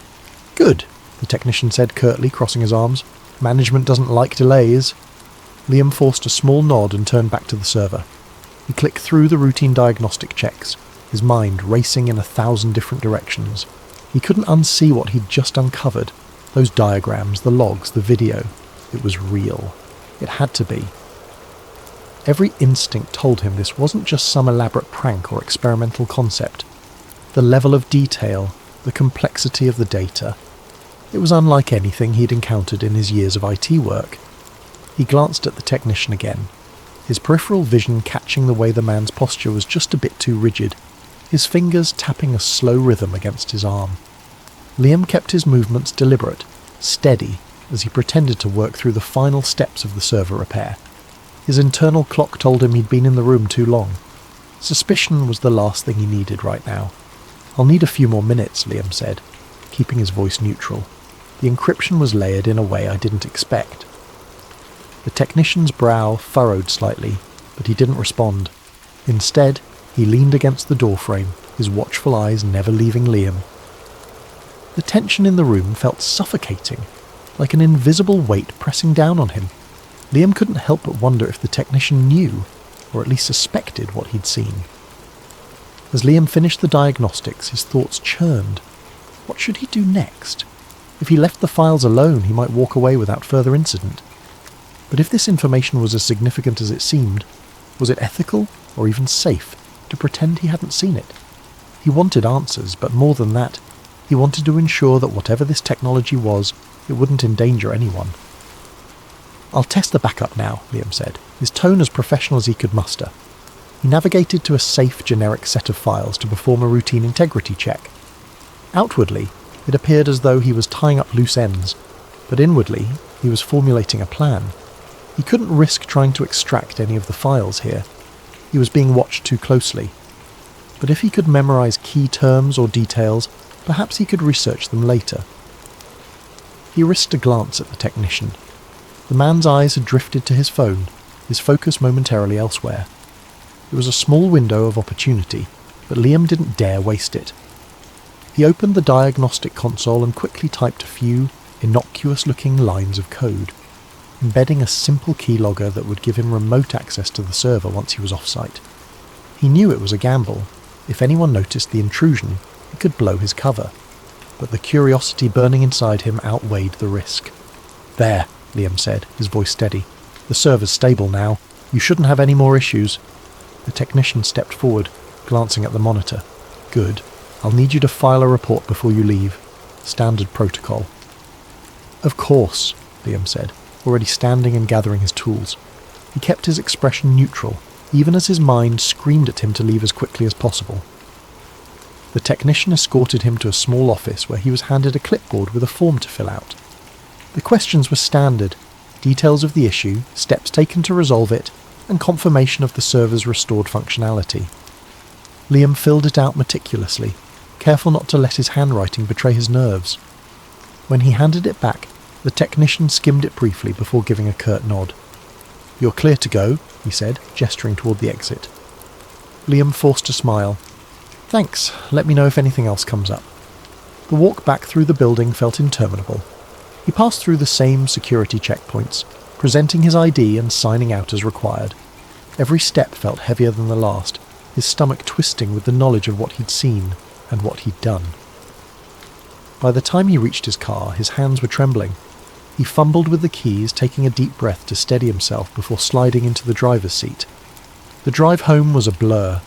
His thoughts swirled like a storm, replaying the images on the screen, the strange terminology, the vanishing man in the video. He couldn't shake the feeling that he'd just opened a door he was never meant to see, let alone step through. And yet, part of him was exhilarated. If this technology was real, it could change everything. History, science, even the very fabric of existence. But as he pulled into the driveway of his modest apartment complex, a flicker of doubt crept in. What if someone had noticed? What if the technician had seen through his act or the keylogger was detected? He shook his head, trying to dismiss the thoughts. He had done everything carefully, methodically. There was no reason to think anyone would suspect him. Or so he told himself. As he locked the car and headed inside, Liam's eyes darted toward the street. A black sedan sat parked a few houses down, its windows tinted too dark to see through. It wasn't a car he recognised, but it could have been anyone. A neighbour, a visitor, even a passing stranger. And yet, as he climbed the stairs to his apartment, he couldn't shake the feeling that he was being watched. The rest of the day passed in a haze. Liam moved through the motions, checking the final diagnostics, closing the server panels, and gathering his tools into his worn black case. On the surface, everything appeared normal, but inside his thoughts churned relentlessly. The images of those diagrams and the grainy video of the man disappearing into thin air replayed over and over in his mind like a movie he couldn't turn off. The words temporal displacement protocols echoed in his head, accompanied by a gnawing sense of unease. He couldn't stop questioning what he'd seen. Were the files real? Were they some kind of advanced simulation or classified experiment? And if they were real, why were they stored on a server so poorly maintained that someone like him had to repair it? The whole situation felt wrong, like a puzzle where none of the pieces should fit but somehow did. Liam knew one thing for sure. What he'd stumbled upon wasn't meant for his eyes. As he exited the server room, the lab's technician gave him a curt nod, but Liam noticed the man's eyes lingered a moment too long on the flash drive peeking out of Liam's case. He quickly zipped the bag closed, offering a casual smile as if nothing were amiss. The technician said nothing, but Liam could feel the man's gaze boring into his back as he walked toward the exit. The process of leaving the lab was just as tedious as entering it. He passed through checkpoint after checkpoint, presenting his ID and signing forms at each stop.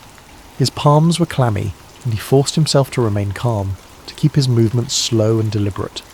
Each guard seemed to scrutinize him just a little more than they had that morning, their eyes lingering on his badge or scanning his bag with what felt like extra care. Liam reminded himself to breathe. They had no reason to suspect him, no way of knowing he'd accessed the files.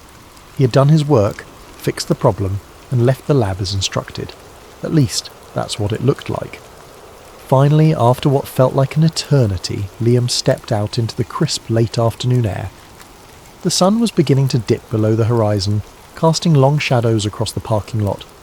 He inhaled deeply, the scent of rain in the distance cutting through his spiralling thoughts. His car was parked in the far corner, away from the other vehicles. As he approached it, the flash drive in his bag seemed to grow heavier, its weight pressing against his mind. Was it a mistake to take it? Should he have left everything behind and walked away? The question swirled, unanswered, as he climbed into the driver's seat and started the engine. The drive home felt surreal, the hum of the car blending with the noise in his head. He replayed the events in his mind, searching for signs he might have missed. An offhand comment from the technician, the guarded glances of the security staff. Did they know? Could they suspect? Or was he simply being paranoid? Liam glanced at the flash drive resting on the passenger seat, its plastic casing catching the fading light. The small device felt like a ticking time bomb, its contents holding answers he wasn't sure he wanted. But he couldn't ignore it. Not now. Not after what he'd seen. His logical side told him to destroy it, to rid himself of the evidence and pretend none of this had ever happened. but the part of him driven by curiosity, by the need to understand, won out. By the time he pulled into his apartment complex, dusk had settled over the city. Liam parked his car in its usual spot, pausing for a moment to scan the lot. Most of the spaces were empty, the faint glow of porch lights illuminating a handful of vehicles. His eyes lingered on a black SUV parked near the entrance, its windows tinted so dark they reflected the dim streetlights. It could have been anyone's car, but something about it made him pause. He shook his head, dismissing the thought as paranoia, and grabbed the flash drive before heading inside. In the safety of his apartment, Liam set his tools down and locked the door behind him. The silence was heavy, broken only by the faint hum of his refrigerator. He stood in the entryway for a moment, clutching the flash drive in his hand before heading to his desk. His laptop sat waiting, the screen dark but ready. He hesitated, the weight of what he was about to do settling over him like a shroud. Liam placed the flash drive on the desk and stared at it, his heart pounding in his chest. The questions that had haunted him all afternoon now seemed louder, more insistent. What had he gotten himself into? And what would happen if he kept going? He didn't know the answers, but he knew one thing for certain. There was no turning back now. That night, alone in his apartment, Liam opened the files again. He pored over the data, the calculations, the logs of temporal excursions. There were entries describing experiments with objects, sending a coin or a watch back in time, observing changes in its condition. Some logs mentioned people, though the details were vague. One entry caught his attention. Subject failed to return. Possible instability in the temporal anchor. Liam shuddered, the weight of what he was reading pressing down on him. Over the next week, Liam became consumed by the discovery. He barely ate, barely slept, his mind racing with the implications of what he had found. If time travel was real, it explained so much. Historical anomalies, unexplainable artifacts, sudden shifts in technology. But it also raised terrifying possibilities. Could the government be manipulating history, altering the past to shape the future? Liam's paranoia grew. He noticed a black SUV parked outside his building for 3 consecutive nights. His phone started acting strange, random glitches and dropped calls. One evening he returned home to find his apartment door slightly ajar. Nothing seemed out of place, but he couldn't shake the feeling that someone had been there. The breaking point came when he received a package in the mail, unmarked and wrapped in plain brown paper. Inside was a single note, typed in bold letters, "Stop digging." Liam's hands shook as he stared at the words. He knew he should let it go, destroy the files and pretend he'd never seen them. But something inside him wouldn't let him walk away. The world deserved to know the truth. He reached out to an investigative journalist he trusted, an old college friend named Sarah. They met at a coffee shop late one night, Liam glancing over his shoulder as he handed her the flash drive. "If something happens to me," he said, his voice low, "you have to promise you'll get this out there." Sarah looked sceptical but nodded, tucking the drive into her bag. "Liam, are you sure you're okay?" she asked. "You look—" The coffee shop door opened and 2 men in suits walked in. Liam's stomach dropped. "We need to go," he whispered, grabbing Sarah's arm. But before they could move, the men approached their table. "Mr. Mercer," one of them said, his tone flat and authoritative, "we need you to come with us." Liam's mind raced, his instincts screaming at him to run, but it was too late. The men seized his arms, their grip firm but not violent. Sarah protested, but one of the men fixed her with a cold stare. "This doesn't concern you," he said. As they led Liam out of the coffee shop and into the waiting SUV, he felt a sinking dread settle over him. He didn't know where they were taking him or what they planned to do, but he knew one thing for certain. The truth about time travel wasn't just a theory. It was a secret worth killing for. And as the SUV disappeared into the night, Liam realised that some mysteries were never meant to be uncovered. Thank you for joining us tonight on Sleep Theories. Let this story serve as a reminder of how the search for truth can lead us into the unknown. May you drift off with a sense of wonder and curiosity, and may your dreams take you to places where time itself unfolds. Sleep well and sweet dreams.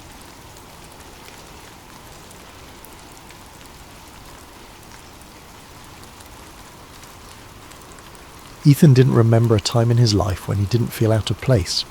Growing up, he was the quiet kid, the one who sat in the corner of the classroom with his nose buried in a book or staring out the window, wondering if there was something more beyond the confines of the world he knew.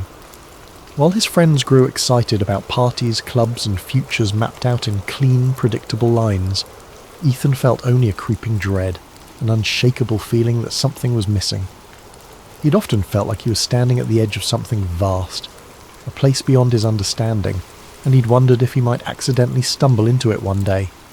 His life had been ordinary, perhaps too ordinary, and sometimes he thought that was the scariest thing of all. He spent most of his free time chasing stories and curiosities, unexplained mysteries, urban legends, and tales of things that couldn't be. The Backrooms was one of his favourites. He first read about it on a forum late one night, an innocuous post titled, "If you're not careful, you might slip between the cracks in the water into the back rooms." The premise was simple, terrifying. The Backrooms were a hidden dimension, an endless maze of empty, yellowed rooms, a place you could fall into if you weren't careful, disappearing from the world as you knew it. The idea left him with a chill that lingered long after he'd closed his laptop. To some part of Ethan, the Backrooms didn't just sound like a horror story. They sounded like something real, a hidden layer of reality lurking just beneath the surface, waiting for the right or wrong person to find it. He even dreamed about it sometimes.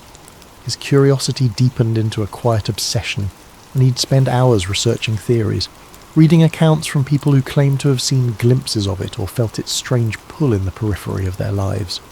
This fascination made him feel alive, but it also made him reckless.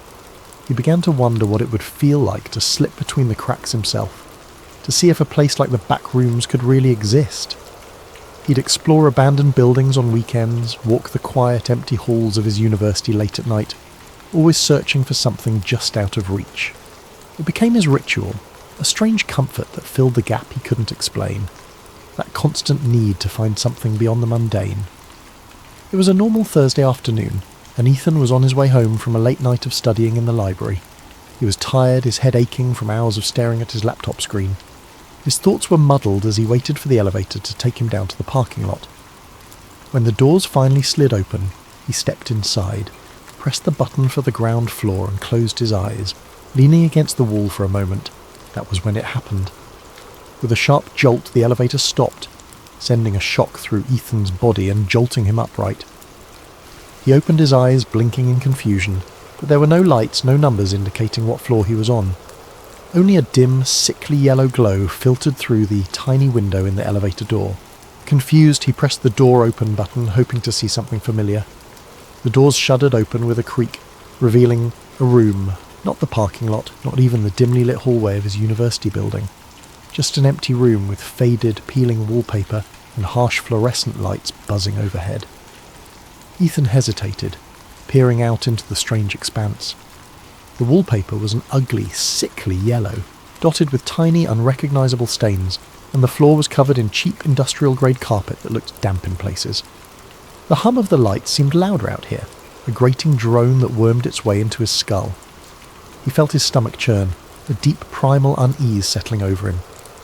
Taking a deep breath, he stepped out of the elevator. The doors closed behind him with a loud clang, but when he turned around, the elevator was gone. Nothing but an empty wall stood where it had been. Panic started to creep in as he took a step back, then another. This can't be real, he whispered to himself. His voice sounded strange, swallowed by the space around him. He turned, looking around, but all he could see was a vast stretch of identical yellow-tinted rooms. There was no end in sight, only more walls, more corners leading into more of the same. He tried calling out, his voice echoing faintly, swallowed by the relentless hum of the lights. "Hello? Is anyone here?" Silence answered him, thick and oppressive. With no other option, he started to walk, hoping that if he went far enough he'd find an exit, or at least someone who could explain this bizarre place. His footsteps were muffled by the carpet, and the further he walked, the more the rooms seemed to blend together. Every corner, every turn looked exactly the same, an endless maze of empty, deserted spaces. After what felt like hours of wandering, Ethan's initial fear dulled into a kind of numb desperation. He began to feel disoriented, the sameness of the place eating away at his sense of time and direction. His throat felt dry, and he realised he hadn't seen any signs of water, food, or even another living soul. Just endless rooms and the nauseating stench of stale air. Then he saw it. A shadow, flickering just beyond the edge of his vision, barely noticeable against the yellow walls. He froze, his heart pounding. The shadow was moving. "Hello," he called out again, his voice cracking. "Is someone there?" The shadow darted out of view, slipping around a corner before he could get a good look at it. His instinct was to run, to get as far away from that shadow as possible, but something compelled him forward. A morbid curiosity mingled with the faint hope of finding another human being in this nightmare. He crept forward, rounding the corner, but the shadow was gone. He continued down the hallway, the humming lights above creating a strange hypnotic rhythm that made his thoughts feel hazy and slow. Just as he was about to turn back, he heard a sound. It was faint, almost like a soft shuffling, as if something was dragging across the carpet. He held his breath, his heart hammering as he strained to hear. The sound grew louder, closer, until he could make out a strange, uneven rhythm, as though whatever was moving didn't have the same number of limbs as he did. He turned to face the direction of the noise, his eyes wide with terror. Emerging from around a corner was a figure, tall and impossibly thin, with limbs that seemed too long, too stretched, as though they'd been pulled like taffy. Its skin was pale, almost translucent, and its eyes were wide and empty, two hollow sockets that seemed to drink in the dim light around them. Its mouth stretched into a grotesque, gaping grin, filled with rows of needle-like teeth. Ethan stumbled back, his hand flying to his mouth to stifle a scream. The creature tilted its head, studying him with an unnervingly calm curiosity, as if it were examining a particularly interesting bug. Then, slowly, it began to move forward, each step deliberate and unnatural, its joints bending at impossible angles.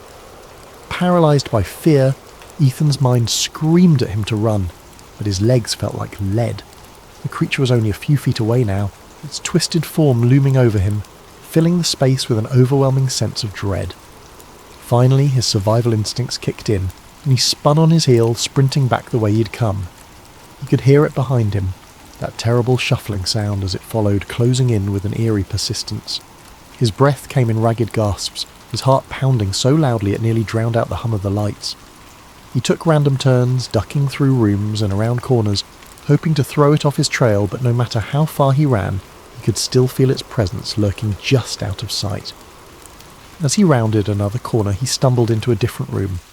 This one was larger than the others, with a ceiling that seemed to stretch up impossibly high, vanishing into darkness. In the centre of the room was a single decrepit armchair, facing away from him. He was too tired to question it, his legs shaking as he collapsed against the wall, breathing heavily.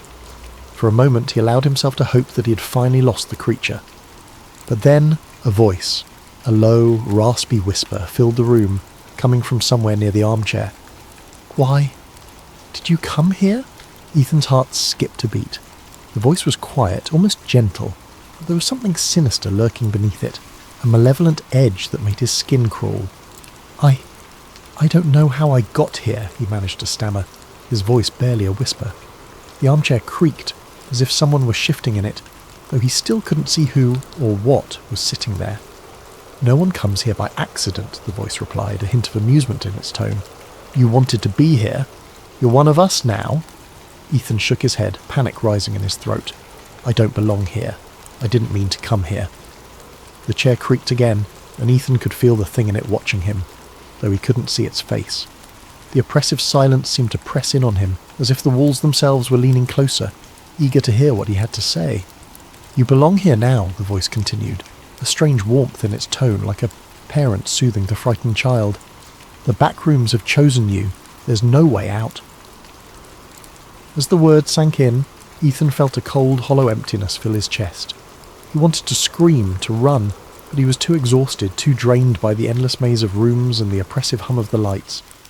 He sank to his knees, his mind racing, searching for some semblance of hope, some way to escape this nightmare. But deep down, he knew the truth. There was no way out.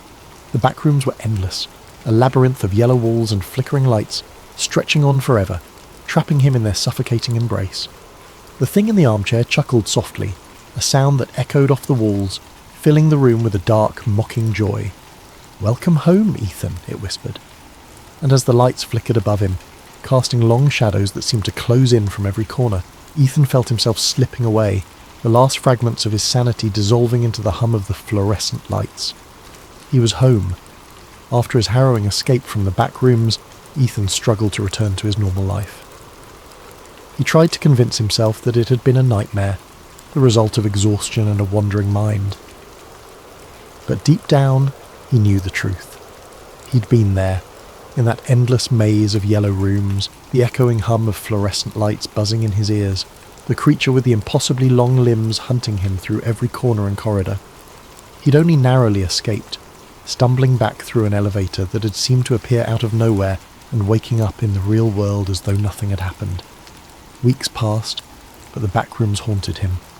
He saw glimpses of it in reflections, in dark corners, even in the university hallways that had once seemed so ordinary.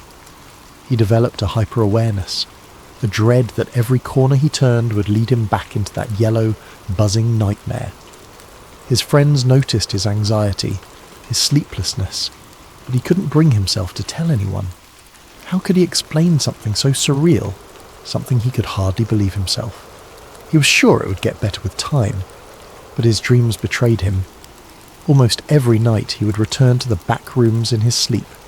He would wander through its endless corridors, its stale, musty air thickening with every breath. No matter how he tried to direct his dream, no matter how aware he became, he was always drawn deeper into the maze. And in every dream the creature was there, lurking in the shadows, watching him with those empty eyes, that horrible grin. One night Ethan jolted awake, sweat pouring down his face, the hum of the fluorescent lights still ringing in his ears. His pulse pounded as he sat in the darkness of his room, clutching his bedsheets. It was a nightmare, just a nightmare, he told himself over and over. But the line between waking and sleeping was blurring, and he began to feel as though the back rooms were calling to him, beckoning him back. Despite his growing fear, something within him stirred, a curiosity, or perhaps a sick obsession. The fear of returning to the back rooms was tempered by an undeniable pull, a whisper that told him he hadn't yet seen everything there. He was certain it would swallow him whole if he went back, but some part of him felt he had to know the truth of what lay beyond those endless yellow rooms. The uncertainty gnawed at him, tugging at the back of his mind until he could think of little else. One Friday night, after another sleepless week, he gave in. It was as though he were possessed, acting on some deep unspoken impulse. He found himself back in the library, a little past midnight, with nothing but the quiet hum of the building to keep him company. He rode the same elevator he'd taken the last time, pressing the ground floor button, feeling the jolt as the elevator began its descent. But this time, there was no jolt to stop him. The elevator smoothly reached the ground floor, and the doors slid open to reveal the quiet university lobby. Disappointed and relieved in equal measure, he let out a shaky laugh. He'd been foolish, he thought, to believe the back rooms could be summoned by something so simple. As he stepped out of the elevator, he froze. The lobby looked different. The lights were dimmer, the walls slightly yellowed, and an odd damp smell hung in the air. Slowly, his heart sinking, he turned to look behind him. The elevator doors were still open, but there was no lobby beyond them. Only the familiar yellow-tinted wallpaper, the buzz of the fluorescent lights, and that endless carpeted expanse stretching into oblivion. Ethan felt a wave of nausea wash over him. He was back. Taking a deep breath, he steeled himself. This time, he wouldn't panic. He would stay calm, map out a path, and find his way out. He'd done it once, and he could do it again. But as he started to walk, he noticed subtle differences. The rooms felt darker, the smell stronger, almost like mildew mixed with something metallic. And the buzzing was louder, a harsh, grating sound that rattled in his skull. He wandered through the hallways, taking mental notes of every turn, every detail he could remember. But the back rooms seemed to shift around him, subtly changing with each step, making it impossible to find his way back. And soon enough, he began to hear the faint, shuffling footsteps he dreaded. The creature was here again. Ethan quickened his pace, his heart pounding. The footsteps followed him, echoing in sync with his own. He glanced over his shoulder, catching a glimpse of its grotesque, elongated form rounding a corner, moving with a horrible, jerking grace. He forced himself to keep calm, his mind racing as he tried to think of a way to escape. Room after room he searched for a way out, for any clue that could guide him. But the rooms seemed different this time, as if they were trying to trap him. The walls seemed to close in on him, narrowing with every turn, the air growing thick and stagnant. The creature's footsteps grew louder, closer, and Ethan knew he couldn't keep running forever. Finally, he stumbled into a room that looked different. A wide, empty space with a single door at the far end, something he hadn't seen before. With no other choice, he sprinted for it, throwing himself through the door just as he heard the creature behind him, its horrible breathing echoing in his ears. He shut the door, his back pressed against it as he gasped for breath. The room he'd entered was dimly lit, quieter, the buzzing sound fading to a low hum. The wallpaper was still that sickly yellow, but the atmosphere felt different, almost like a forgotten place, untouched even by the back rooms. In the centre of the room was a large rusted metal door, unlike anything he'd seen in his previous visits. With a surge of hope, he moved towards it, gripping the cold handle. He pulled and the door swung open, revealing a dark, narrow passage. He didn't hesitate. He stepped inside, the door closing with a heavy thud behind him. The passage stretched on, the air growing colder, the walls narrowing until he could barely fit through. He squeezed his way down the hallway, his hands brushing against rough, uneven walls, and as he moved he noticed something strange. The buzzing of the fluorescent lights was gone, replaced by an eerie silence, broken only by the faint drip of water echoing somewhere in the distance. He kept moving forward, the passage twisting and turning in unpredictable ways. The deeper he went, the darker it became, until he was stumbling blindly, feeling his way along the walls. His sense of direction was gone.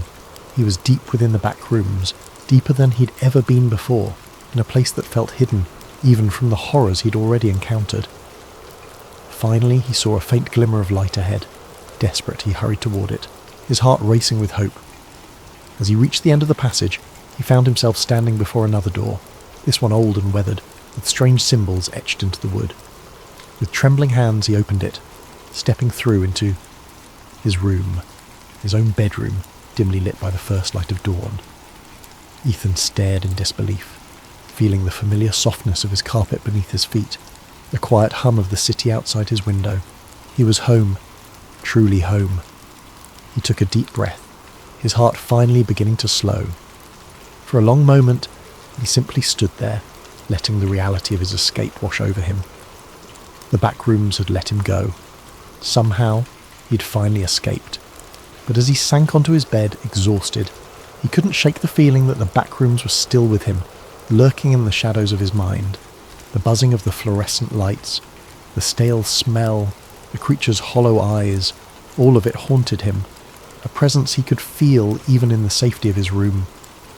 And then he realised with a shiver that the room felt colder than usual. A subtle, creeping chill filled the air, seeping through the walls, brushing against his skin like fingers trailing ice. His breath fogged in the dim light, something that had never happened before in his cosy apartment. It was as though the warmth and safety he'd known here had been drained, replaced with the oppressive, stagnant atmosphere he'd left behind. Ethan sat up, glancing around. Everything looked normal. The posters on his walls, his desk cluttered with notes, the blanket he'd thrown carelessly to the side. But the silence was deafening. Outside his window, the familiar city sounds were gone, replaced by a dead, heavy stillness. He reached for his phone to check the time, but the screen remained blank, lifeless. His heart began to race as he tapped the screen over and over, but the device was unresponsive, a dark mirror reflecting his own fearful expression. Slowly he became aware of a faint, almost imperceptible sound, a noise he'd tried so hard to forget, the low, ominous hum of fluorescent lights. It was faint at first, a murmur on the edge of his hearing, but as he listened it grew louder, filling the room with that same mind-numbing buzz. Ethan stood up, gripping his bedpost for support as he scanned his surroundings. The walls of his room seemed to shift subtly, the wallpaper taking on a yellow tint, faded and stained, as if something had leached the colour out of it. The air thickened, that familiar smell of mildew creeping in, the metallic tang that clung to his senses. His stomach twisted with a dawning, sick realisation. "No," he whispered, his voice trembling. "No, I got out. But the room only continued to change, morphing around him. His bed stretched longer, the carpet rippled into endless patches, the door faded from view, leaving nothing but an expanse of yellowed walls and buzzing lights. The familiar furnishings of his room vanished entirely, swallowed by the sickly expanse. As he backed up, his foot collided with something soft yet solid, a familiar thick patch of carpet.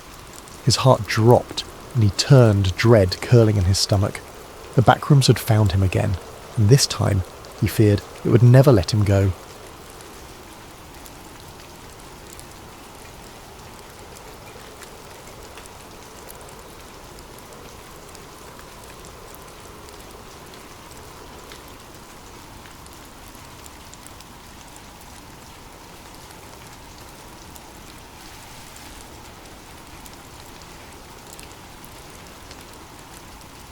Welcome to Sleep Theories, the channel where we unravel the mysterious, explore hidden truths, and venture into the stories that lie in the shadows, all while helping you drift into a state of calm reflection.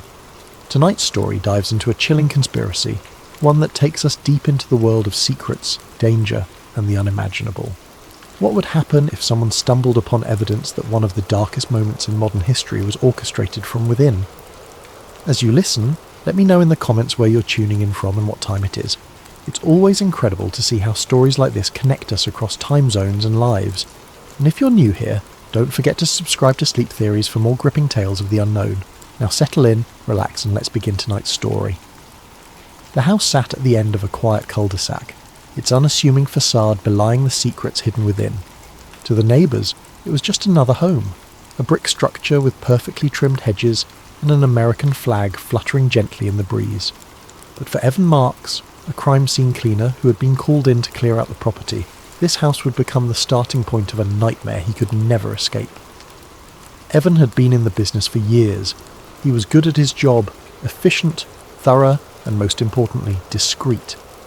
He had cleaned up after tragedies of every kind, from unattended deaths to gruesome accidents.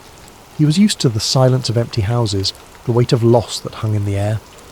But this assignment felt different from the moment he arrived. The basement air was thick, carrying a faint metallic tang that clung to Evan's senses as he lingered before the locked cabinet. His gloved fingers hesitated on the crowbar, the faint creak of the house above unsettling him. He glanced back toward the staircase, ensuring he was alone. The stillness around him felt unnaturally oppressive, as if the room itself held its breath in anticipation of what he was about to uncover. With a deep inhale, Evan wedged the crowbar into the seam of the cabinet door, its groan of resistance echoing unnervingly in the confined space. He pressed harder, his muscles straining as the lock finally gave way with a sharp snap. The sound was louder than he expected, ricocheting off the concrete walls and making his pulse quicken. He froze for a moment, listening for any sign of disturbance upstairs. Nothing. Just silence. He eased the cabinet door open, its hinges squealing faintly, revealing neatly organised rows of black cases stacked with precise uniformity. They gleamed faintly in the dim light, their lack of labels drawing Evan's curiosity. He reached for the nearest one, his fingers brushing against its smooth surface as if testing its reality. It felt heavier than he anticipated as he pulled it free and set it on the table. Evan's eyes darted around the room, a sudden paranoia creeping in. This was different from the usual clutter or forgotten personal effects he often encountered in his line of work. The pristine nature of the cases, the deliberate care in their arrangement, it felt calculated, as though someone had wanted to hide them, yet also keep them readily accessible. His gaze lingered on the other rows of cases still nestled in the cabinet, an unsettling thought forming at the back of his mind. Why lock these up so securely? His breathing was shallow as he flipped open the first case. Inside was a single tape, its black housing flawless, unmarked except for a small strip of faded adhesive on one side. No writing, no indication of what it might contain. The tape exuded an eerie anonymity, as if its mere existence defied scrutiny. Evan's hand trembled slightly as he removed the tape and turned it over, scrutinizing every inch for clues. Finding none, he set it down carefully on the table, the sound of its casing clicking against the wood unnervingly loud in the stillness. He returned to the cabinet and pulled out another case, his curiosity now edging into unease. It too contained an unmarked tape. The pattern repeated with the third, the fourth, the fifth. Each was identical in its stark simplicity, their presence an enigma that only deepened as his discoveries multiplied. He scanned the basement for anything that might provide a clue, a label, a note, something to contextualize what he was looking at. His eyes caught on a small stack of manila folders shoved haphazardly to one side of the cabinet's bottom shelf. He knelt and reached for them, his fingers brushing against their rough edges. The folders were thick with documents, their tabs worn and creased from use, but they bore no official insignias or titles. Flipping open the top folder, Evan's breath caught. Inside were pages of printed schematics and diagrams, overlaid with dense annotations in a handwriting so meticulous it felt mechanical. The diagrams were detailed renderings of buildings he didn't recognize at first glance, their floors and structural supports marked with precise measurements and red circles. Evan flipped to another page and stopped cold. The next diagram was unmistakable, a blueprint of the World Trade Center. His eyes traced the bold red lines scrawled across the paper, each one highlighting points along the structure. Notations beside them were cryptic but chilling. Load-bearing. Sequence 4. Controlled collapse. Final stage. He closed the folder abruptly, the weight of what he had just seen pressing down on him. His hands were shaking now, and the cold of the basement seemed to seep deeper into his bones. He glanced at the tapes on the table, their silent presence now feeling menacing, as though they held secrets too terrible to comprehend. Evan's attention snapped to a faint noise upstairs, the creak of the floorboards above. His heart leapt into his throat, the sound jarring in the stillness. He stood motionless, straining to hear. It could have been the house settling, he told himself, or his nerves playing tricks. But the timing felt too precise, too deliberate. He looked back at the cabinet, the remaining cases still locked away, the opened folder on the table and the tape sitting ominously in front of him. The air felt heavier now, charged with a tension that made every movement seem amplified. Swallowing hard, he reached for the tape again, its surface cool and unnervingly smooth beneath his fingertips. He had to know what was on it, no matter the risk. Evan sat in the basement for what felt like hours, though in reality it had only been minutes. The stark flicker of the television screen illuminated his pale face, highlighting the sweat that clung to his brow. He stared at the VCR, its hum the only sound in the oppressive silence of the room. The tape he had just watched still felt like an impossibility, a phantom conjured by his mind. But the cold, mechanical footage replayed in his thoughts with cruel precision, each word echoing louder than the last. He reached for the tape he had ejected, his hands trembling as he ran his thumb over the smooth, featureless surface. No label, no date, nothing to indicate its existence or its damning contents. His pulse quickened as he hesitated, his other hand hovering over the stack of identical black cases still lined up in the cabinet. His breath was shallow, the weight of the air pressing down on his chest as though the walls were closing in.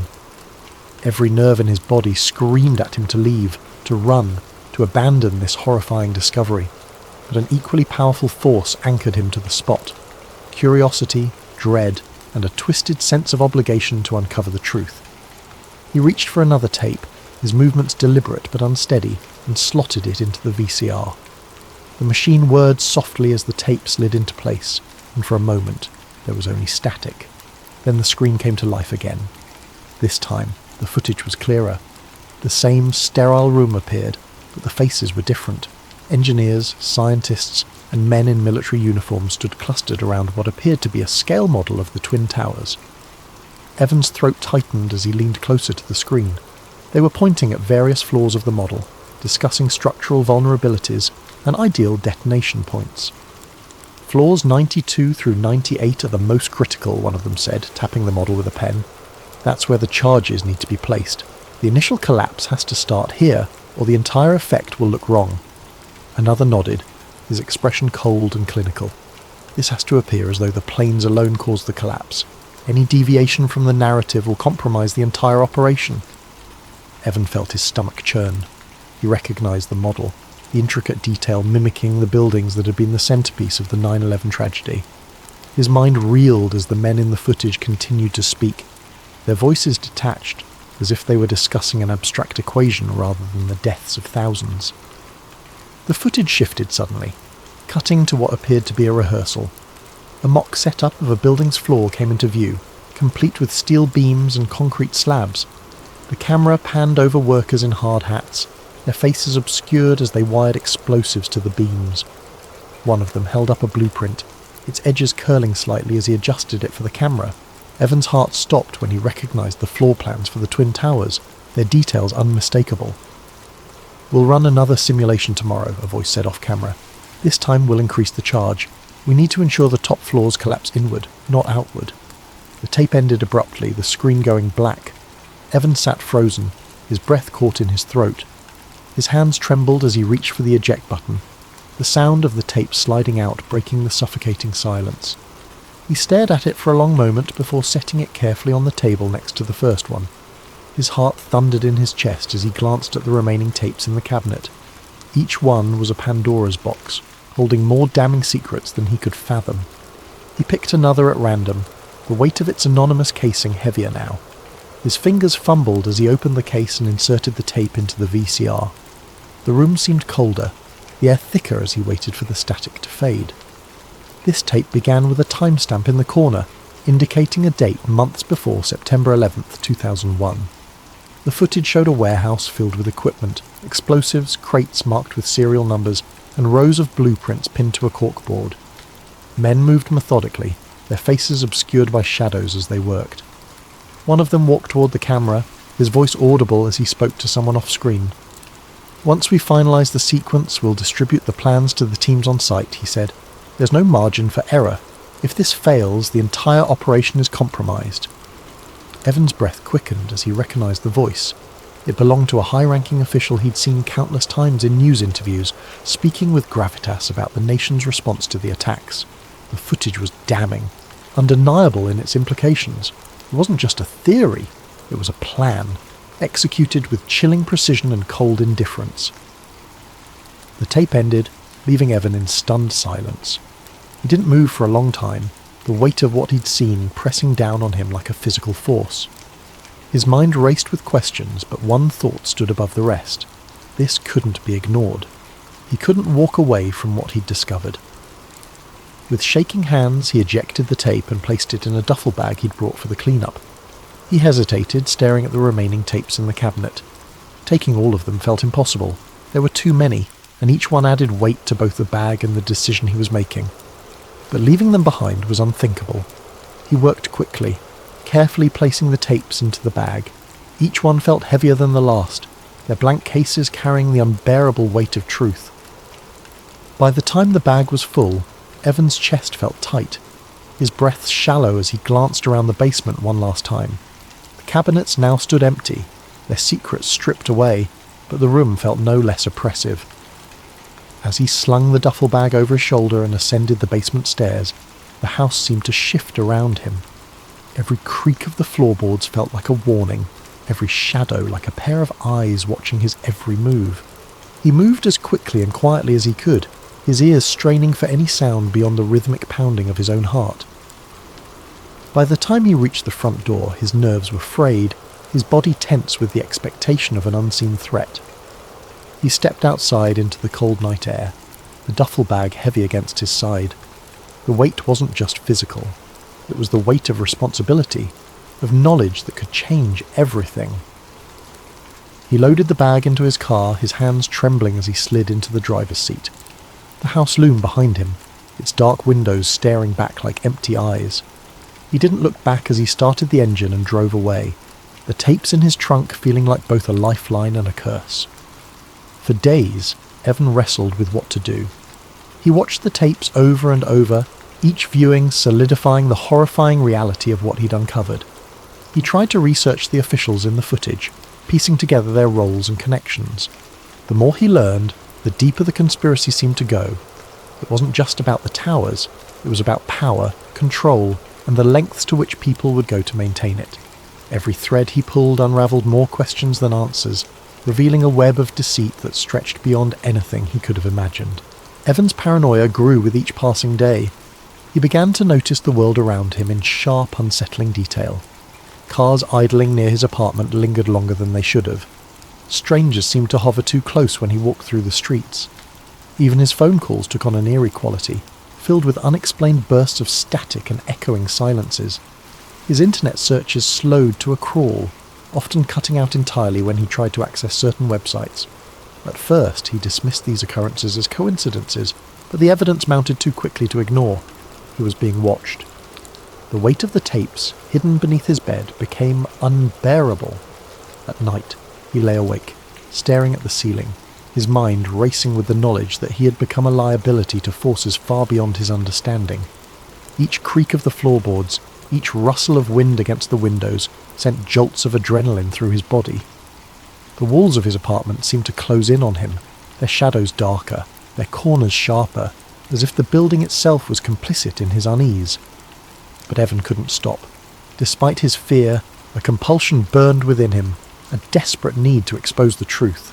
He spent hours sending encrypted emails to journalists and independent investigators, carefully crafting messages that walked the line between urgency and caution. He contacted activists, whistleblowers, anyone he thought might be brave enough to take up the fight.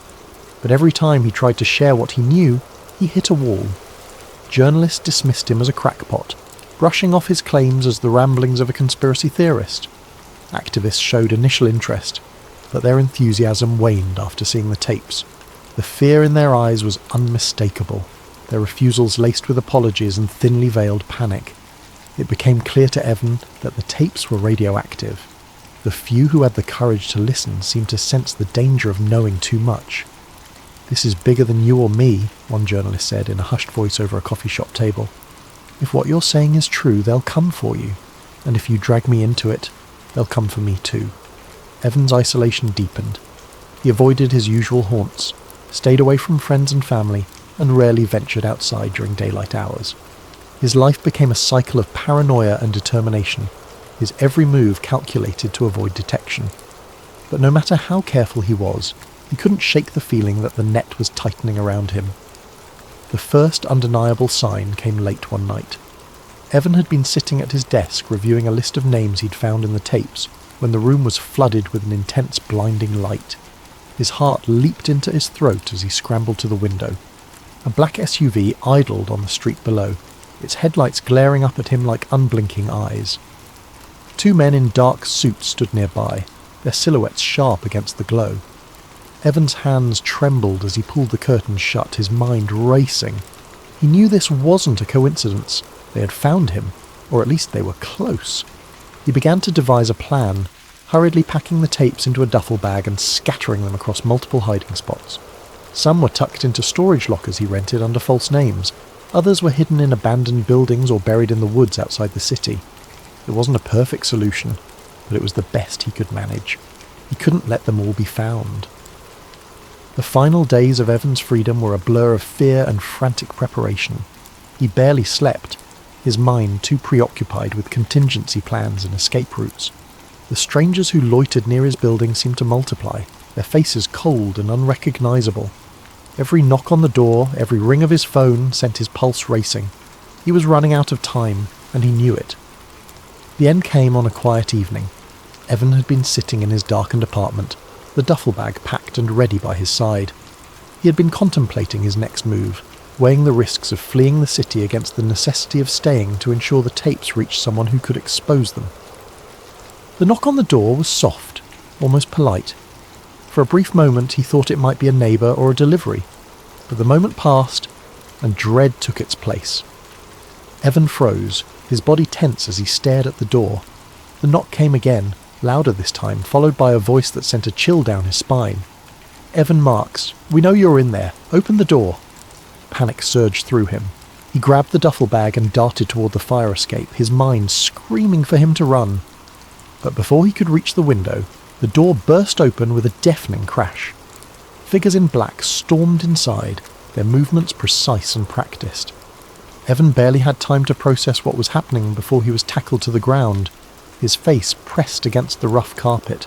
They moved quickly, binding his wrists and dragging him to his feet. He struggled, shouting for them to stop, but their grips were unyielding. As they hauled him toward the door, his eyes darted to the duffel bag lying open on the floor, its contents spilling out. Black tape scattered like a trail of breadcrumbs, leading to the truth he had tried so hard to protect.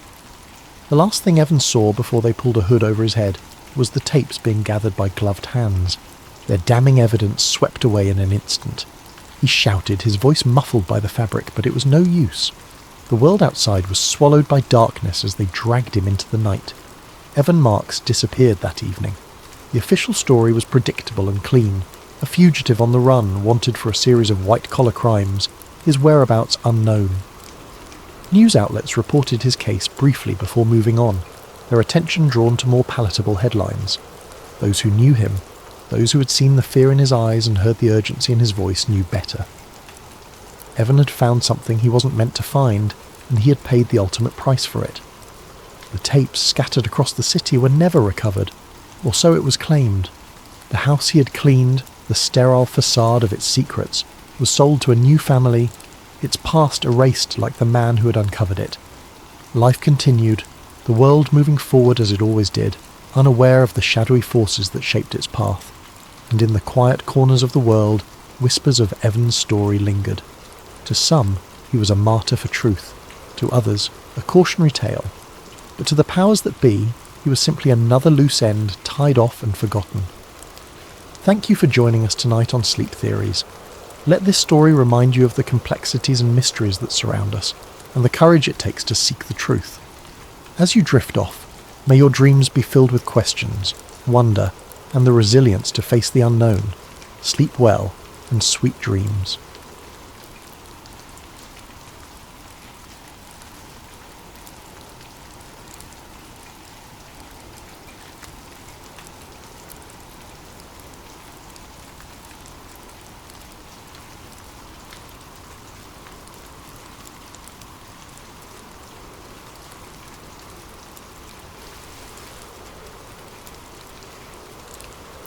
The room was dimly lit, the kind of lighting that made shadows stretch and dance on the walls, creating an eerie atmosphere that seemed to hum with secrets.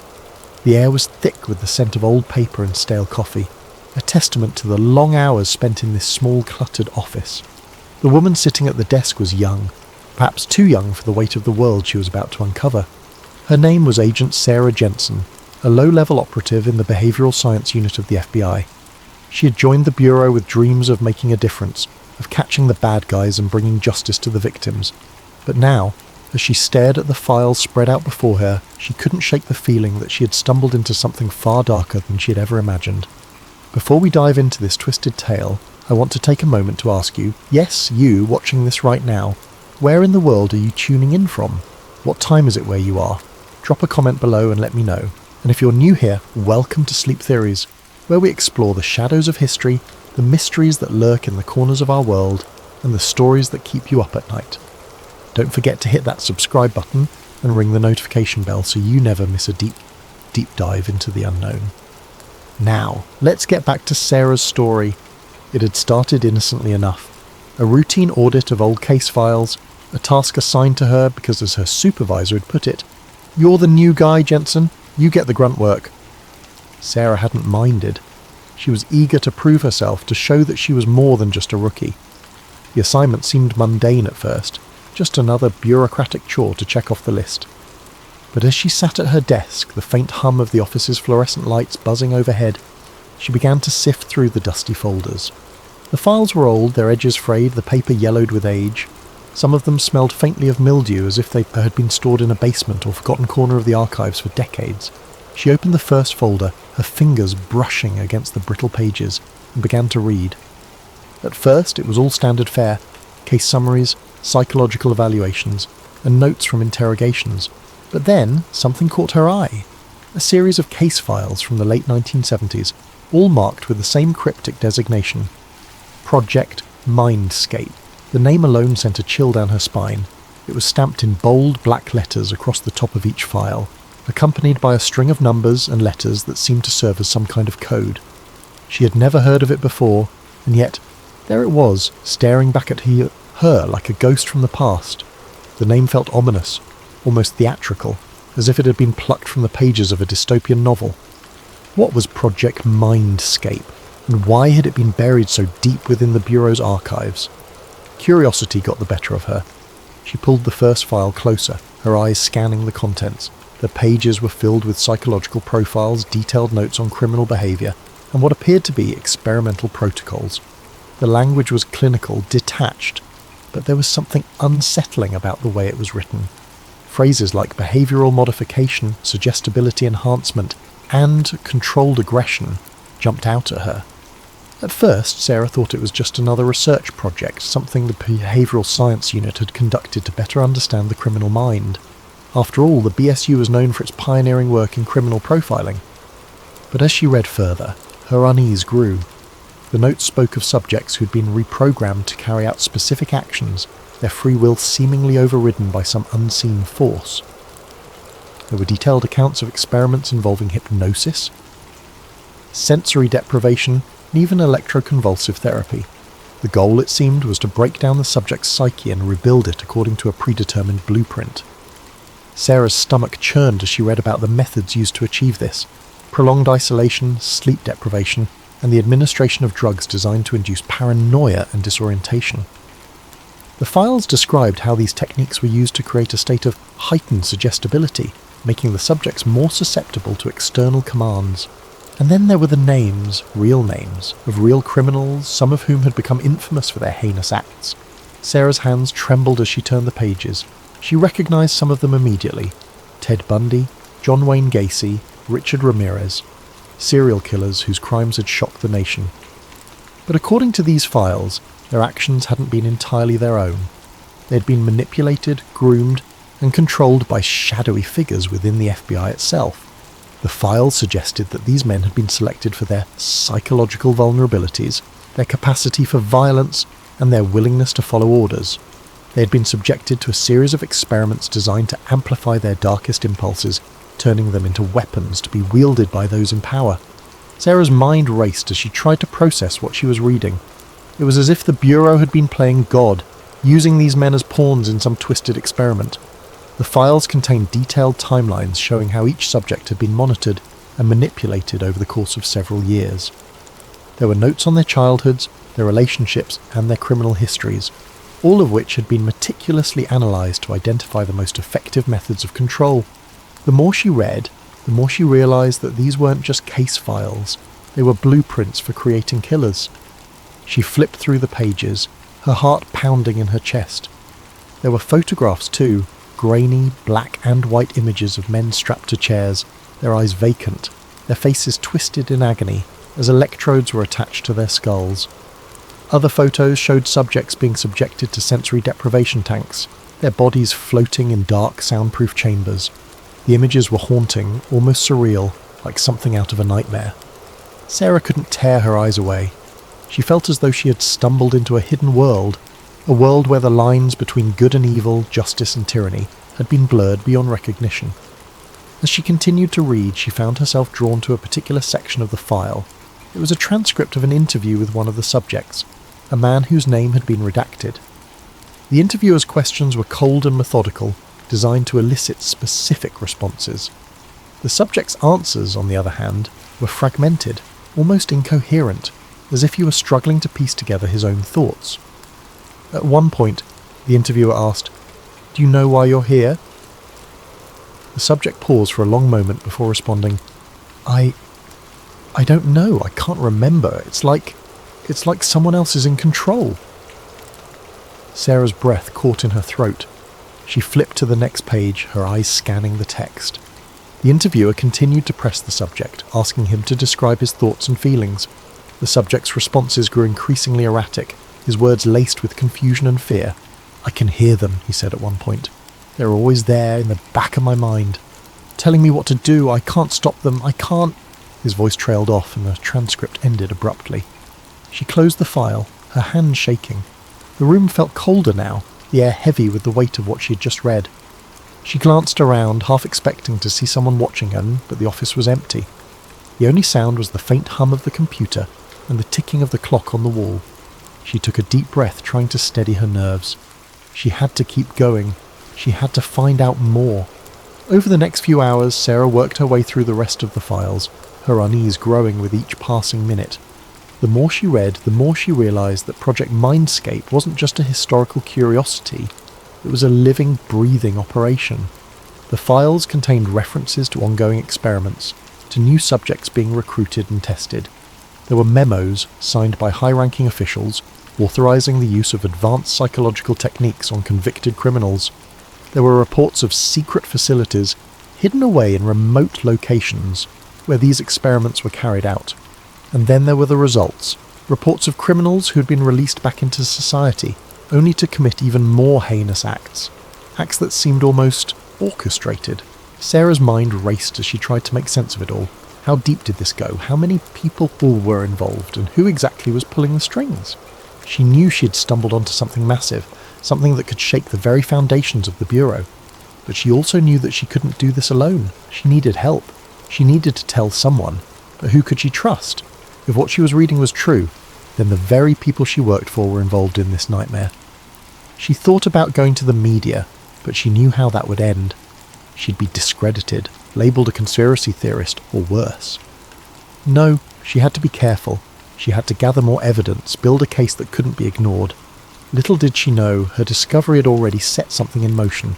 Something dark, something dangerous, and it was only a matter of time before it caught up with her. She couldn't believe what she was reading. It had to be a mistake, a hoax, something. The idea that the FBI, the very institution she had sworn to serve, could be involved in something so monstrous was almost too much to comprehend. But the evidence was there, staring her in the face, impossible to ignore. The more she dug, the more she found, and each new piece of the puzzle only deepened her sense of dread. There were memos, signed by high-ranking officials, authorising the use of advanced psychological techniques on convicted criminals. The language was cold and bureaucratic, but the implications were horrifying.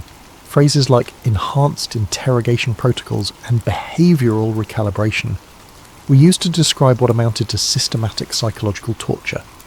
The memos were stamped with classified markings, their distribution limited to a select few within the Bureau.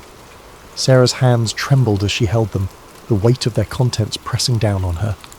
And then there were the reports of secret facilities, hidden away in remote locations where these experiments were carried out. The files described places that didn't officially exist, black sites tucked away in the wilderness far from prying eyes. One report mentioned a facility in the mountains of Montana, another in the deserts of Nevada.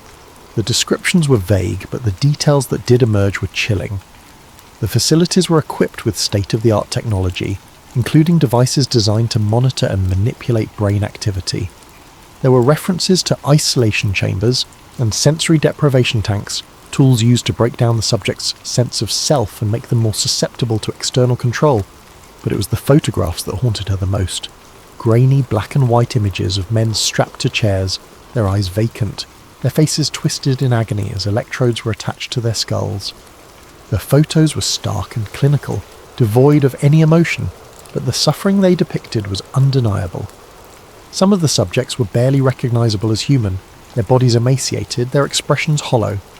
Others seemed to be in the midst of some kind of seizure, their limbs contorted, their mouths frozen in silent screams. Sarah couldn't look away, even as a part of her wanted to. Each photo was a window into a world of unimaginable cruelty. A world where human beings were reduced to mere objects, their minds and bodies manipulated for some unknown purpose. Sarah's mind raced as she tried to process what she was seeing. She had to tell someone, had to expose this, but who could she trust? If what she was reading was true, then the very people she worked for were involved in this nightmare. She thought about going to the media, but she knew how that would end. She'd be discredited, labelled a conspiracy theorist, or worse.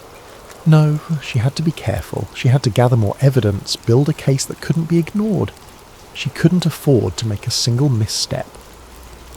Over the next few days, Sarah worked tirelessly, piecing together the fragments of information she had uncovered. She stayed late at the office, long after her colleagues had gone home, poring over files and cross-referencing data. The office was eerily quiet at night, the only sounds the hum of the fluorescent lights and the occasional creak of the building settling. Sarah barely noticed. Her focus was absolute, her determination unwavering. She scoured every document, every memo, every report, looking for anything that could shed light on the true scope of Project Mindscape. She began to notice patterns, names that kept appearing, dates that coincided with major criminal events, and a trail of redacted documents that seemed to lead to a single, ominous conclusion. One name in particular stood out, Dr. Elias Voss. He was mentioned repeatedly in the files, always in connection with the most controversial aspects of the project. His credentials were impeccable, a renowned psychologist with a background in neuroscience and behavioural studies, but his methods were anything but ethical.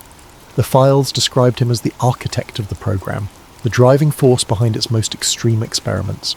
Sarah's stomach churned as she read about his work, her mind recoiling at the sheer inhumanity of it all. She also noticed a pattern in the dates. Many of the experiments coincided with high-profile criminal cases, some of which had made national headlines. There was a file on Ted Bundy, detailing how he had been subjected to a series of suggestibility tests shortly before his escape from custody in 1977. Another file described similar experiments conducted on John Wayne Gacy, with notes suggesting that his crimes had been amplified as a result. Sarah's hands shook as she read through the documents, her mind struggling to reconcile the facts with the implications. Could it be that these men whose names had become synonymous with evil, had been manipulated into committing their crimes? The idea was almost too horrifying to contemplate, but the evidence was there, staring her in the face. As she delved deeper, Sarah began to uncover a trail of redacted documents, their contents obscured by thick black lines. But even the redactions couldn't hide everything. She noticed recurring phrases like operational success and field deployment, terms that suggested the experiments had been more than just theoretical. There were references to assets being activated, to missions being carried out. The language was vague, but the implications were clear. The FBI had been using these techniques not just in controlled environments, but out in the real world. Sarah's heart pounded as she realised the full extent of what she was uncovering. This wasn't just about understanding the criminal mind, it was about controlling it, shaping it, turning it into a weapon. She worked late into the night, her desk littered with files and notes. She cross-referenced dates, names and locations, trying to piece together the full picture. The more she learned, the more she realised that Project Mindscape was far bigger than she had initially thought. It wasn't just a series of isolated experiments, it was a full-fledged program, one that had been operating in the shadows for decades, and it was still active. The most recent files were dated just a few months ago, their contents as chilling as ever. Sarah knew she was running out of time. Every moment she spent in the office was a risk, a chance that someone might discover what she was doing, but she couldn't stop. She had to keep going, had to find out the truth. She owed it to the victims, to the people whose lives had been destroyed by these experiments. And she owed it to herself. She had joined the FBI to make a difference, to fight for justice. But now she realised justice wasn't something that could be taken for granted. It was something that had to be fought for, even when the odds were stacked against you. As she sat at her desk, surrounded by the evidence of a conspiracy that went to the highest levels of power, Sarah felt a surge of determination. She didn't know how she was going to do it, but she was going to expose this. She was going to bring the truth to light no matter the cost, because if she didn't, who would? One night, as she was leaving the office, Sarah noticed a black SUV idling in the shadows of the parking garage. It was parked in a far corner, its engine running, its headlights off. She didn't think much of it at first. Maybe it was just another agent working late, or a security detail waiting for someone. But as she walked toward her car, keys in hand, she felt a prickling sensation at the back of her neck, a faint but unmistakable sense of unease. She glanced over her shoulder, her eyes scanning the dimly lit garage. Nothing seemed out of the ordinary, but the feeling wouldn't go away. She quickened her pace, her heels clicking against the concrete floor. The sound echoed in the empty space, making her feel even more exposed. She was almost at her car when she heard it, the soft thud of a car door closing. She froze, her heart pounding in her chest. Slowly she turned around. The SUV's doors were open now, and 4 men in suits were stepping out. They moved with purpose, their faces blank, their eyes cold and unreadable. Sarah's breath caught in her throat. She didn't know who they were, but she knew one thing. They weren't here to help her. Before she could react, they were on her. One of them grabbed her arm, his grip like iron. Sarah twisted, trying to break free, but it was no use. Another man moved in, blocking her path. She kicked out, her foot connecting with his shin, and he grunted in pain, but didn't let go. The third man grabbed her other arm, and together they began dragging her toward the SUV. Sarah struggled with everything she had, her mind racing. She couldn't let them take her. She couldn't. "Help!" she screamed, her voice echoing through the garage. But there was no one around to hear her. The men didn't say a word, their faces expressionless as they forced her toward the vehicle. Sarah's mind raced. She had to do something. She couldn't let them take her. She couldn't. With a surge of adrenaline, she twisted her body, managing to free one arm. Gipaku swung her elbow, hitting one of the men in the face. He staggered back, his grip loosening, and Sarah took her chance. She broke free and bolted, running as fast as she could toward the exit. Behind her, she heard the sound of footsteps, heavy and fast, closing in. She didn't look back. She couldn't. She had to keep going. The garage seemed to stretch on forever, the rows of cars blurring together as she ran. Her lungs burned, her legs ached, but she didn't stop. She could hear the men behind her, their footsteps growing louder. She reached the stairwell and yanked the door open, practically throwing herself inside. She took the stairs 2 at a time, her breath coming in ragged gasps. She had to get out. She had to find help. She burst through the door at the top of the stairs and found herself in the lobby of the FBI building. It was empty, the reception desk unmanned, the lights dimmed. Sarah's heart sank. She had hoped there would be someone here, anyone, but the place was deserted. She glanced over her shoulder and saw the men emerging from the stairwell, their faces still blank, their movements methodical. They weren't even out of breath. Sarah ran toward the front doors, her mind racing. She had to get outside. Maybe she could flag down a passing car, find a security guard, anything. But as she reached the doors, she realized they were locked. She pulled on the handles, but they didn't budge. Panic surged through her. She was trapped. She turned around, her back pressed against the glass, and faced the men.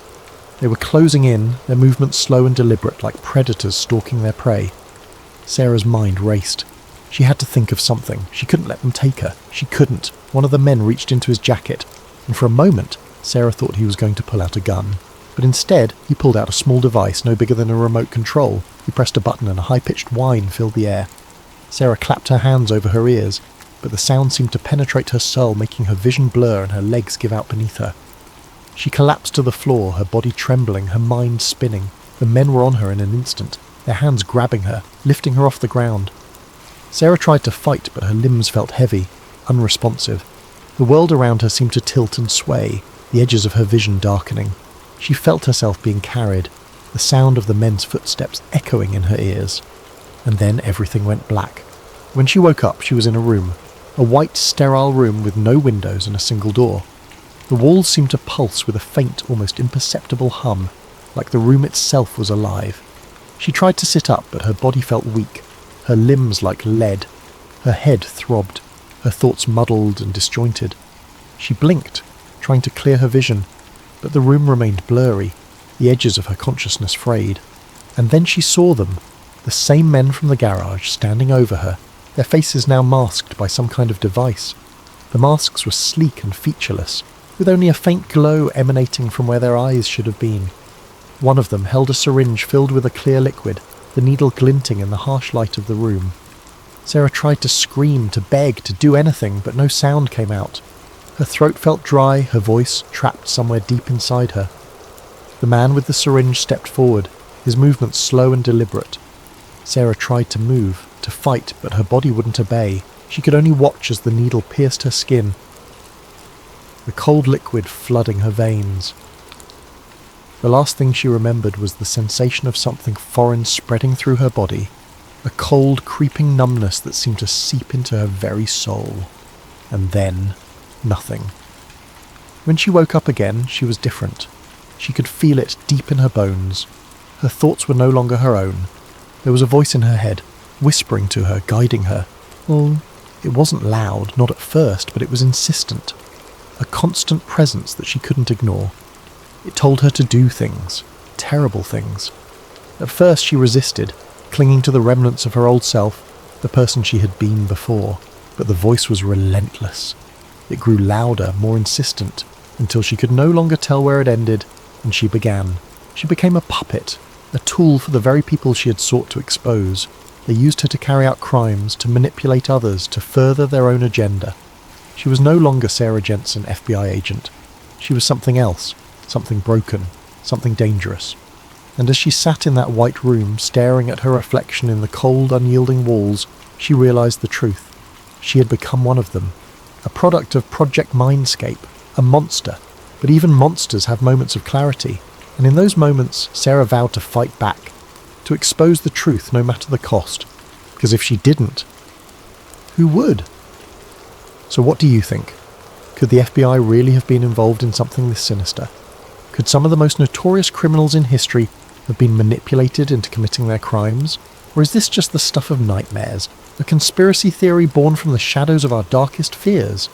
Let me know your thoughts in the comments below, and remember, the truth is out there, but sometimes it's hiding in the last place you'd ever think to look. Thanks for watching, and don't forget to subscribe to Sleep Theories for more deep dives into the mysteries that haunt our world. Until next time, sleep tight, if you can. Thanks for watching, and don't forget to subscribe to Sleep Theories for more deep dives into the mysteries that haunt our world. Until next time, sleep tight, if you can.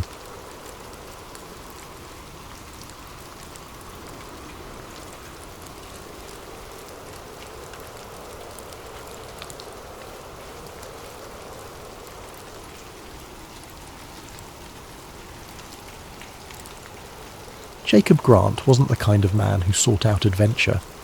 His life was one of quiet rhythms and unassuming contentment, a routine that offered him a sense of control in an otherwise unpredictable world.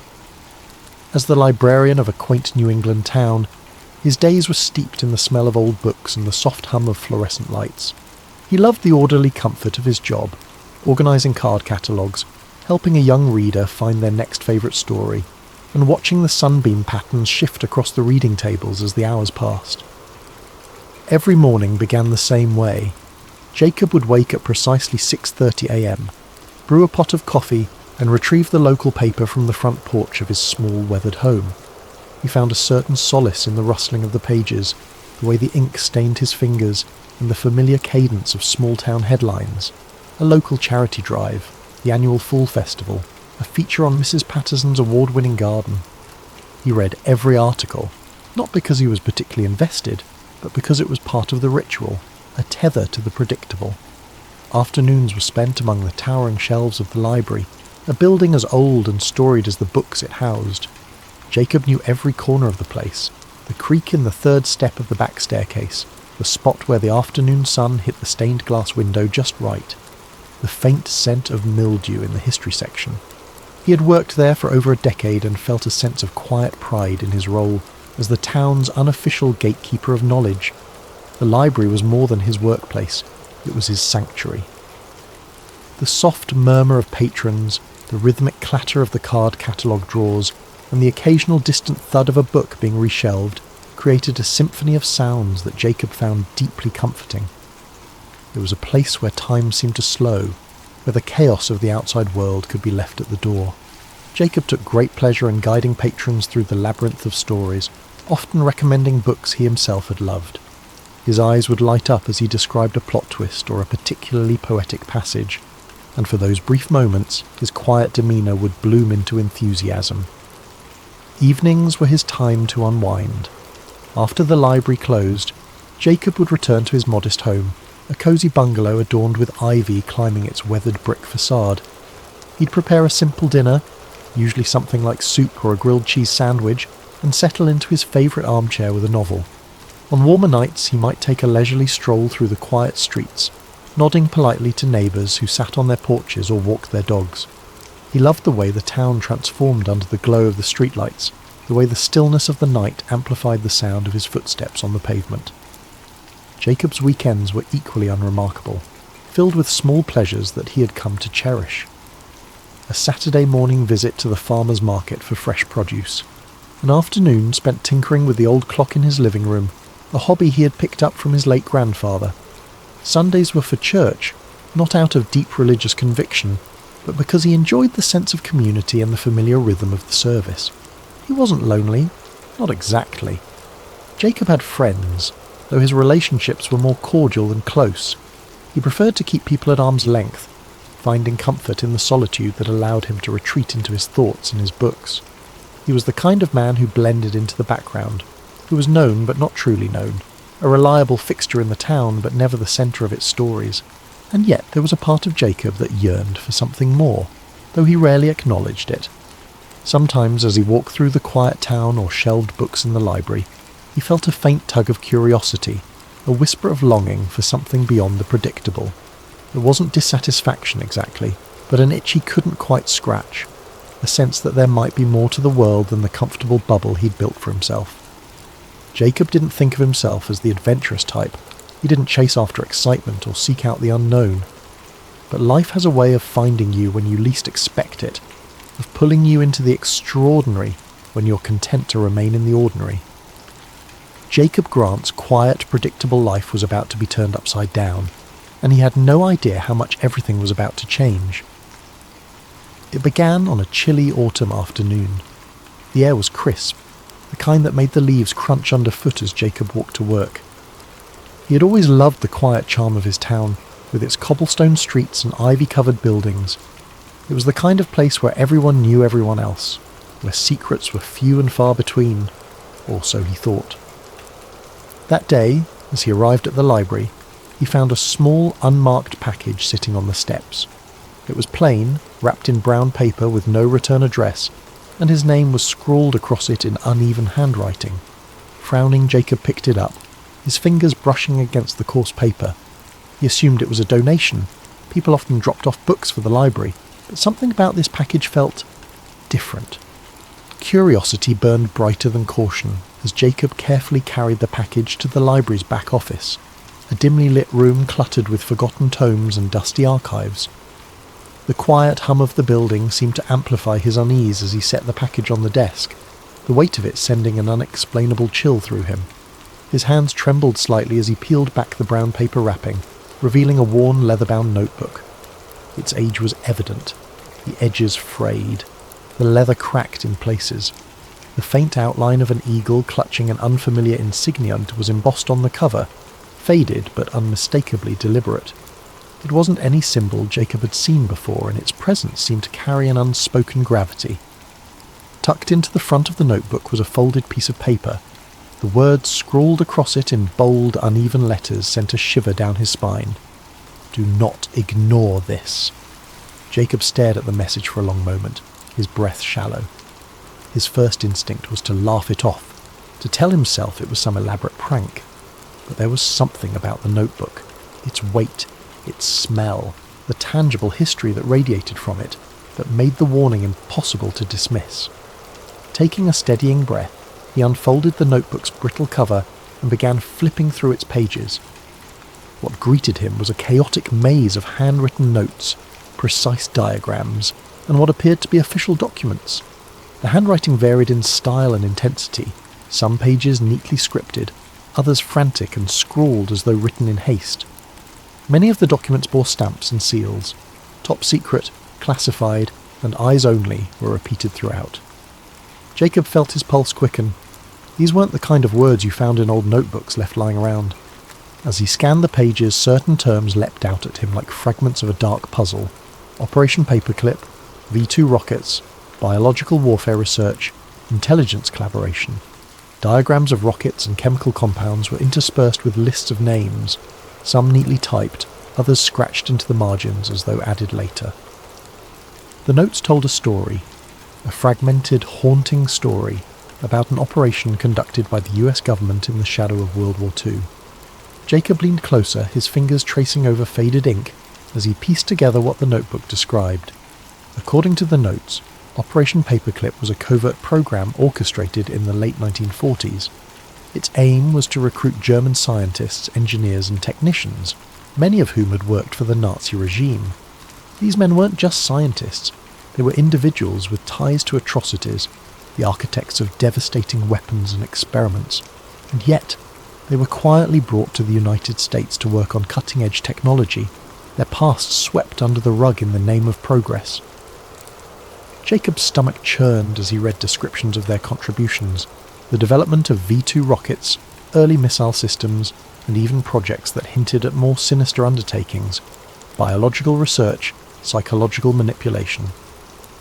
One name caught his attention: Wernher von Braun, a man celebrated as a hero of the US space program. Yet here, his name appeared alongside accounts of wartime rocket programs that had left devastation in their wake. The deeper Jacob delved, the more disturbing the story became. Some of the notes hinted at government cover-ups, carefully orchestrated efforts to erase the scientists' wartime affiliations from public record. There were references to fabricated employment histories, falsified immigration papers, and the relocation of families to quiet towns where their pasts would go unnoticed. The notebook detailed an intricate web of secrecy, one that stretched across continents and decades. Jacob sat back in his chair, the notebook resting in his lap. His hands felt clammy and his mind raced with questions. Was this real? Could it possibly be true? The seals and signatures, the painstakingly detailed diagrams, they all seemed genuine. And yet the story it told was so extraordinary, so damning, that part of him wanted to believe it was nothing more than a fabrication. But as he thumbed through the notebook again, he realised that if it were a hoax, it was an elaborate one. The sheer volume of detail, the specific dates and locations, the references to obscure government agencies, it was too precise, too consistent to dismiss outright. Jacob felt a cold knot of unease settle in his stomach. If this was real, then he was holding evidence of one of the most chilling secrets in modern history. He flipped back to the first page, reading the phrase, "Do not ignore this," once more. The words felt like a challenge, a dare to keep digging. Jacob wasn't sure he wanted to know more, but he also knew he wouldn't be able to stop himself. The quiet librarian who had spent his days cataloguing books and reading about history was now entangled in a piece of it, an ominous, hidden piece that someone clearly wanted to stay buried. His eyes darted to the door, half expecting someone to burst in and demand the notebook back. The library was silent, its dimly lit aisles empty, but Jacob's sense of safety had been shaken. He knew his life would never feel so predictable again. He wasn't sure if that thought thrilled him or terrified him. Over the following days, Jacob's obsession grew, consuming every moment of his waking life. The notebook and the cryptic warning it contained had unlocked a door he couldn't close, revealing a shadowy narrative that felt both unreal and undeniable. His once quiet evenings were now spent hunched over his desk, surrounded by a fortress of documents, declassified files, and hastily scribbled notes. The more he uncovered, the more sinister the story became. Operation Paperclip wasn't just a footnote in history. It was a sprawling operation, intricately linked to the Cold War arms race, the dawn of space exploration, and the rise of clandestine government power. Jacob felt a mix of awe and horror as he pieced together the connections. The very men whose names were etched in history as pioneers of rocketry and aviation had also been architects of wartime atrocities. The realization left a sour taste in his mouth. Wernher von Braun, the charismatic face of NASA's Apollo program, had overseen the development of the V-2 rockets used to devastate London during the war. Arthur Rudolph, a celebrated figure in American aerospace engineering, had managed the construction of those rockets in underground factories manned by slave labour. Kurt de Bus, another name that appeared repeatedly in Jacob's research, had been a member of the SS, directly complicit in Nazi operations. These men weren't just brought to the US, they were celebrated, their pasts carefully sanitised, their contributions woven into the fabric of America's technological triumphs. Each discovery made Jacob's chest tighten. It wasn't just the moral compromises that disturbed him, it was the realisation of how deeply this deception had been buried. He uncovered declassified memos outlining the lengths to which government agencies had gone to obscure the scientists' Nazi affiliations. Employment records were falsified, public statements choreographed, and media narratives shaped to portray these men as heroes rather than war criminals. Jacob's research began to spiral into darker territory. The deeper he dug, the more tangled the web became. He found references to other classified projects connected to Paperclip, projects with vague, ominous names like Operation Bluebird and MK Ultra. These weren't just scientific endeavours, they were experiments in psychological manipulation, mind control and chemical warfare. The implications were staggering. How much of what he thought he knew about post-war America had been carefully constructed lies? And then there was the black sedan. At first, Jacob had dismissed it as coincidence, a neighbour's visitor perhaps, or a passing delivery driver. But as the days went on, the car's presence became harder to ignore. It appeared at odd hours, parked across the street or a few houses down, its dark windows impenetrable. Sometimes he thought he saw movement inside, a faint flicker of a shadow shifting in the driver's seat, but every time he tried to approach, the car would start up and drive away. Jacob's unease turned to paranoia. He began checking his locks twice, then 3 times before going to bed. He closed the curtains earlier each evening, afraid of what, or who, might be watching from the street. His nights became restless, haunted by the voice on the phone and the suffocating sense that he was being monitored. Despite his growing fear, Jacob couldn't stop. If anything, the warning only fueled his determination. Someone wanted him to stop digging, which meant he was onto something important. He dove deeper into government archives, poring over obscure academic papers and forgotten journalistic exposés. He even began visiting the homes of retired academics and journalists, trying to piece together the fragments of suppressed stories. During one such visit, he met an elderly man named Howard, a former investigative journalist who had spent decades trying to uncover the truth about Operation Paperclip. Howard's frail hands trembled as he sifted through a box of old notes and clippings. "I tried," he said, his voice barely a whisper. "I tried to tell the story, but no one wanted to hear it. The government silences people like us." Jacob's heart sank as Howard described the intimidation tactics he had faced. Anonymous threats, financial ruin, even the mysterious disappearance of colleagues. "They'll come for you too," Howard warned, his sunken eyes locking onto Jacob's. "If you've gotten this far, you've already crossed the line." Jacob left Howard's house feeling both validated and terrified. The old man's warnings echoed in his mind as he drove home, his knuckles white on the steering wheel. Was he being reckless? Was the truth worth the risk? That night the phone rang again. Jacob hesitated before answering, his hand hovering over the receiver as dread coiled in his chest. Finally he picked up, his voice trembling. "Hello?" This time the voice was clear and unmistakably human. "You've gone too far, Mr. Grant," the caller said, their tone flat and emotionless. "We won't warn you again."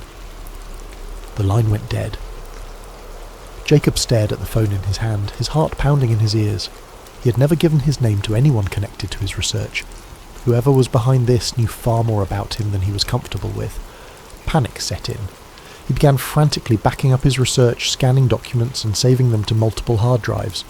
He reached out to a trusted friend, asking them to hold on to a copy just in case.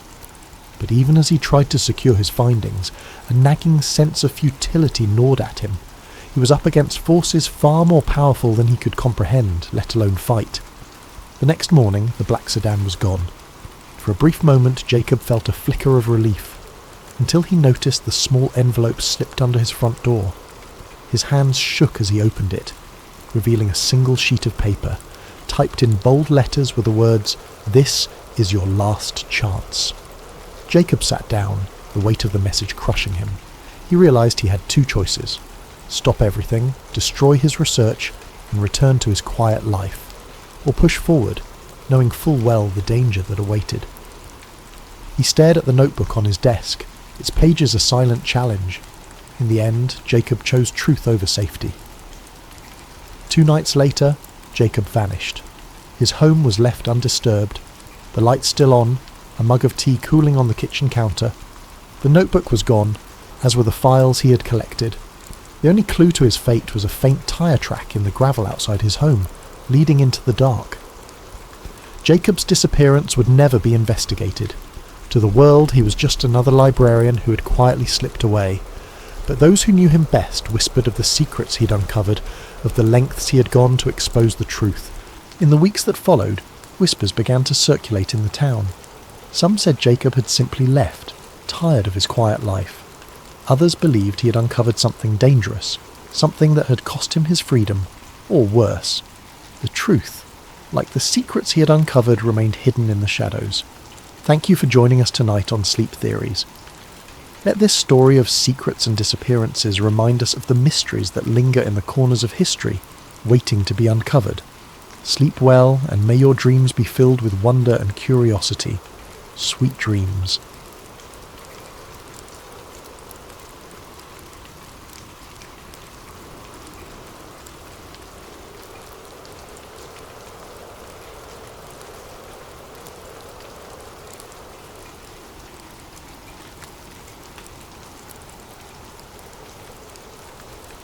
Sam Ryder wasn't a man who sought out danger. He lived a quiet life in Albuquerque, New Mexico, repairing antique radios and running a small electronics shop tucked away on a quiet corner of Main Street. The shop was a modest space, the kind of place you might miss if you weren't looking for it. Its sign, hand-painted years ago, hung slightly askew above the door, proudly declaring, "Ryder's Radios, restoring the past, one dial at a time." Inside, the air carried the scent of aged wood, solder, and the faint tang of old electronics, a combination that felt as comforting as it did nostalgic. Sam's world revolved around the small, intimate hum of his daily routines. His morning started with a fresh cup of black coffee from the cafe across the street, where the barista always had his order ready before he walked in. He'd unlock the shop just as the sun began to filter through the large front windows, its light catching on the shelves lined with radios of every make and model. Some were pristine, polished to a shine and ready for their new homes. Others sat in various states of disassembly, their exposed wires and circuit boards a testament to Sam's steady, patient hands. He took pride in his work. Each radio brought into his shop carried a story, family heirlooms passed down through generations, wartime relics crackling with static-laden memories, and rare finds that collectors had unearthed from forgotten corners of attics or barns. Sam had an uncanny ability to coax life back into these relics, his fingers dancing over tools as if he were playing an instrument. He wasn't just fixing radios, he was breathing life back into forgotten pieces of history. The process was slow, meticulous, and deeply satisfying. Sam often lost himself in the rhythm of soldering connections, replacing tubes, and meticulously cleaning dials that had been coated with decades of dust. It was in these quiet, focused moments that he felt most at peace, the noise of the outside world fading into a distant hum. To Sam, the radios weren't just machines. They were windows into another time, echoes of lives lived and stories told. Customers came and went, each one leaving a small mark on the shop's ever-growing tapestry of tales. There was the elderly man who brought in his father's military radio, desperate to hear it crackle to life one more time. The young couple who stumbled upon an Art Deco model at a flea market, dreaming of filling their first apartment with its warm sound, and the local historian who occasionally brought in pieces for restoration, always eager to share a story about the significance of each artifact.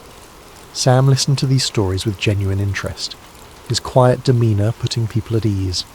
He wasn't much of a talker, but when he spoke, his words carried weight.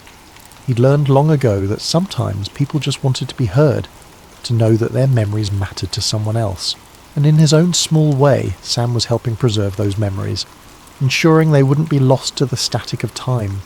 The world outside might have been speeding up with new technologies and distractions, but Sam had always preferred the simplicity of things with knobs, dials, and wires. He didn't own a smartphone, didn't bother with social media, and had never been one to chase the latest trends. His evenings were spent reading books from the second-hand shop down the street, or listening to the soothing crackle of an old jazz station on one of his favourite restored radios. His life wasn't exciting by most people's standards, but it was his, and he wouldn't have had it any other way. It was a life built on routine, on the comfort of the familiar. And for years, that was enough. He liked to say his job wasn't just fixing radios, it was restoring voices from the past. Each crackle, each tune that burst from an old speaker was a bridge between now and then, a reminder that even in a world that never seemed to stop moving, some things could remain timeless. But the past had a way of finding you, even when you weren't looking. And for Sam Ryder, that quiet life he'd built was about to be upended in a way he could never have imagined. It started with an old chest, brought into his shop by a woman in her late 60s. She introduced herself as Martha Green, and explained that the chest had belonged to her late father, a former military officer stationed in Roswell during the 1940s. The chest was battered, its leather straps worn from years of use, and the brass latches tarnished. Martha had found it while cleaning out her attic, and thought it might have some sentimental value. "It's probably nothing," she said with a shrug, her hands trembling slightly.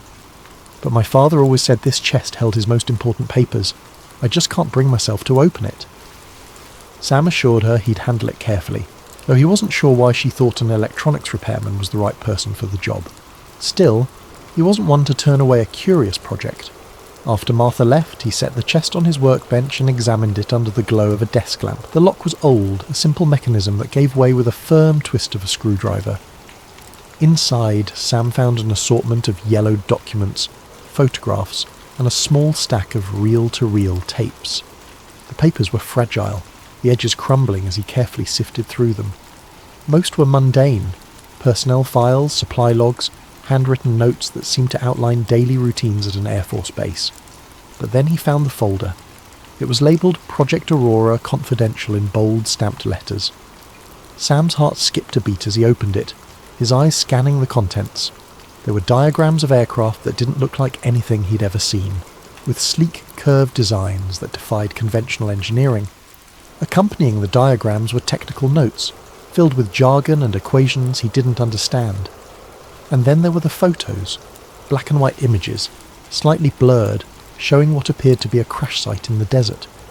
Debris was scattered across the sand, metallic fragments with strange patterns etched into their surfaces. In one photo, soldiers stood around a tarp-covered object, their faces tense and unreadable. Another showed what looked like a silver egg-shaped craft half buried in the ground. Sam's hands trembled as he flipped through the pictures, each one more surreal than the last. The final image stopped him cold. It was a close-up of a small humanoid figure lying on a stretcher. Its skin was pale, almost translucent, and its large almond-shaped eyes stared blankly at the camera. Sam's breath caught in his throat. He set the photo down, his mind racing. He'd heard the stories about Roswell, the crash, the rumours of a government cover-up, but he'd always dismissed them as urban legends. Yet here it was, tangible evidence that seemed to confirm the unthinkable. Sam leaned back in his chair, his pulse pounding in his ears. He glanced at the reel-to-reel tapes, their labels cryptic. Crash Recovery Debrief, Field Report 1947, and Subject Examination. A surge of curiosity mixed with dread coursed through him. If the tapes held audio evidence of what the photos suggested, then this wasn't just a piece of history, it was a bombshell. He decided to listen. After rigging up one of his refurbished players, he threaded the first tape and pressed play. The machine hummed to life, the reels spinning as a crackling voice filled the room. It was a man speaking in measured, clipped tones, clearly reading from a report. July 8th, 1947. Recovery operations have been completed. Debris secured and transported to Hangar 18. Biological specimen recovered from the site is currently undergoing examination. Preliminary findings indicate non-terrestrial origin. The voice trailed off into static and Sam sat frozen, the weight of the words sinking in. Non-terrestrial origin. He rewound the tape and listened again, his mind struggling to process the implications. This wasn't some grainy video or a blurry photo easily dismissed as a hoax. It was a first-hand account from someone who had been there, someone who had seen things no one was ever supposed to know about. Sam knew he couldn't keep this to himself. But the moment he made that decision, a sense of dread settled over him. If this chest had been hidden for decades, there had to be a reason. And if he exposed its contents, there was no telling what might happen. The first sign of trouble came the next morning. Sam arrived at his shop, coffee in hand, to find the front door slightly ajar, the lock broken. His heart sank instantly, the unease hitting him like a punch to the gut. The door creaked as he pushed it open, revealing the interior of his once cosy sanctuary in shambles. The air felt thick, the kind of oppressive stillness that lingers after an uninvited presence has violated a space. Sam stood in the doorway, frozen, as his mind tried to catch up with what his eyes were seeing. His workbench, usually so meticulously organised, was a chaotic mess. Tools were scattered across the floor, wires and parts strewn about as if someone had ransacked the area in a hurry. The chest where he carefully stowed away the reel-to-reel tapes and the folder of documents was wide open, its contents emptied. Panic clawed at his chest as he stepped inside, his boots crunching on broken glass from a shattered desk lamp. No, no, no. he muttered under his breath, dropping his coffee onto the floor without even noticing. He knelt by the chest, frantically sifting through the remnants of what had once been neatly arranged. The reel-to-reel tapes, the ones that had unearthed the long-buried whispers of the Roswell incident, were gone. His fingers dug through the scattered papers, desperate for some shred of the hope, but it was useless. The folder containing the photographs and diagrams, the single most damning evidence he'd ever seen, had vanished too. All that remained was an empty chest, a few stray scraps of paper fluttering on the floor, and a faint, acrid scent in the air. Sam froze as he inhaled it more deeply. Cigarette smoke. The smell was distinct, stale, as if whoever had been here had lingered for a while, watching, waiting. He stumbled to his feet, his legs unsteady, and staggered to the door. The world outside looked unchanged, the morning light casting long shadows across the quiet street. But then his eyes landed on it, a black sedan parked across the road. It hadn't been there yesterday. The car was sleek and nondescript, its windows tinted so dark that not even a glimmer of the interior was visible. It sat there, engine idling softly, like a predator waiting in the shadows. The sound of the engine was barely audible, but to Sam it was deafening. A cold sweat broke out on his brow as his instincts screamed at him to retreat, to get out of sight. He stepped back into the shop, pressing himself against the wall beside the door, his breath coming in shallow gasps. His mind raced, piecing together the fragments of the morning's events. Someone had been here, had taken the tapes and the folder, and now they were watching him. Why hadn't they just taken everything? Why had they left the shop otherwise intact? The damage minimal. It felt like a message, a warning. We know. Sam peered cautiously out the window, his fingers trembling as he pulled the edge of the curtain aside. The car hadn't moved, its dark presence an anchor for the fear tightening in his chest. He scanned the street for any signs of movement, but saw none. It was too quiet, the kind of quiet that made every creak of the floorboards behind him, and every shuffle of papers sound like thunder in his ears. His eyes darted to the back of the shop, where the emergency exit led to an alley. He could slip out unnoticed, get away before whoever was in that car decided to come in. But where would he go? And what would he do without the evidence that had been stolen? A dozen plans formed and dissolved in his mind, none of them offering the reassurance he craved. The cigarette smoke still lingered faintly in the air, a reminder of how close whoever had been here had gotten. Sam wiped his hands on his jeans, realizing only then how clammy his palms had become. He needed to think, needed to figure out his next move, but the presence of that car, the silent threat it represented, made it impossible to focus. He took a step back, his heel crunching on a loose screw. The noise startled him, his head snapping toward the sound as if expecting someone to emerge from the shadows. His pulse thundered in his ears as he tried to steady his breathing, his eyes flicking back to the car. It hadn't moved, but that didn't make it any less menacing. Sam backed further into the shop, the comforting clutter of his workspace now feeling alien and unsafe. He crouched behind his counter, his mind replaying every decision that had brought him to this moment. He hadn't asked for any of this. He was just a guy who fixed radios, someone who liked tinkering with the past because it felt safer than the present. But now the past had reached out with a chilling grip, pulling him into something far larger and far more dangerous than he could have ever anticipated. For a brief moment he considered calling the police. But what would he say? That someone had broken into his shop and stolen evidence of a decades-old government cover-up. He imagined their faces, the disbelief, the dismissive tones as they filed his report and went on with their day. And even if they did believe him, who was to say they wouldn't be part of whatever shadowy force was now watching him? Sam's gaze drifted back to the black sedan, his fingers tightening into fists. He wasn't sure what his next move would be, but one thing was certain. He was no longer just a man repairing radios. He was now a man in the crosshairs of something far bigger and far more dangerous than he had ever imagined. Over the next few days, the paranoia set in. The sedan followed him everywhere, when he went to the grocery store, when he walked to the post office, even when he drove out to the desert to clear his head. It never got too close, but it was always there, a shadow he couldn't shake. The phone calls came next. At first, they were just clicks and static.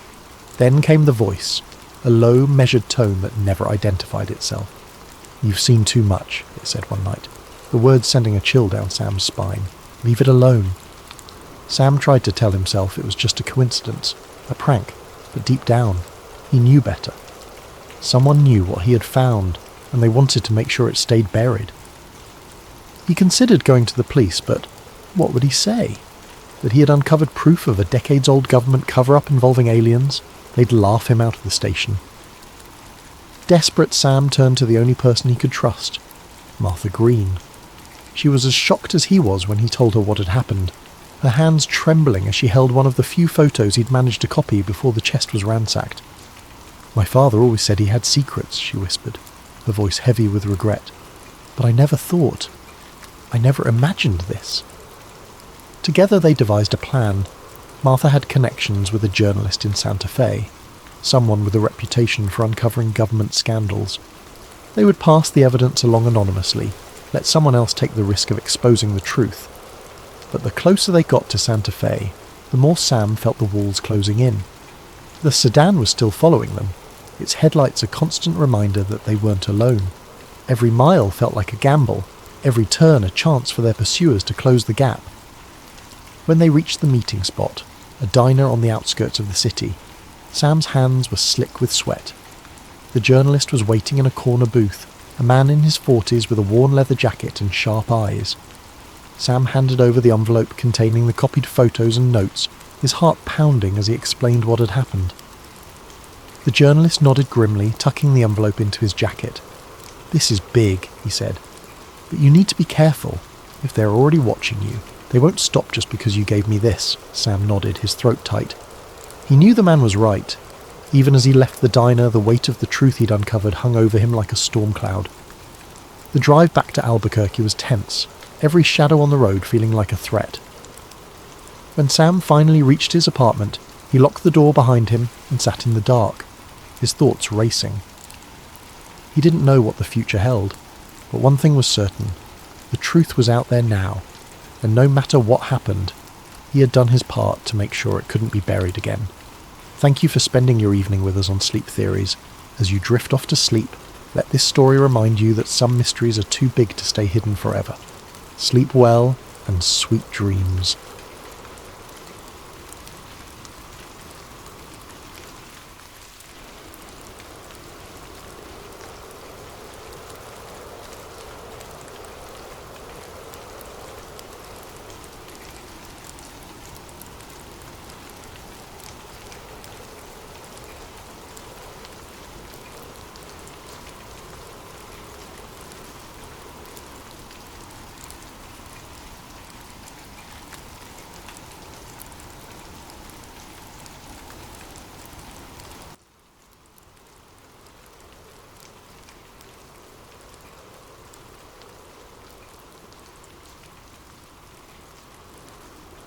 Welcome to Sleep Theories, the home of the strangest, most mind-bending conspiracies you've ever heard. Before we begin, I want you to do something for me.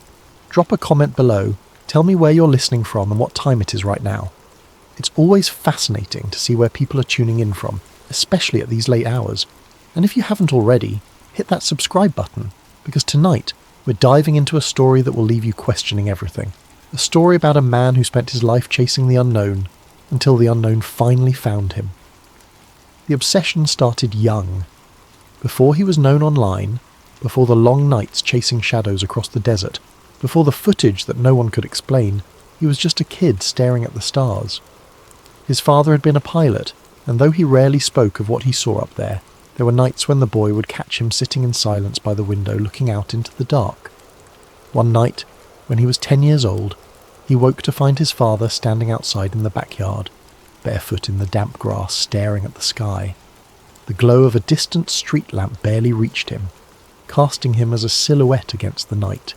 His posture was stiff, tense, as if expecting something to emerge from the darkness above. He was whispering something under his breath, words the boy couldn't make out, the rhythm of them slow and deliberate, almost like a prayer. For a long moment the boy stood frozen in the doorway, unsure whether to speak or to retreat.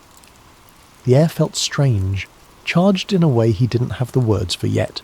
Then curiosity won out, and he stepped outside, the grass cool beneath his feet. "Dad?" he called softly. His father didn't react at first, as if he hadn't heard, but then, after a moment, he turned slowly, his face unreadable, his eyes reflecting the faint glow of the stars. "Sometimes the things we see aren't meant for us to understand," he said. His voice was quiet, measured, but there was something in it, something unsettled. The boy looked up, following his father's gaze. He saw nothing, just the vast, empty sky. But the way his father stared at it, the way his body was rigid, almost bracing for something, it stayed with him. Years later, he would wonder if his father had seen them. He grew up watching old alien documentaries, dissecting grainy UFO footage, collecting books filled with eyewitness accounts that were laughed off and buried. He pored over declassified military reports, highlighting inconsistencies, looking for the patterns no one else seemed to notice. The famous cases, Roswell, Rendlesham, Phoenix Lights, were just the surface. The deeper he dug, the more he realized there was something there. Too many stories lined up across too many years, across too many continents. The official explanations, weather balloons, swamp gas, mass hysteria, felt insulting. It wasn't enough to just read about them. He wanted proof, and when the internet arrived, it gave him a way to search for it himself. He started in online forums, lurking in long-forgotten message boards, where government whistleblowers and so-called experiencers traded stories.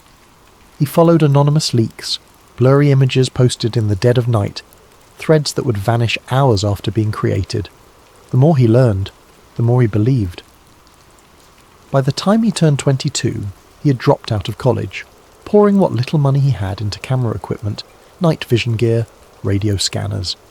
He sold his car and bought a beat-up van, outfitting it with a sleeping bag, a laptop, and a wall of maps dotted with pins and scribbled notes. His mission?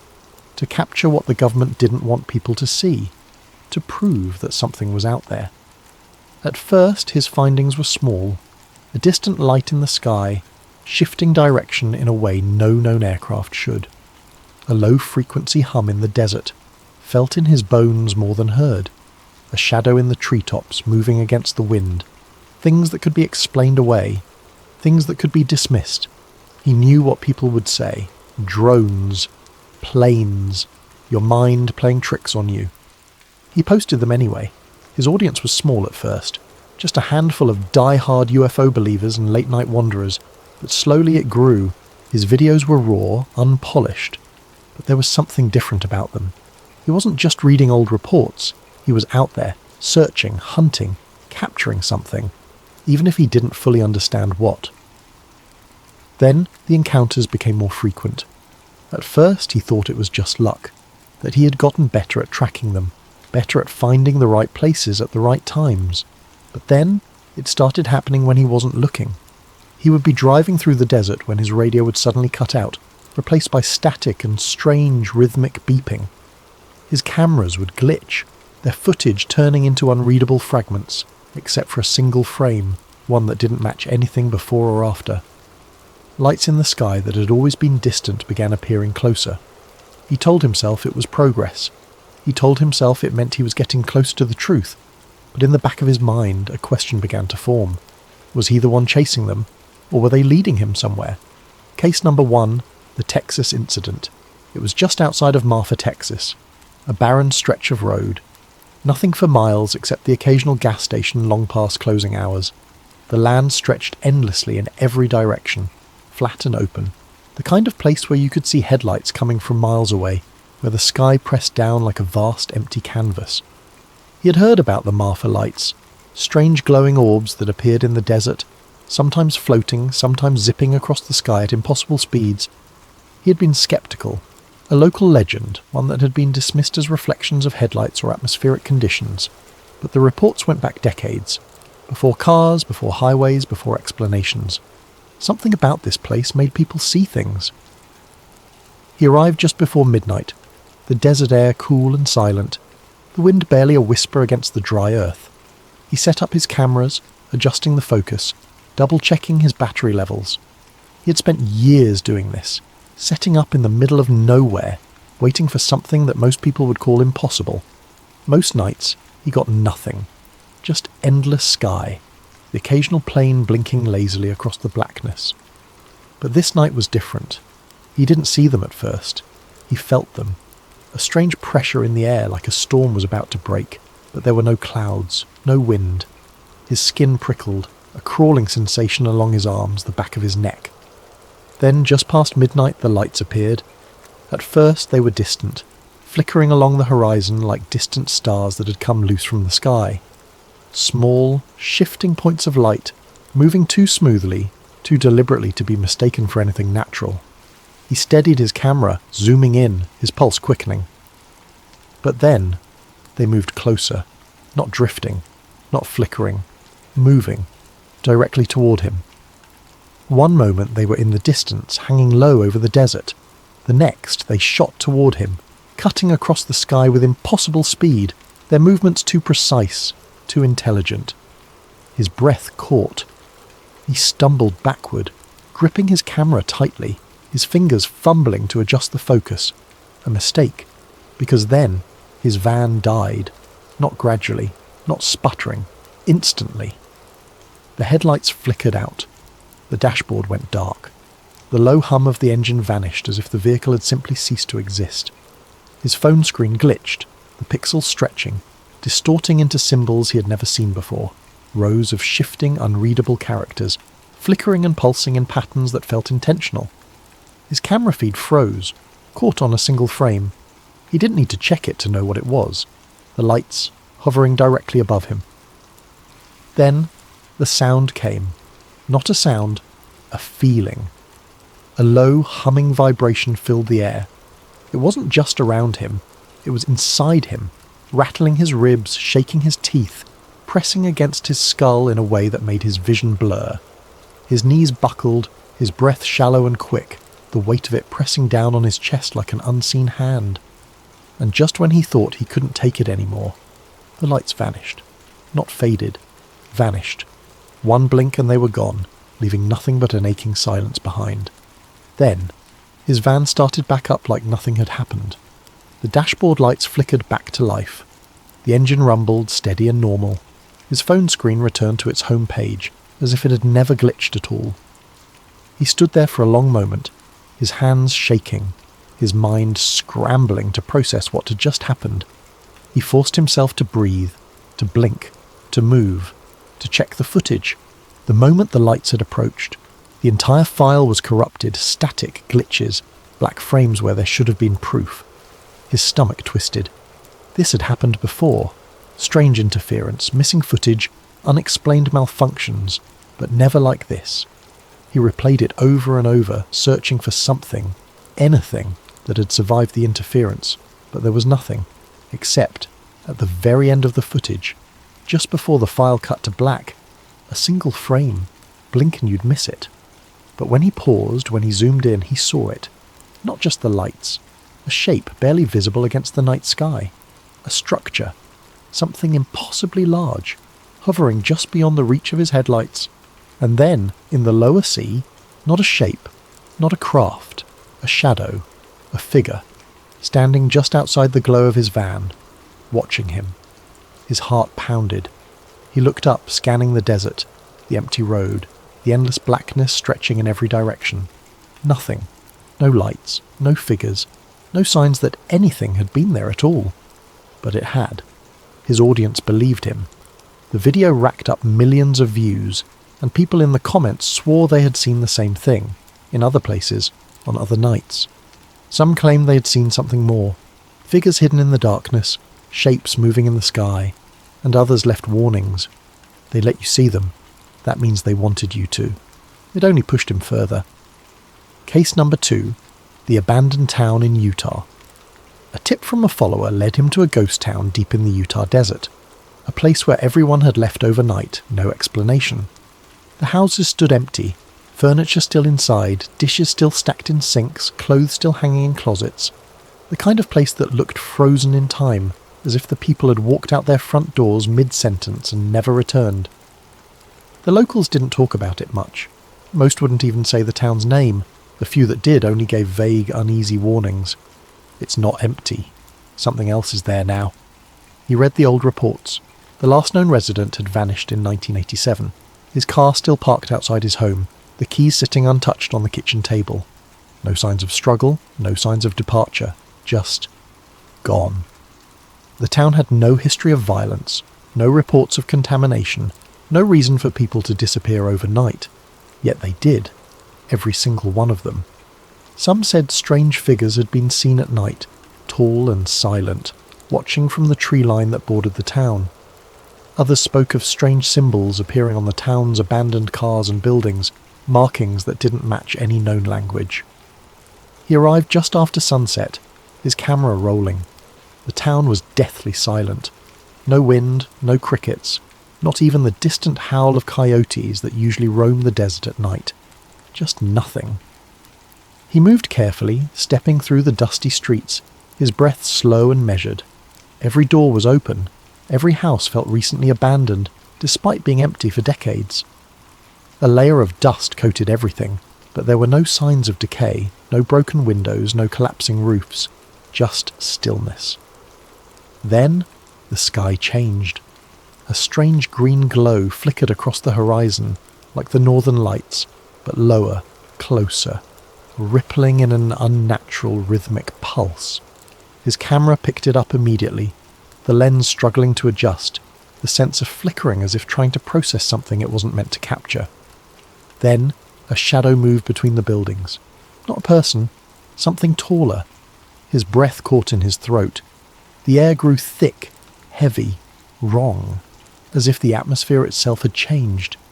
He felt it pressing against his skin, a static-like charge crawling up his arms, the back of his neck. His ears rang. Then, his camera's audio feed changed. At first, it was just static, white noise cutting in and out, but then, the clicking started. At first, he barely noticed it, just a faint sound beneath the interference. But the longer he listened, the more deliberate it became. It wasn't random. It was a pattern, a language. He stood frozen, his breath shallow, his fingers gripping his camera too tightly. Something was there, watching, listening. Then, just beyond the last row of houses, movement. He turned quickly, his camera jerking toward the motion.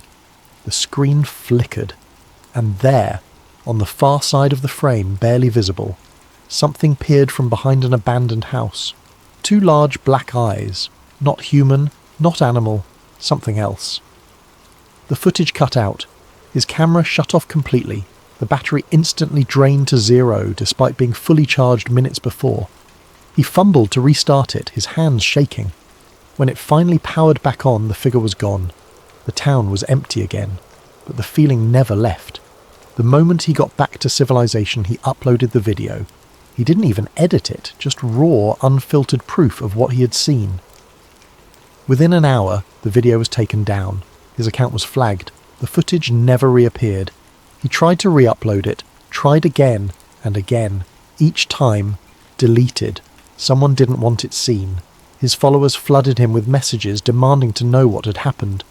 Some had seen the video before it was removed. Some claimed they had captured it, downloaded it before it was erased. But their copies, they were corrupted.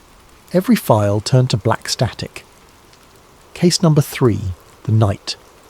He vanished by now. His channel had become one of the biggest conspiracy pages on the internet. What had started as a fringe curiosity, a niche corner of the web dedicated to blurry lights and shaky footage, had grown into something else entirely. His videos were no longer just about speculation. They were evidence. Millions followed him. Some were believers, others skeptics, but all of them watched. They saw the way the encounters became more frequent, the way the phenomena seemed to respond to him specifically, as if something was paying attention, and then something changed. At first it was subtle, a shadow on the edge of a frame where there shouldn't have been one, a single frame of distortion in the middle of a clear video, almost like an interruption. He dismissed it. Corrupt files, equipment failure, normal. Then it became undeniable. His posts became paranoid. He spoke about being followed.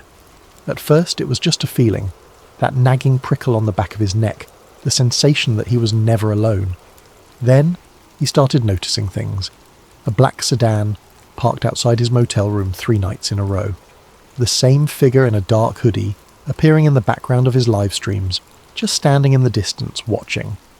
It escalated. He woke up one night to find his cameras moved, not stolen, not broken, just repositioned, their angles slightly altered, as if someone had been watching through them instead of him. His laptop contained files he hadn't downloaded, cryptic text documents filled with random letters and numbers, some resembling coordinates, others structured like coded messages. And then came the calls. At first, silence. Then, one night, a voice. You need to stop. It wasn't a threat. It wasn't anger. It was a warning. Something in the tone chilled him to his core. Not the words themselves, but the way they were spoken. Calm, measured, emotionless. Not human. He had spent years chasing the unknown, convincing himself he was the one in control. That night, for the first time, he realized he wasn't. That night, he went live. If something happens to me, he told his viewers, his face pale, his eyes hollow, it's because I got too close. It would be his last broadcast. Hours later, he packed up his gear and drove out to a remote Nevada highway, one of his usual stakeout spots. He knew these roads better than anyone. The places no tourists went.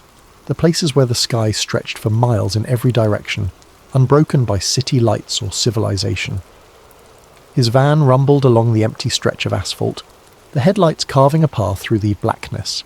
He didn't play music, didn't check his phone, he just drove. At exactly 3:12 a.m, he pulled off the road onto a patch of hard-packed dirt and killed the engine. For a moment, nothing. The silence of the desert pressed in around him, thick and suffocating. No wind, no insects, just the distant hum of his van cooling down. He set up his camera, mounting it onto the hood of his van, pointed straight at the sky. He checked the lens, the focus. Everything was ready. And then, the lights came. Not one, not two, a fleet. They hovered above the desert, their glow unnatural, pulsing in synchrony, a pattern that felt too deliberate to be random. Unlike anything he had seen before. His hands trembled as he zoomed in, heart pounding against his ribs. "This is it," he whispered. Then they descended. Faster than anything he had ever witnessed. Not falling, not drifting, moving with purpose. The air pressure shifted, his ears popping painfully. His van shuddered, the metal groaning as if caught in an unseen force. His camera feed glitched violently, distorting into streaks of neon green and black static. The lights were close now, too close. The humming started. That same bone-deep vibration he had felt in Marfa. But this time it was stronger, overwhelming. It crawled through his skull, into his chest, into his teeth. A frequency that wasn't just heard, but felt in every cell of his body. His vision blurred, his knees buckled. He staggered back toward his van, reaching for the door, hand fumbling, but his muscles weren't responding right. His limbs felt heavy, his movements delayed, like time itself was shifting around him. Then the lights shifted. For a brief moment the glow illuminated the ground around him, stretching long shadows across the dirt, and that's when he saw it. Just beyond the edge of his headlights, at the very edge of the light's reach. A figure, not moving, not approaching, just watching. Tall, too tall, thin limbs, black empty eyes. His breath hitched. His mind screamed at him to run, to move, to do something, but the frequency had him pinned, his body locked in place, his lungs struggling for air. Then, his camera failed. The stream cut into a mess of pixelated static. For a moment the screen went black. Then, one final frame, the inside of his truck, the driver's seat empty, his door hanging open, the desert beyond it stretching into the dark, and in the distance, just barely visible, a figure standing at the edge of the light. Then, the stream cut off. His account was deleted the next day. Every trace of his work, gone. His videos, his backups, even mentions of him in forums and news articles. It was as if he had never existed. His truck was found that morning, engine still running, keys in the ignition. His camera was in the passenger seat, but the memory card had been wiped clean. No sign of him, no footprints leading away.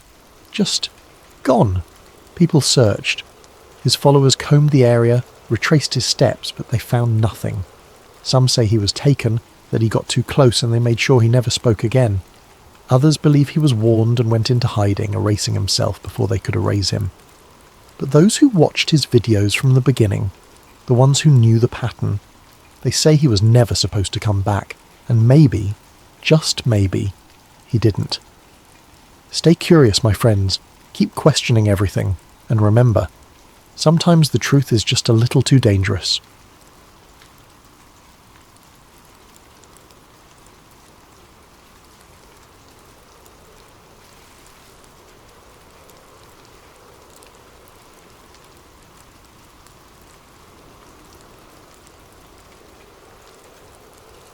It was a quiet evening when Sarah first stumbled upon the conspiracy.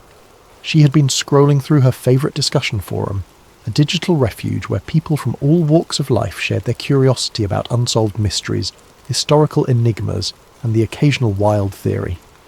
Most nights, the topics were light-hearted. Discussions about famous heists, the existence of extraterrestrial life, or theories about vanished civilizations. These were Sarah's guilty pleasures, a chance to escape the mundane rhythm of her life.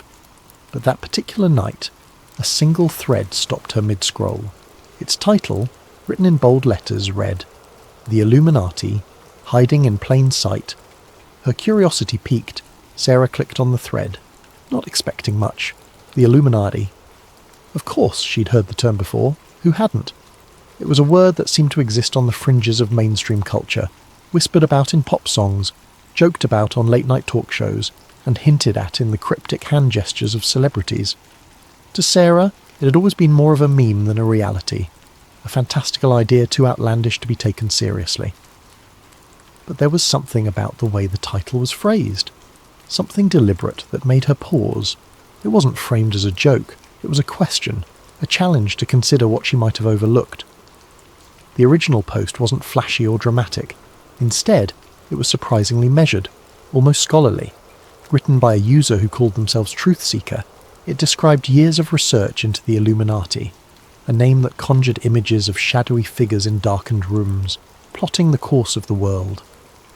Truth Seeker's narrative wasn't about outlandish claims of alien overlords or fantastical rituals. Instead, it painted the Illuminati as a highly organised group, subtle in its influence but pervasive in its reach. According to Truth Seeker, the Illuminati wasn't just a relic of history, a secret society born in 18th century Bavaria. It was alive and well, wielding immense influence over politics, entertainment, finance, and global events. Sarah was sceptical, of course. She'd heard conspiracy theories before, and most of them fell apart under scrutiny. But something about Truth Seeker's approach caught her attention. The post was meticulously detailed, filled with links to obscure documents, photographs of architectural symbols, and a web of connections between powerful figures that seemed almost too intricate to dismiss. This wasn't a haphazard collection of wild accusations. It was a narrative woven with care, each piece of evidence presented as an invitation to dig deeper. Truth Seeker began with history, grounding their argument in facts that Sarah could verify. The Illuminati, they explained, was founded in 1776 by Adam Weishaupt, a Bavarian professor of canon law.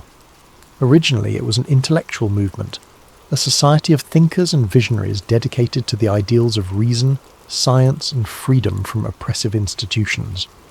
Weishaupt's vision was noble, even radical for its time. But according to Truth Seeker, the organization's original purpose was eventually corrupted. Over the years, the Illuminati transformed from a society of enlightenment into a clandestine group focused on one goal: power. The post continued, outlining how the Illuminati supposedly dissolved in the late 18th century after being outlawed by the Bavarian government. But Truth Seeker claimed that this was only the official story. In reality, the group had simply gone underground, adapting to the changing world while maintaining its grip on the levers of influence. Truth Seeker pointed to connections between the Illuminati's symbols and modern institutions: the all-seeing eye on the US dollar bill, the pyramid, the number 13. To Sarah, these connections initially seemed coincidental, but the way Truth Seeker laid them out made her second-guess her assumptions. The post didn't stop at symbols. Truth Seeker provided photos of famous landmarks adorned with strange recurring patterns, triangles hidden in cathedral windows, sunbursts carved into government buildings, and intricate mosaics in corporate logos. Truthseeker described these as breadcrumbs, symbols left in plain sight as a form of control or even mockery. The idea was unsettling. Were these designs meaningless, or had she been blind to a hidden language her whole life? The deeper Sarah read, the more she began to question her own perceptions.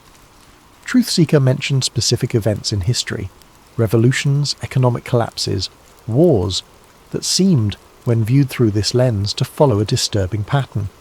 Powerful figures across centuries, from monarchs to billionaires, were linked by their affiliations, their philanthropy, or their mysterious public statements. Truthseeker hinted at a shadow network, invisible yet omnipresent, orchestrating the rise and fall of leaders, the ebb and flow of economies, and even the cultural shifts that defined generations. By the time Sarah reached the end of the post, she felt a strange mix of skepticism and intrigue. Truthseeker's parting words echoed in her mind. The truth is hidden in plain sight. Don't dismiss the signs. Look closer. That night, as she tried to sleep, Sarah found herself replaying moments from her own life. Had she ever noticed symbols in her city? Had a celebrity interview or a corporate logo ever struck her as odd? For the first time, she began to wonder if the world she thought she knew was only a facade, a carefully constructed reality designed to obscure the truth. But the question lingered. If the Illuminati did exist, what was their endgame, and why would they leave clues for people like her to find? She started with the basics. The Illuminati, she learned, was founded in Bavaria in 1776 by a man named Adam Weishaupt.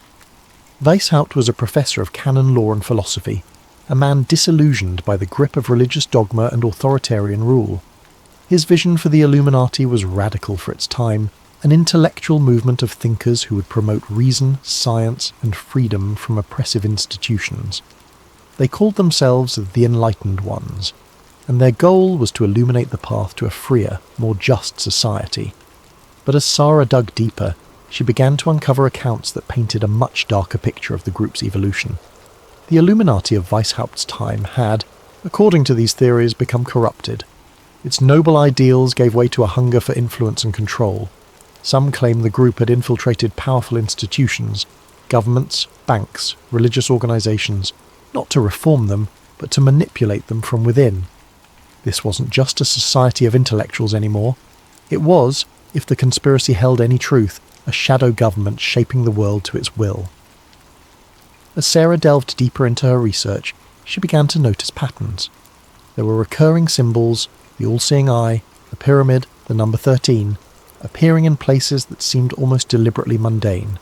She found these motifs in the design of the US dollar bill, with its iconic eye atop an unfinished pyramid, accompanied by the words Annuit Coeptis and Novus Ordo Seclorum. A new order of the ages, she thought, tracing the Latin with her finger. Was it really just an artistic choice, or was it a hidden message? Sarah began to see these symbols everywhere. Pop culture was teeming with them, tucked into the corners of music videos, subtly woven into the lyrics of songs, and even hinted at in blockbuster movies. A popular singer holding their hands in a triangle during a concert, a fleeting shot of an eye in an otherwise unrelated ad, a pyramid-shaped stage design. It was almost as if the clues were hiding in plain sight.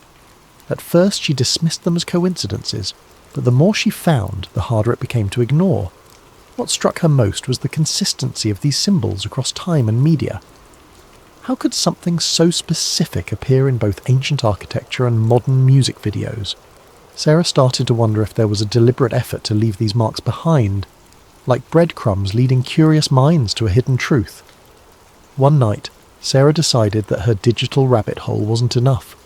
The information she found online, while intriguing, was fragmented, often drowned in speculation or outright fabrication. She needed something more tangible, something rooted in history. So she took her research offline, visiting her local library in search of answers. The library was a quiet refuge, its walls lined with books that seemed to carry the weight of centuries.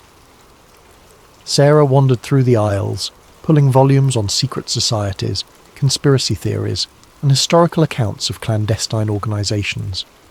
Most of the material she found dismissed the Illuminati as a myth. a product of overactive imaginations and a culture drawn to the dramatic. Yet, hidden among the more sceptical tomes, she discovered older texts that seemed to hint at something else entirely. These older texts weren't written as fanciful fiction or modern musings. They read like documentation, historical accounts of shadowy cabals and secret gatherings that predated Weishaupt's enlightened ones. One book, its cover faded and edges frayed with time, described gatherings of powerful individuals in candlelit chambers where decisions were made that would alter the course of history. Another referenced symbols and codes used by secret societies to communicate across vast distances, ensuring their influence remained undetected. These accounts were sparse, fragmentary, but they carried a weight of authenticity that sent shivers down Sarah's spine. The most intriguing discovery was a collection of letters, reprinted in one of the books, that purportedly belonged to a member of the Illuminati. The letters spoke of plans to infiltrate key institutions and manipulate public opinion. Phrases like, "the masses must not know," and "the time is near," stood out, haunting in their simplicity. While the authenticity of these letters was debatable, they felt eerily consistent with the modern theories Sarah had been reading. As Sarah sat at a wooden table, under the dim glow of the library's overhead lights, she couldn't help but feel a growing unease.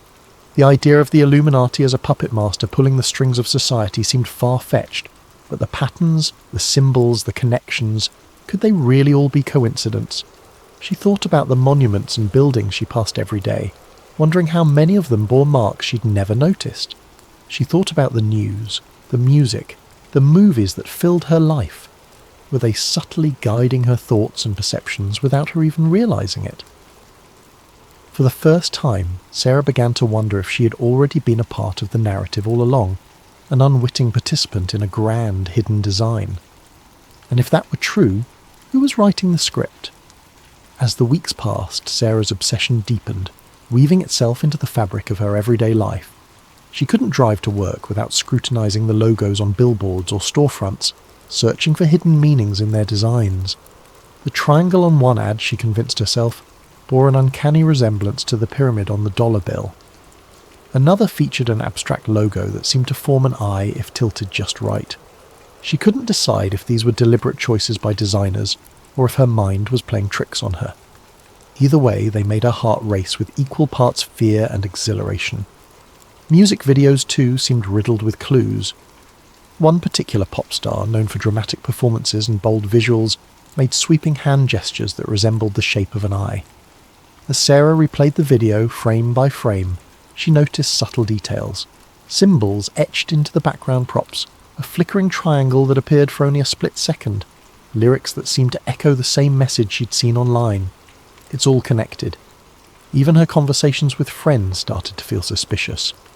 During a casual coffee date, her best friend mentioned how everything feels orchestrated lately, a comment Sarah might have brushed off months ago. Now, it struck her as significant. Was it a random observation, or was her friend hinting at something more? Were they unknowingly part of the same puzzle she was trying to solve? Or worse, were they aware of her research and subtly warning her to back off? Then came the message. It was late, the kind of evening where the world outside felt perfectly still, as though waiting for something to happen.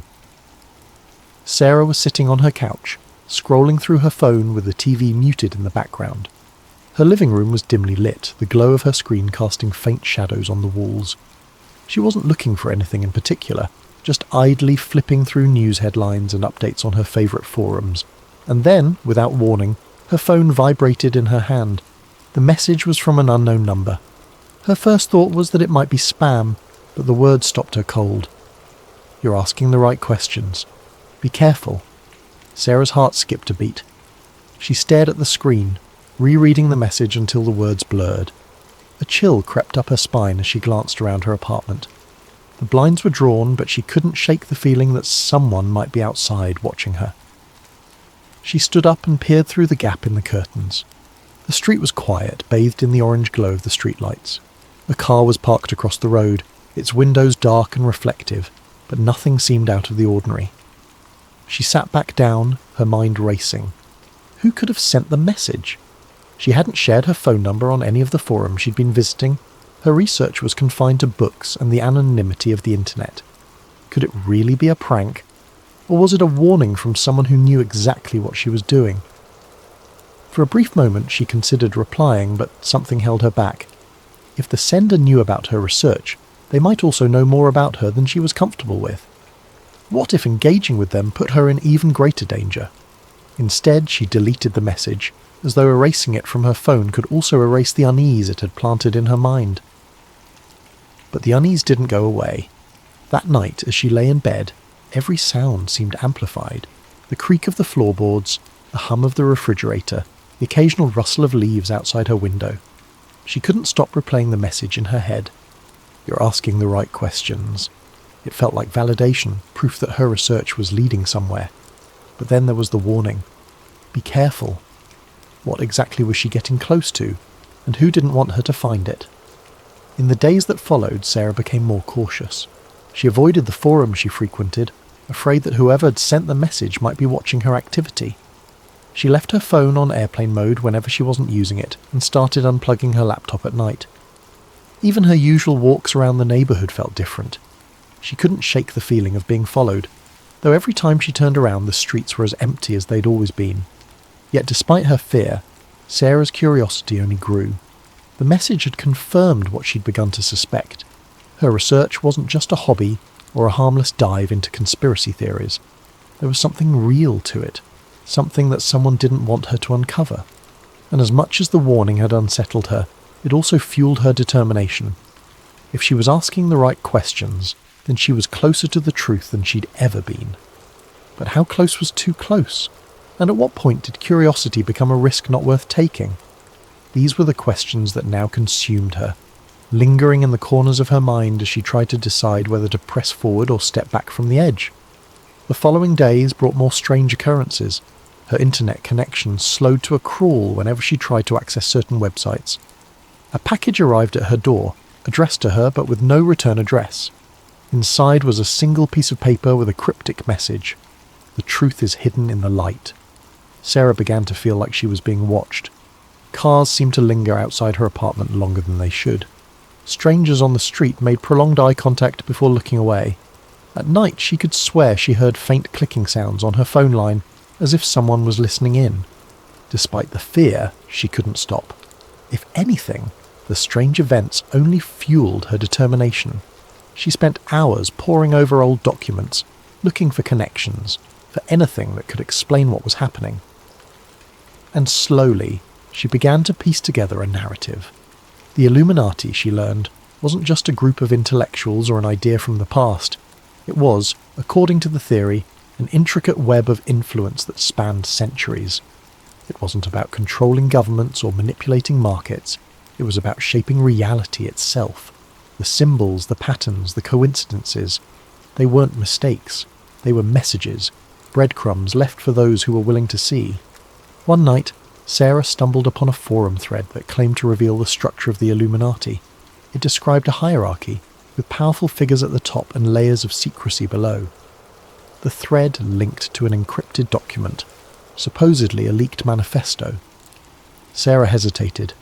Downloading the file felt like crossing a line, like stepping into territory she couldn't return from. But her curiosity won out. As she read the document, her screen filled with phrases that sent chills down her spine. It spoke of the Great Plan, a vision of a unified world where chaos was eliminated, but at the cost of individual freedom. The document was filled with references to historical events, implying that the Illuminati had been behind revolutions, wars, and even technological advancements. It was too detailed, too specific to be easily dismissed. Sarah leaned back in her chair, the weight of what she'd read settling over her. She didn't know what to believe anymore. Was the Illuminati real, or was she simply connecting dots that weren't meant to be connected?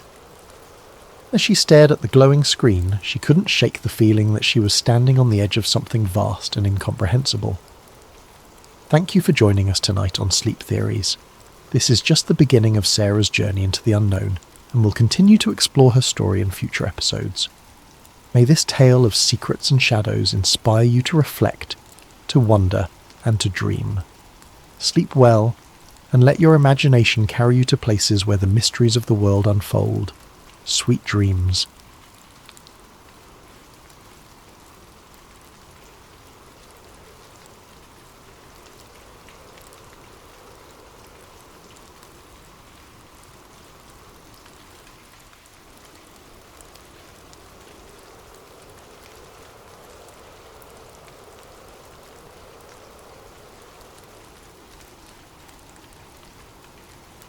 He was not a man who belonged in history books.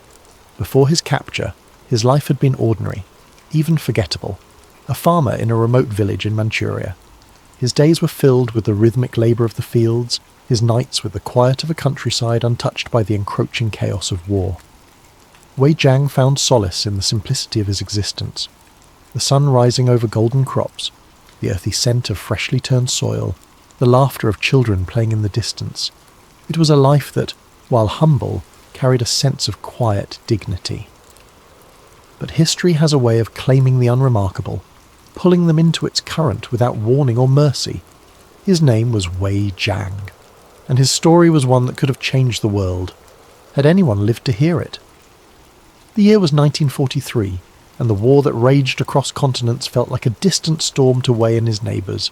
News of battles, of armies advancing and retreating, reached them only in fragments, whispered by travelling merchants or in the occasional crackling voice on a neighbour's rare and treasured radio. To them, the war was something that happened elsewhere, a shadow that loomed but never quite touched their lives, until the day it did. Wei's life turned in the spring of that year.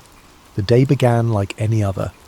He had risen before dawn, his breath visible in the crisp morning air as he tended to his fields. The sun had just begun to rise, painting the sky in hues of orange and pink, when the sound of engines shattered the stillness. The trucks came suddenly, their diesel growl echoing through the valley. They rolled into the village like an ominous tide, stopping abruptly in the centre of the dirt square where the villagers gathered during festivals. The soldiers disembarked with an efficiency that betrayed years of practice. Their boots hit the ground in unison, the sound a chilling rhythm against the soft murmur of the village waking up. They moved with precision, rifles slung across their chests, their faces masked by an impenetrable veneer of authority. Wei was in his field when he heard the first shout, the sharp bark of a command that carried over the low hills. Every man to the square, now! Wei froze, the hoe in his hand suddenly heavy.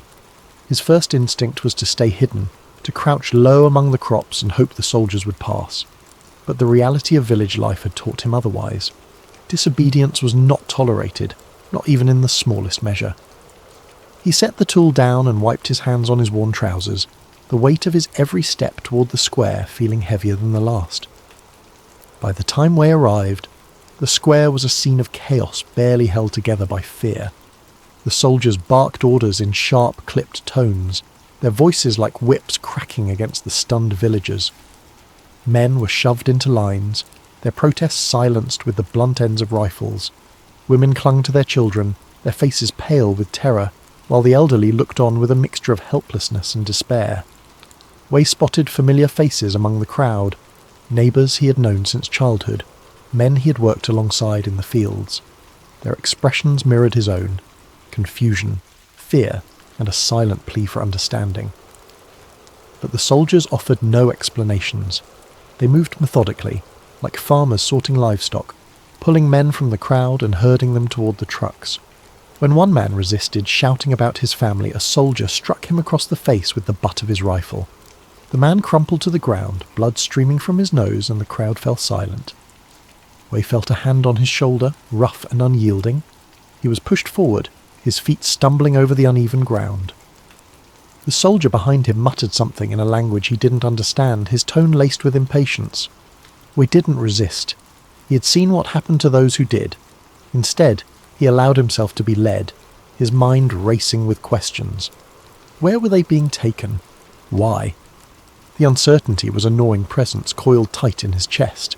The truck loomed ahead, its open bed already crowded with men. Wei was hoisted inside, the soldier's grip like iron on his arm. He found himself pressed between two others, their bodies cold despite the rising heat of the morning. The truck bed smelled of oil and sweat, a stifling combination that made it hard to breathe. Wei tried to meet the eyes of the men around him, but most stared at the floor, their faces pale and their expressions blank. As the truck roared to life, Wei caught a final glimpse of the village. Women and children stood frozen in the square, their eyes wide with fear and disbelief. A few shouted the names of loved ones, their voices swallowed by the rumble of the engine. Wei's gaze lingered on one woman clutching a toddler to her chest. Her lips moved in a silent prayer, her eyes fixed on the truck as it pulled away.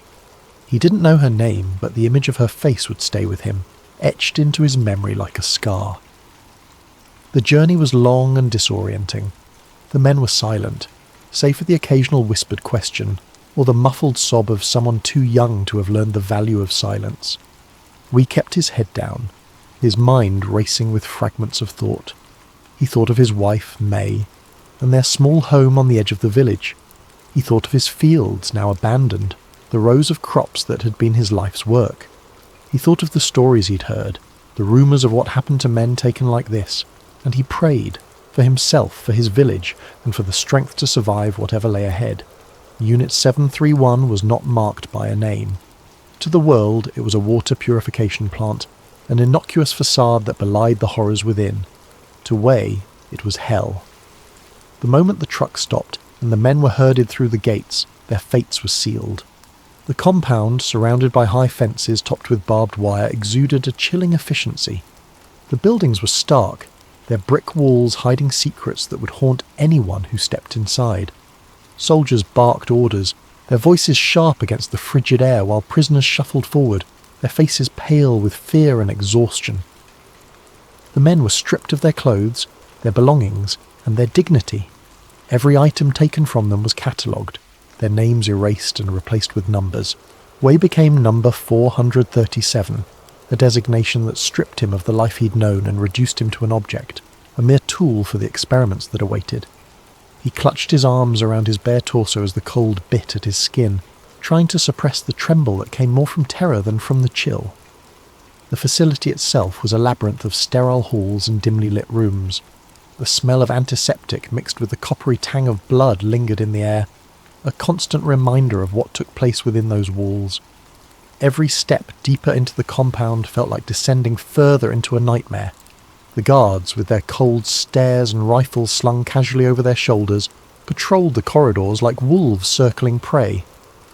The experiments began almost immediately, leaving the prisoners no time to adjust to their grim reality. Wei and the others were subjected to a relentless barrage of medical procedures. They were lined up and marched into rooms filled with gleaming instruments, their purposes unknown and terrifying. The doctors, clad in pristine white coats, moved with the precision of machines, their faces devoid of emotion as they recorded every detail of the suffering they inflicted. Wei's first encounter with the experiments was seared into his memory. He was strapped to a table, his wrists and ankles bound with leather restraints that cut into his skin. A syringe was plunged into his arm without explanation, and the liquid it delivered burned like fire as it coursed through his veins. He writhed against the straps, his screams echoing off the tiled walls, but the doctors remained unaffected. They observed him like a specimen under a microscope, jotting notes in their leather-bound journals. Days turned into weeks, though the passage of time became meaningless within the confines of Unit 731. Wei endured a series of horrors that blurred together in his mind. Some days he was injected with unknown substances, his body racked with fevers that left him delirious and shaking. Other days he was exposed to chemical agents that seared his skin, leaving behind blisters and rashes that festered painfully. The frostbite experiments were among the worst. His limbs were submerged in ice-cold water for hours, the skin turning black and cracking as frostbite set in. The doctors would then scrape away the dead tissue, their hands methodical as they murmured about their findings. The screams of the dying filled the air, an ever-present symphony of agony that seemed to seep into the very walls. Some prisoners cried out for mercy for their families, for an end to the pain. Others fell silent, their voices stripped away by exhaustion and despair. Wei learned quickly that survival was not guaranteed. Those who succumbed to the experiments were unceremoniously dragged away by guards, their bodies discarded in mass graves or incinerated. The guards referred to the prisoners as logs, a chilling euphemism that reduced human lives to mere resources for experimentation. Wei's will to survive became his anchor in the storm. He endured the needles, the incisions, and the relentless barrage of experiments because he refused to let the facility take what little humanity he had left.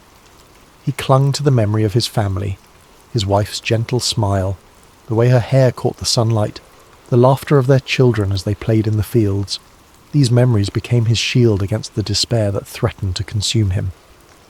In the rare moments of reprieve, Wei began to observe his surroundings with a sharp eye. He studied the routines of the guards, noting the times they changed shifts and the paths they patrolled. He memorized the layout of the facility, from the medical wards to the storage rooms and the kitchens. He listened intently to the whispers of the other prisoners, piecing together fragments of information about the inner workings of the compound. There were rumours passed between prisoners in hurried, hushed tones when the guards weren't looking. Rumours of secret escape routes, of weaknesses in the facility's defences, of a chance to break free. Most dismissed them as false hope, the desperate fantasies of men clinging to any shred of optimism. But Wei listened. He filed away every detail, every possibility, no matter how improbable it seemed. Wei also noticed the subtle cracks in the guards' composure. Though they carried themselves with an air of authority, there were moments when their masks slipped. Glances exchanged when no one was supposed to be looking, whispered arguments in the corridors. Wei began to understand that even in a place as cold and controlled as Unit 731, there were weaknesses to exploit. As his body suffered under the relentless experiments, Wei's mind grew sharper. He used every ounce of his remaining strength to plan, to observe, to prepare. The hope of escape became his lifeline, a glimmer of light in the suffocating darkness of the facility. He didn't know if he would succeed, but he knew one thing for certain. He would not die as number 437. He would not let Unit 731 erase him. Wei's escape had been a miracle born of desperation, but the bitter reality of his situation became clear the moment he slipped through the barbed wire and into the wilderness. The air was cold and sharp, cutting through the oversized coat he had scavenged from the storeroom. Every breath burned his lungs, and every step sent pain shooting through his legs. But Wei did not stop. He couldn't. The icy expanse beyond Unit 731 was both his refuge and his greatest threat. A barren landscape that could shield him from sight, but offered no promise of sustenance or safety.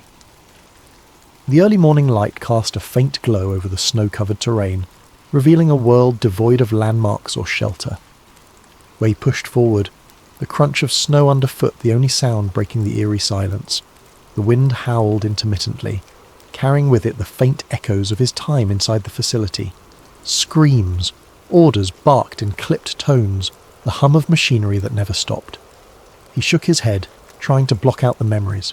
Focus, survive, one step at a time. His first priority was distance.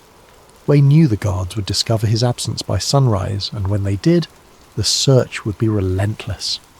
He had seen firsthand the resources Unit 731 could deploy when someone tried to defy them. Their influence stretched far beyond the facility's walls, and their determination to maintain their secrets was absolute. If they found him, they wouldn't simply kill him, they would make an example of him.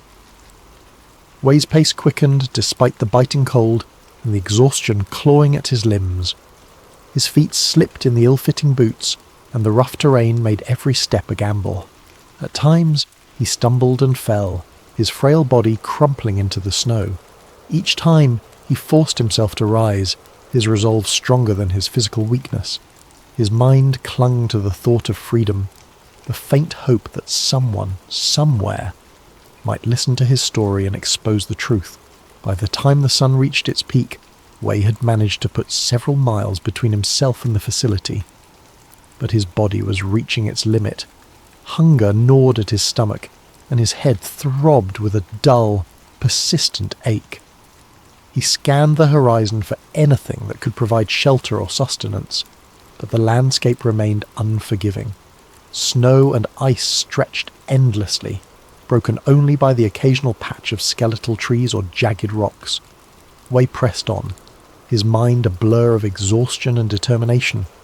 His thoughts turned to his family, the faces of his wife and young son etched into his memory like lifelines. He imagined their laughter, the warmth of their home, the simple joys of a life that now felt like a distant dream. They had been his anchor during his captivity, the reason he had endured the horrors of Unit 731. Now they were his guiding star, pulling him forward even as his body threatened to give out. As night fell, the temperature plummeted further, and Wei's situation grew dire. He found a shallow hollow beneath an outcropping of rock and huddled there, wrapping the oversized coat tightly around himself. The wind whistled through the cracks in the stone, and he shivered uncontrollably, his teeth chattering as he fought to stay awake. Sleep was dangerous in this cold. He knew it could claim him silently, slipping over him like the snow that now began to fall. Wei allowed himself only brief moments of rest, his ears straining for any sound that might signal pursuit. Every crack of ice, every rustle of wind through the barren trees set his nerves on edge. He clutched the knife he had taken from the storeroom, its cold handle a small comfort in the vast emptiness. He was alone, vulnerable and hunted, but he refused to give in to despair. The following day brought a stroke of luck, or what passed for it in his desperate circumstances. Wei stumbled upon a small stream, its waters partially frozen but still flowing beneath a thin layer of ice.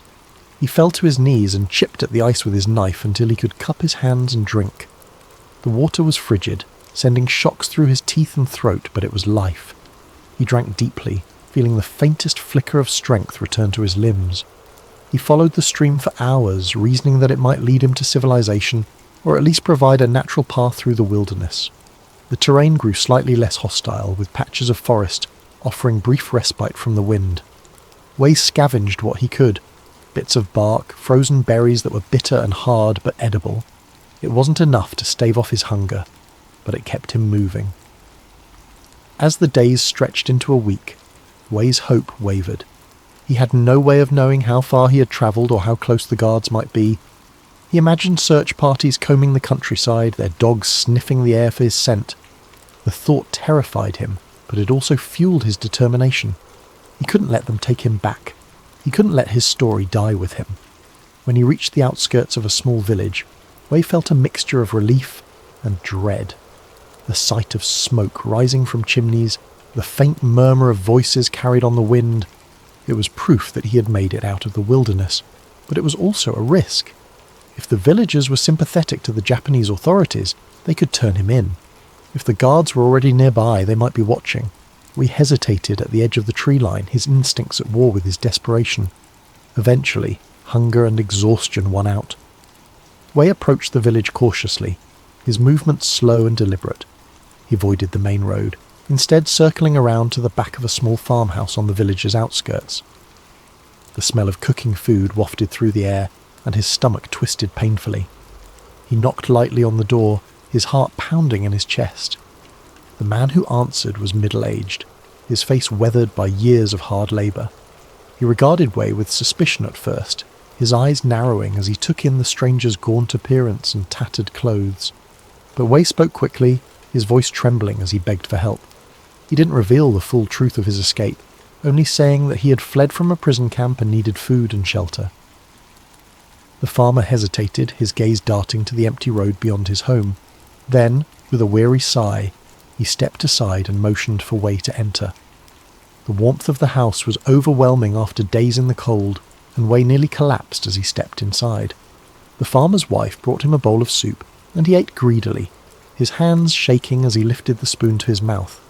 The farmer asked few questions, sensing that Wei's story was one of pain and desperation. For the first time in weeks, Wei allowed himself to relax, if only slightly. But the reprieve was short-lived. The sound of trucks rumbling down the road shattered the fragile peace of the farmhouse. Wei's heart sank as he heard the sharp bark of orders and the clatter of boots on the ground. The farmer's face paled, and he looked at Wei with a mixture of fear and regret. "You need to hide," the farmer whispered urgently. He pointed to a trapdoor in the floor that led to a small cellar. Wei hesitated for only a moment before descending into the dark, cramped space. He crouched in the shadows, his breath shallow as he listened to the chaos above. The soldiers burst into the house, their voices cold and commanding. Wei couldn't make out their words, but he could hear the fear in the farmer's responses. Minutes stretched into an eternity as the soldiers searched the house, their boots thudding overhead. Wei gripped the knife in his hand, his knuckles white as he prepared for the worst. The trapdoor creaked open. Harsh light flooded the cellar, and Wei's eyes met the cold, unfeeling gaze of a soldier. The man barked an order, and Wei was dragged out into the open. The farmer and his wife looked on helplessly as the soldiers restrained Wei, their faces etched with sorrow and guilt. Wei met their gaze briefly, nodding in silent gratitude for their attempt to help. As Wei was loaded into the back of a truck, his mind raced. The truth he had fought so hard to carry was now at risk of being buried forever. He had come so close to freedom, to exposing the horrors of Unit 731, only to be caught in the web of those who sought to silence him. The truck rumbled to life, carrying him back toward the shadows from which he had fled. Wei Jiang was never seen again. His story, like the countless others lost within the walls of Unit 731, became another unmarked chapter in the annals of history. Yet, even in his final moments, Wei's defiance remained a testament to the resilience of the human spirit, a flicker of light in a darkness that sought to consume everything.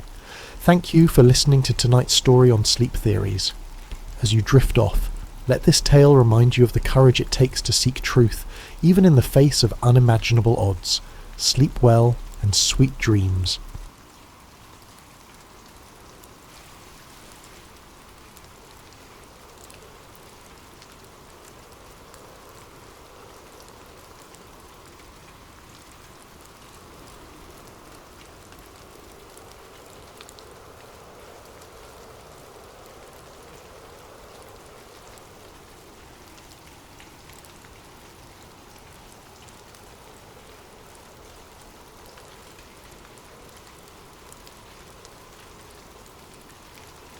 The librarian adjusted his glasses, the weight of the book pressing against his palms as if it were alive, demanding his attention.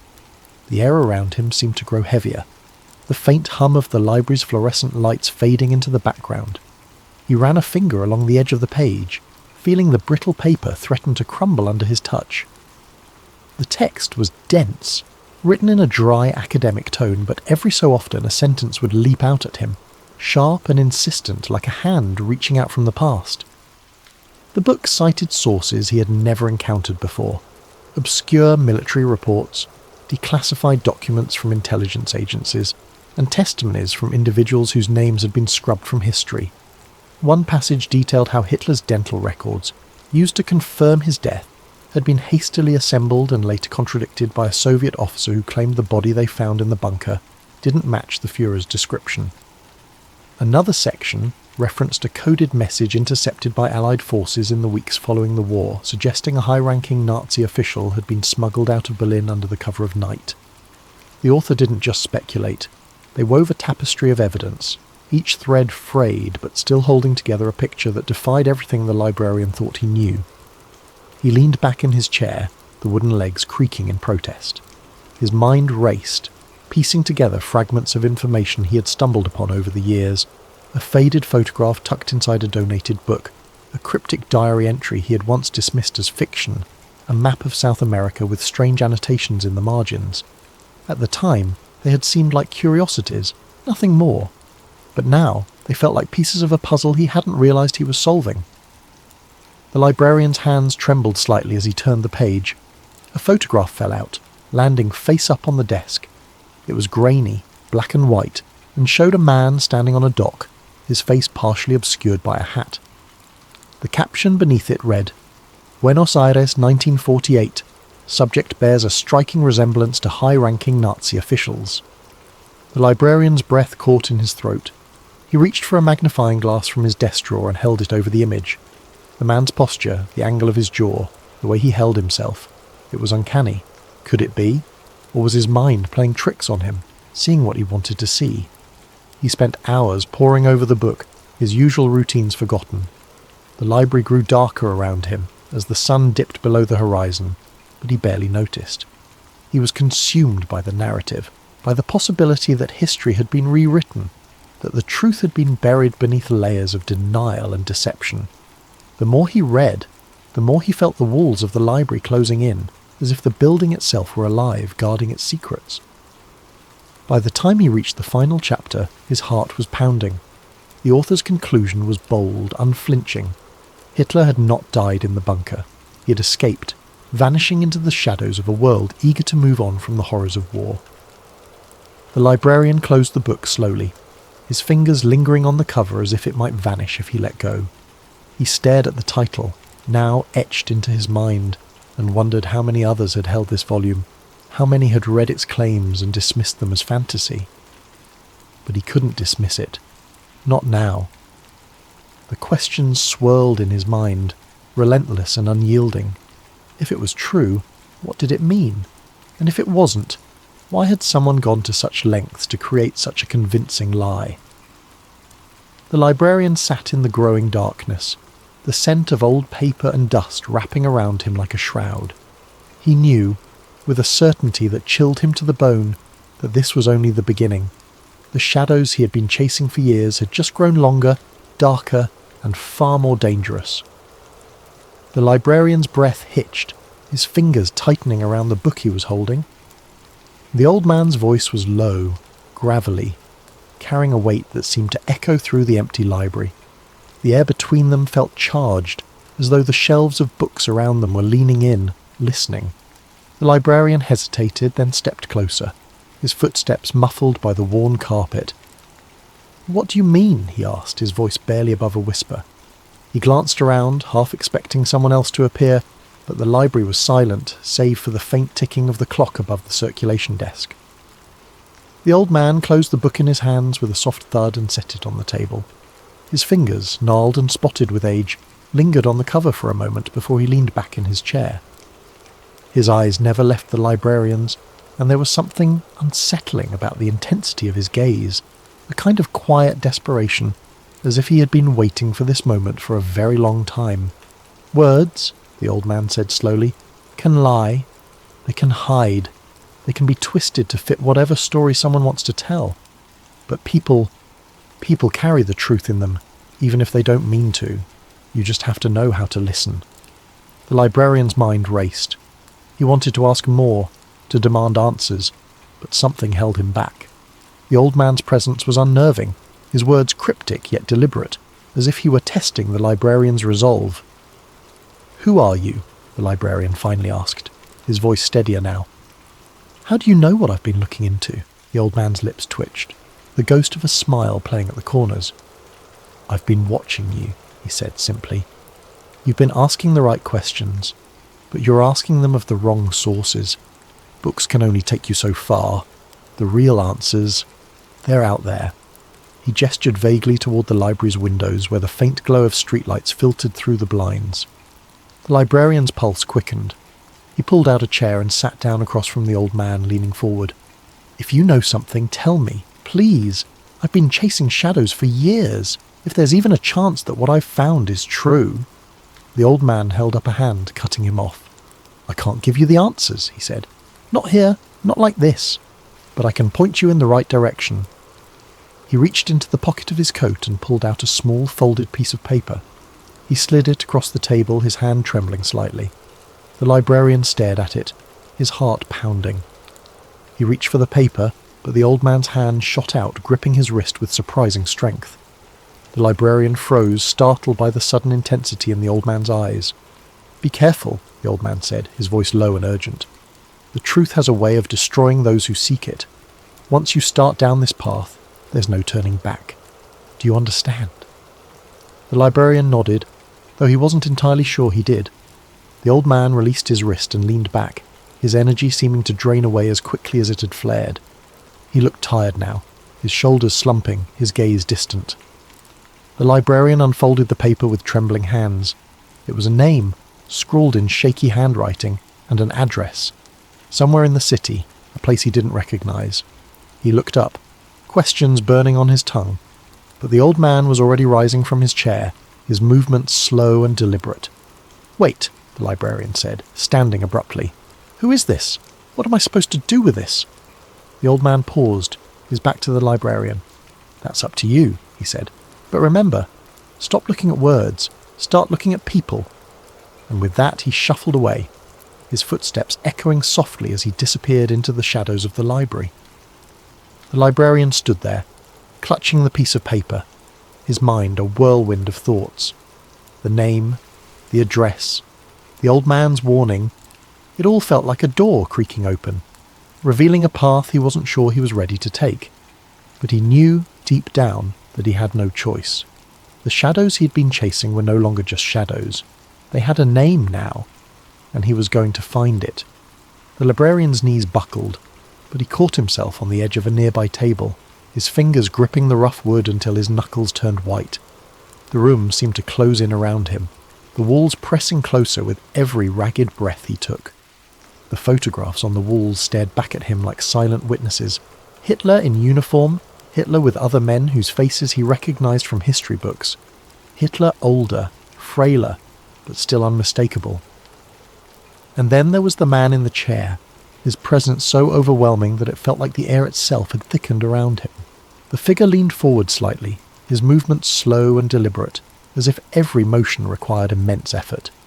His face was gaunt, the sharp angles of his cheekbones casting deep shadows in the dim light. His hair, once dark and slicked back, was now thin and white, clinging to his scalp in wispy strands.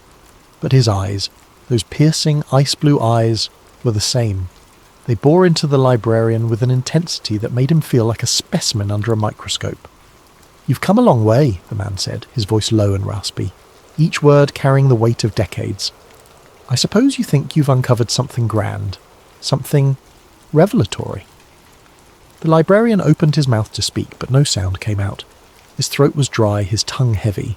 He had imagined this moment 1,000 times, rehearsed what he would say, the questions he would ask. But now, faced with the reality of it, his mind was blank. All he could do was stare. The man chuckled softly, a sound that sent a shiver down the librarian's spine. "You're not the first, you know," he continued. "Others have come before you. Journalists, historians, conspiracy theorists. They all think they're chasing the truth. But the truth is a dangerous thing. Are you sure you want it?" The librarian finally found his voice, though it came out as little more than a croak. I need to know. I need to understand." The man leaned back in his chair, his hands resting on the armrests. His fingers were long and bony, the skin paper-thin and mottled with age. "Understand what?" he asked, tilting his head slightly. "That I survived? That history is not what you were taught? Or perhaps you want to know why I'm still here? Why I didn't die in that bunker?" The librarian nodded, though he wasn't entirely sure what he was agreeing to. His mind was a whirlwind of thoughts, each one colliding with the next. He had spent years chasing this moment, but now that it was here, he felt utterly unprepared. The man sighed, a long, weary exhale that seemed to carry the weight of the world. "Very well," he said, "but understand this. What I tell you will change everything. Not just for you, but for the world. Once you know, you can never go back. Do you understand?" The librarian hesitated. He thought of his quiet life in the library, the familiar routines, the safety of his books.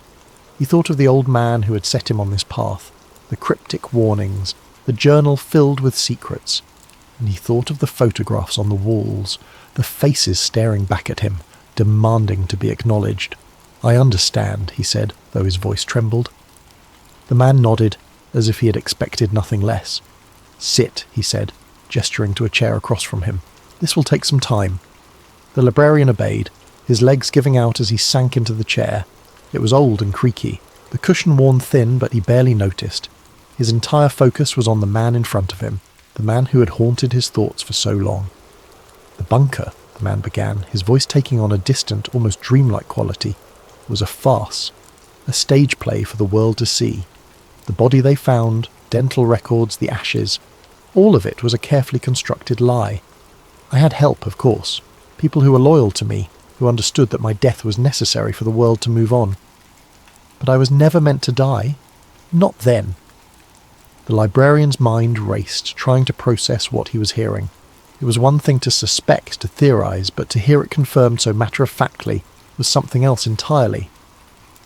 "Who helped you?" he asked, his voice barely above a whisper.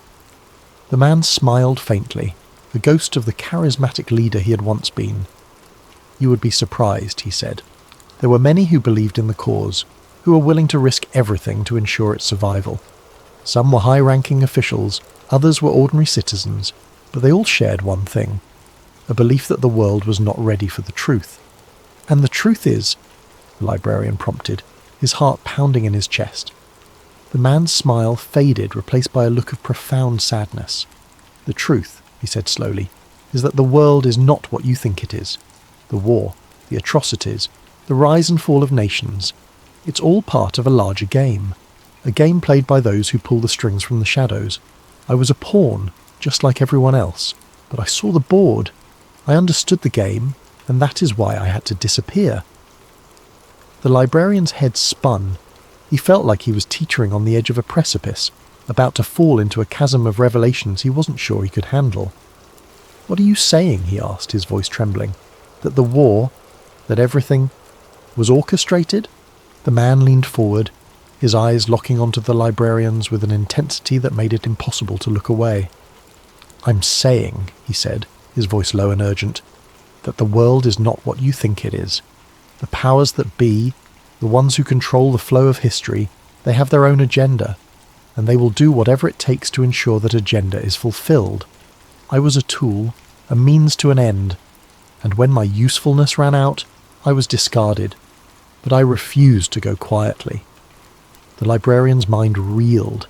He had come here seeking answers, but now he was drowning in them. "What do you mean, discarded?" he asked, his voice barely audible. The man leaned back again, his expression darkening. "There are forces at work in this world, forces that most people cannot even begin to comprehend.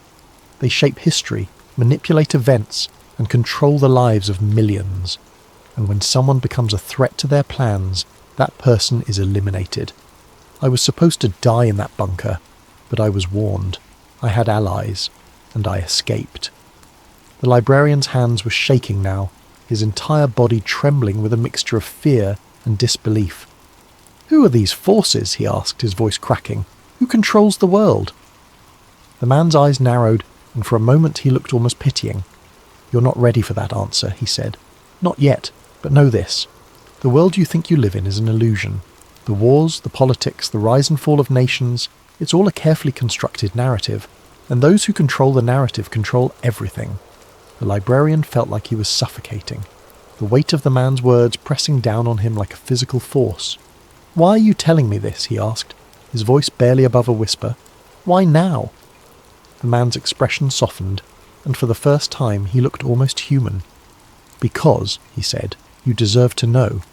Because the truth has been buried for too long. And because I am tired. I have carried this burden for decades, and I cannot carry it any longer. You are my confessor, whether you like it or not." The librarian's mind raced, trying to make sense of everything he was hearing. It was too much, too overwhelming. But deep down, he knew there was no turning back. He had stepped into the abyss, and now he had to face whatever lay on the other side. "What do I do now?" he asked, his voice trembling. The man leaned forward again, his eyes burning with a fierce intensity. "You take what I have told you, and you decide what to do with it," he said. "You can walk away, pretend you never heard any of this, or you can take the truth and shine a light on it. But be warned, the path you choose will not be easy.